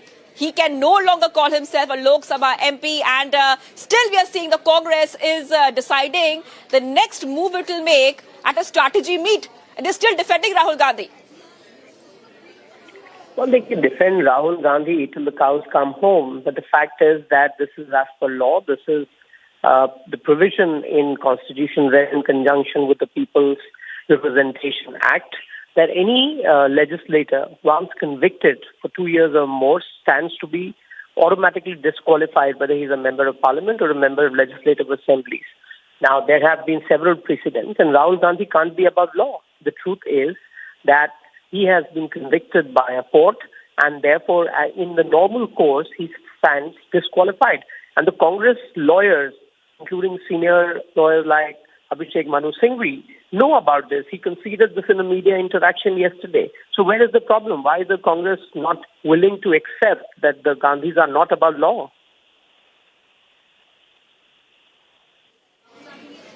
Absolutely, Amit Malviya, and that is what is very, very important to note, that everyone is equal before the law. Amit Malviya, also I would like to ask you this: how do you see things? How do you see things in the future, right, in the next few days? Because now we are seeing that it's very, very clear that if Congress has been defending Rahul Gandhi for so long, they might try another route.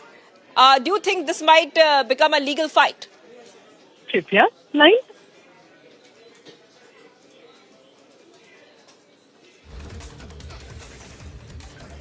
All right, Amit Malviya of the BJP was joining us here. So, viewers, big details coming in right now that the Congress once again goes in a huddle. It's calling for a meet. Mallikarjun Kharge saying that it's political vendetta, that Rahul Gandhi has been helping the people, and because of the great work that Rahul Gandhi has been doing, the centre and the BJP is targeting him. Once more, a targeting jibe coming in from the Congress, even though he has been disqualified under the Constitution of India.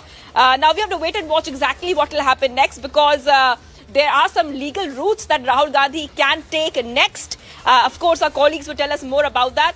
और वो evidence नहीं दे पाए, उस पर ये सजा होती है.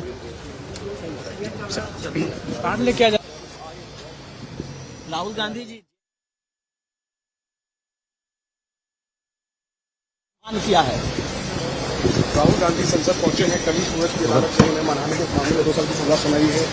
उनकी सदस्यता को लेकर के राहुल गांधी जी जेपी नड्डा कह रहे हैं कि आपने ओबीसी समाज का अपमान किया है. Rahul ji, any comment sir? Rahul ji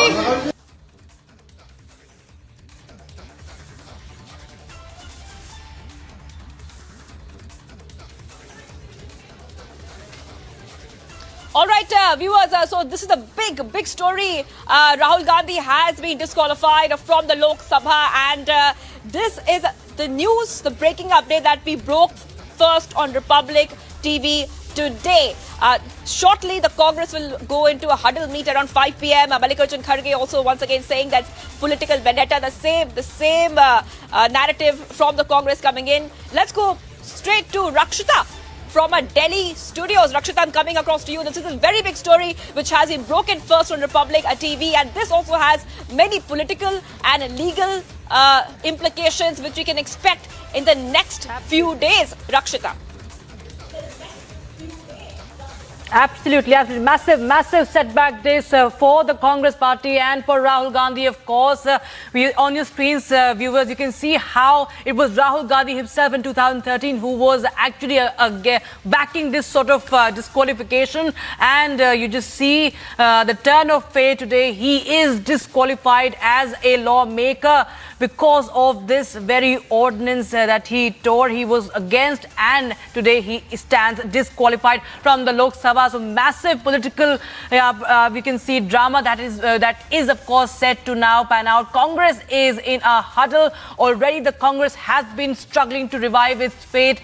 There was a Bharat Jodo Yatra we saw a few days back, and it was seen as a kind of a new revival for Rahul Gandhi, becoming the face yet again for the Congress party. After that, we saw how what happened in UK and the backlash that he has faced, and on top of it, the trouble is just only mounting for Rahul Gandhi. Now he is disqualified. The Lok Sabha Speaker has taken his decision. Viewers, let us remind you that it was this yesterday that a Surat court had convicted him in a criminal defamation case where he had made some controversial remarks. Aishwarya Kapoor, our executive editor for politics, is joining us on the phone line. Aishwarya, we were just talking about how the Congress has been struggling to keep its house together, to revive itself in the country as a political party. And after Bharat Jodo Yatra, we have seen that there are numerous occasions where Rahul Gandhi's gimmicks are only backlashing, are only failing him even further.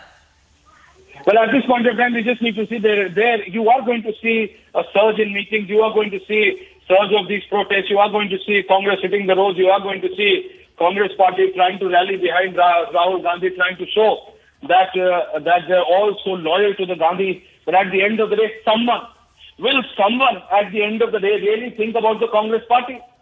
Will someone really think from where to where Congress party has been brought just because they want to rally behind one family? Just for one point will they think that Rahul Gandhi has been disqualified as a member of parliament? Disqualified on rules. They cannot term political vendetta. The courts, are they saying that the courts are also working on the behest of the government? Is that the allegation of the Congress party? Then they need to stand in front of the courts and say that.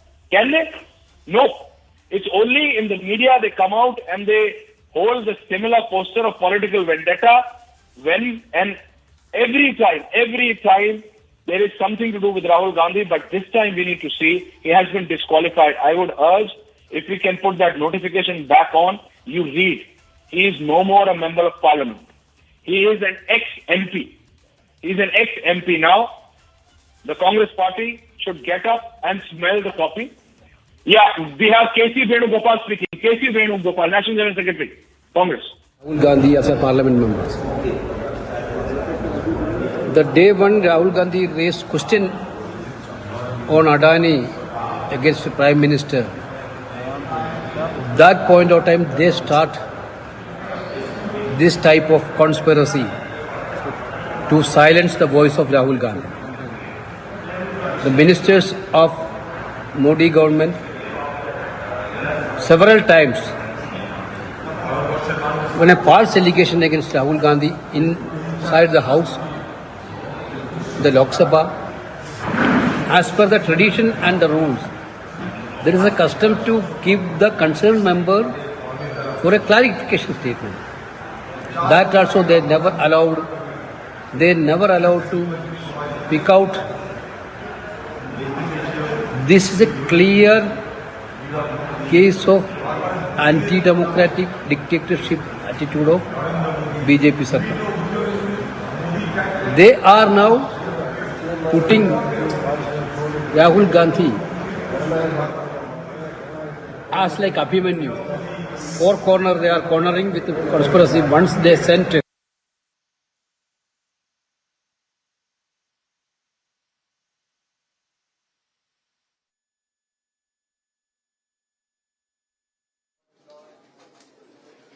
Congress reactions coming in from over Rahul Gandhi being disqualified as a lawmaker, as an MP. Lok Sabha Speaker has taken this decision and Rahul Gandhi has today been disqualified. Political storm, of course, it's erupting and reactions from all corners. Congress, of course, yet again calling it targeting, and we've seen for the past 24 hours how they've been calling it a targeting of Rahul Gandhi and silencing.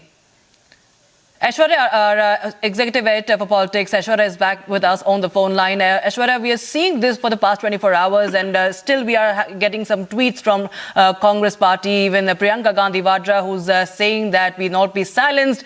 They're talking it, they're calling it freedom of expression, that this is, this is kind of, silencing of the opposition. And they are kind of now justifying the remarks he has made against a community. On one hand, they talk about Bharat Jodo and they talk about peace and love and unity. Well, absolutely. But first, if we could directly go to Congress leader Lokesh Jindal. Lokesh Jindal, is the Congress party still calling it a political vendetta, Lokesh? Are you still calling it political vendetta, Lokesh? Aishwarya, do you have any basis to justify BJP's action? The due process, is this BJP's action or is this the court action? No. Lokesh, criminal is procedure. this court action or is this BJP's action? Lokesh, I'm asking you point blank. Please answer. Please do so. The Criminal Procedure Code 202, was it followed in essence? No. Defamation Law 101, was it followed in essence? No. Why is it that the complainant went in March 2022 to the Gujarat High Court to stay the entire proceeding, claiming he has all the rights of evidence? Lokesh Jindal, you should know better. Every Indian citizen has that right to do so. How come suddenly evidences emerged in February 2023? Just after the Hindenburg scam? No, listen. Aishwarya, media is one of the fourth pillars of democracy. I would repeat again. Media is the fourth pillar of democracy. Opposition holds the executive responsible. That's how democracy functions. Now you cannot cut the head to cure a headache. BJP is cutting its nose to spite its face. Again, I'm repeating. This tendency of doing away with the opposition, to establish a single party rule, to completely subvert the democratic system is disastrous. It is dangerous for the entire political system altogether. I would again repeat, over here, Lokesh Jindal, strong with Rahul Gandhi. In fact, the entire country will stand strong. Lokesh Jindal, and this will go down in history you are saying, as one of the... Lokesh, you are saying the whole country stands. I am asking whether the Congress party stands with Rahul Gandhi anymore or not. Doesn't the Congress party realize that it's high time? We are proud of that you get a real leader at the helm of affairs, Lokesh. No, listen. Rahul Gandhi is a former MP now, Lokesh. The leader who in 2013 tore the ordinance that would have protected any convict against disqualification, that very leader who has always been committed to clean politics, the leader who has stood for what is right, and today he is standing for what is right. We are proud that he has taken a stand for democracy. Lokesh, and he will come out stronger from this entire turmoil. In your excitement, are you forgetting, very humbly I am saying, are you forgetting that the man you are referring to is already on bail on one case, and he has just taken a 30-day bail in this criminal defamation case as well?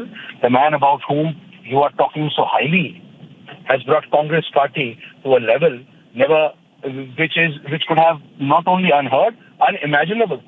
Don't you feel, Lokesh, as a real true congressman, I am asking you, Lokesh, please, and I'm asking you as a political reporter today. I'm asking you, don't you feel that it's high time that today a Congress party get a leader at the helm of affairs who can once again get back Congress into the fray? get back Congress into the competition? Don't you want to defeat the BJP? At least don't you want to give BJP a competition? Please answer, Lokesh. Ashwarya, let me clarify what a congressman is. A congressman is not someone who simply belongs to the Congress party. Is not equal No, to Gandhi. Yeah. Please, Ashwarya, give me an audience. Give me a fair audience. Please.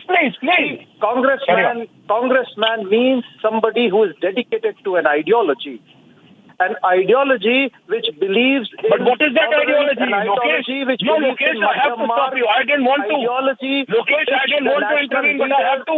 What ideology is this, Lokesh Jindal? That ideology is to go on overseas ground and question your own democracy. What is that ideology? To question your own government on foreign land, Lokesh? It's unheard of. Ashwarya, if you will not allow me to answer, if you'll keep answering, keep asking me questions, how will I answer because you used, Lokesh, because you used the word ideology. Allow me to answer one question. I am saying what ideology is that? Please. Answer, let me explain the ideology to you. When the laws are formulated by the representatives of the people. Lokesh Jindal, I'm stopping you there. I have senior Congress leader Acharya Pramod Krishnam joining. Acharya ji, अब राहुल गांधी सांसद नहीं पूर्व सांसद है. आपकी बात सत्य हो गई. आपको मालूम था आचार्य, आपने पहले ही कहा था कि कांग्रेस के नेता राहुल नहीं प्रियंका गांधी होने चाहिए. आपको मालूम था क्या आचार्य जी? सीधा पूछ रहा हूँ, जवाब दे दीजिए आज तो. जी आचार्य.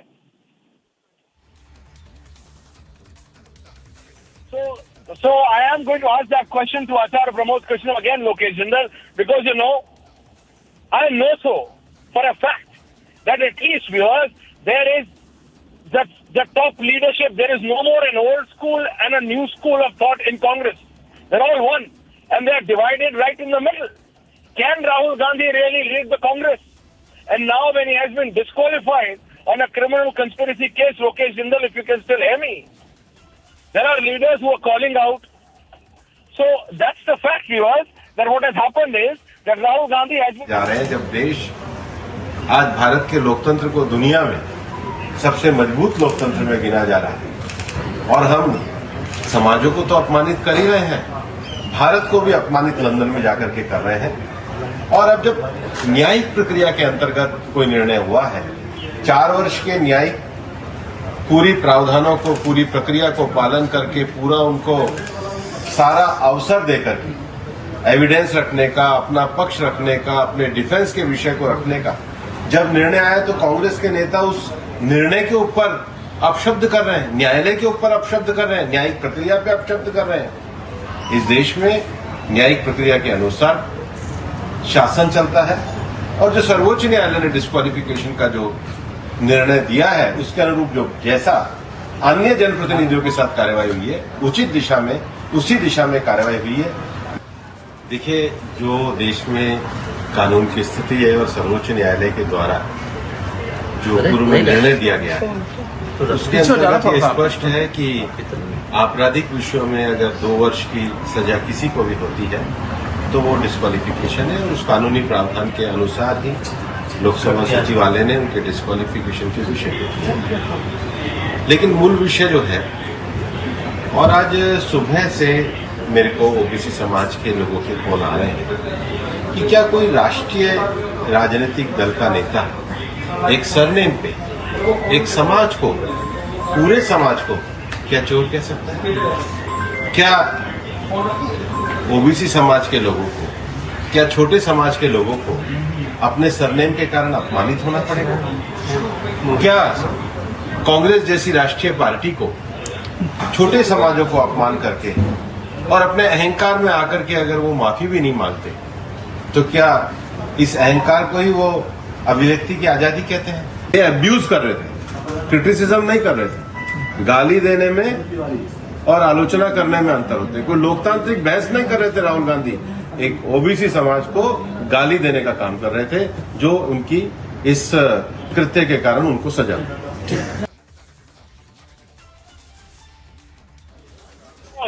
Central Minister Bhupendra. So reactions are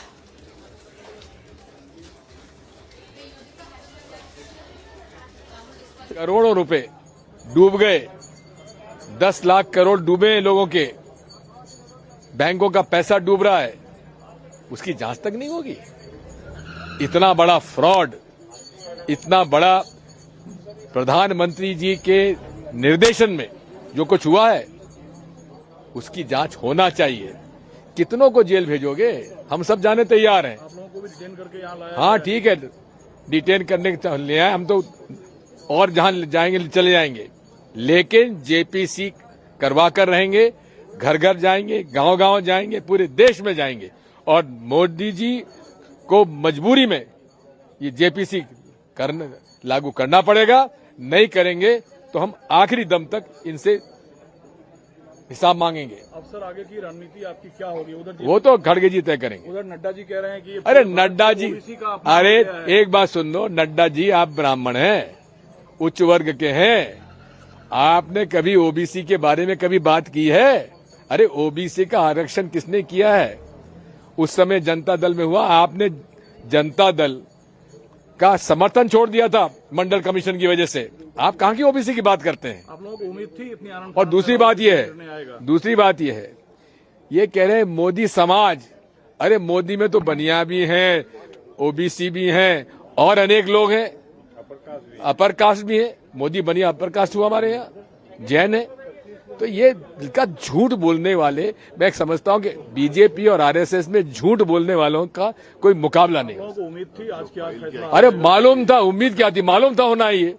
क्या कारण है कि 3 साल पहले एक मुकदमा दायर होता है और चुनाव, उसके बाद 2017 का उनका भाषण है, उसके बाद जो जिसको आपत्ति है वो कहता है कि अभी मैं इसमें कोई कार्रवाई नहीं चाहता, और वो कहां जाता है, हाई कोर्ट में कि स्टे करवा देता है प्रोसीडिंग्स। क्यों करवा देता है?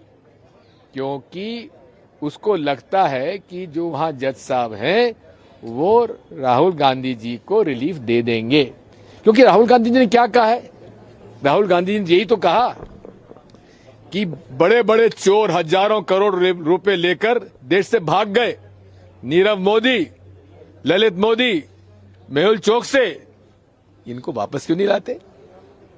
मोदी जी ने कहा था कि नहीं कहा था चुनाव के पहले कि मैं काला धन लाऊंगा, एक एक परिवार को 15-15 लाख रुपए दूंगा? कहा था कि नहीं कहा था? लाओ ना काला धन। इनके राज में काला धन आया नहीं है, यहां से गया है। प्रमाणित रूप से हम कह रहे हैं, प्रमाणित रूप से मैं कह रहा हूं कि जितना काला धन स्विस बैंक में मोदी जी के जमाने में जमा हुआ है और किसी के राज में नहीं हुआ। अगर हाईकोर्ट से आपको उम्मीद है रिलीफ मिल जाएगी, तो फिर लोकसभा सचिवालय इतनी हड़बड़ी में क्यों? क्योंकि डरते हैं, राहुल गांधी से डरते हैं, भाजपा डरती है, पूरा संघ परिवार डरता है। Thank you sir. Very closely monitoring the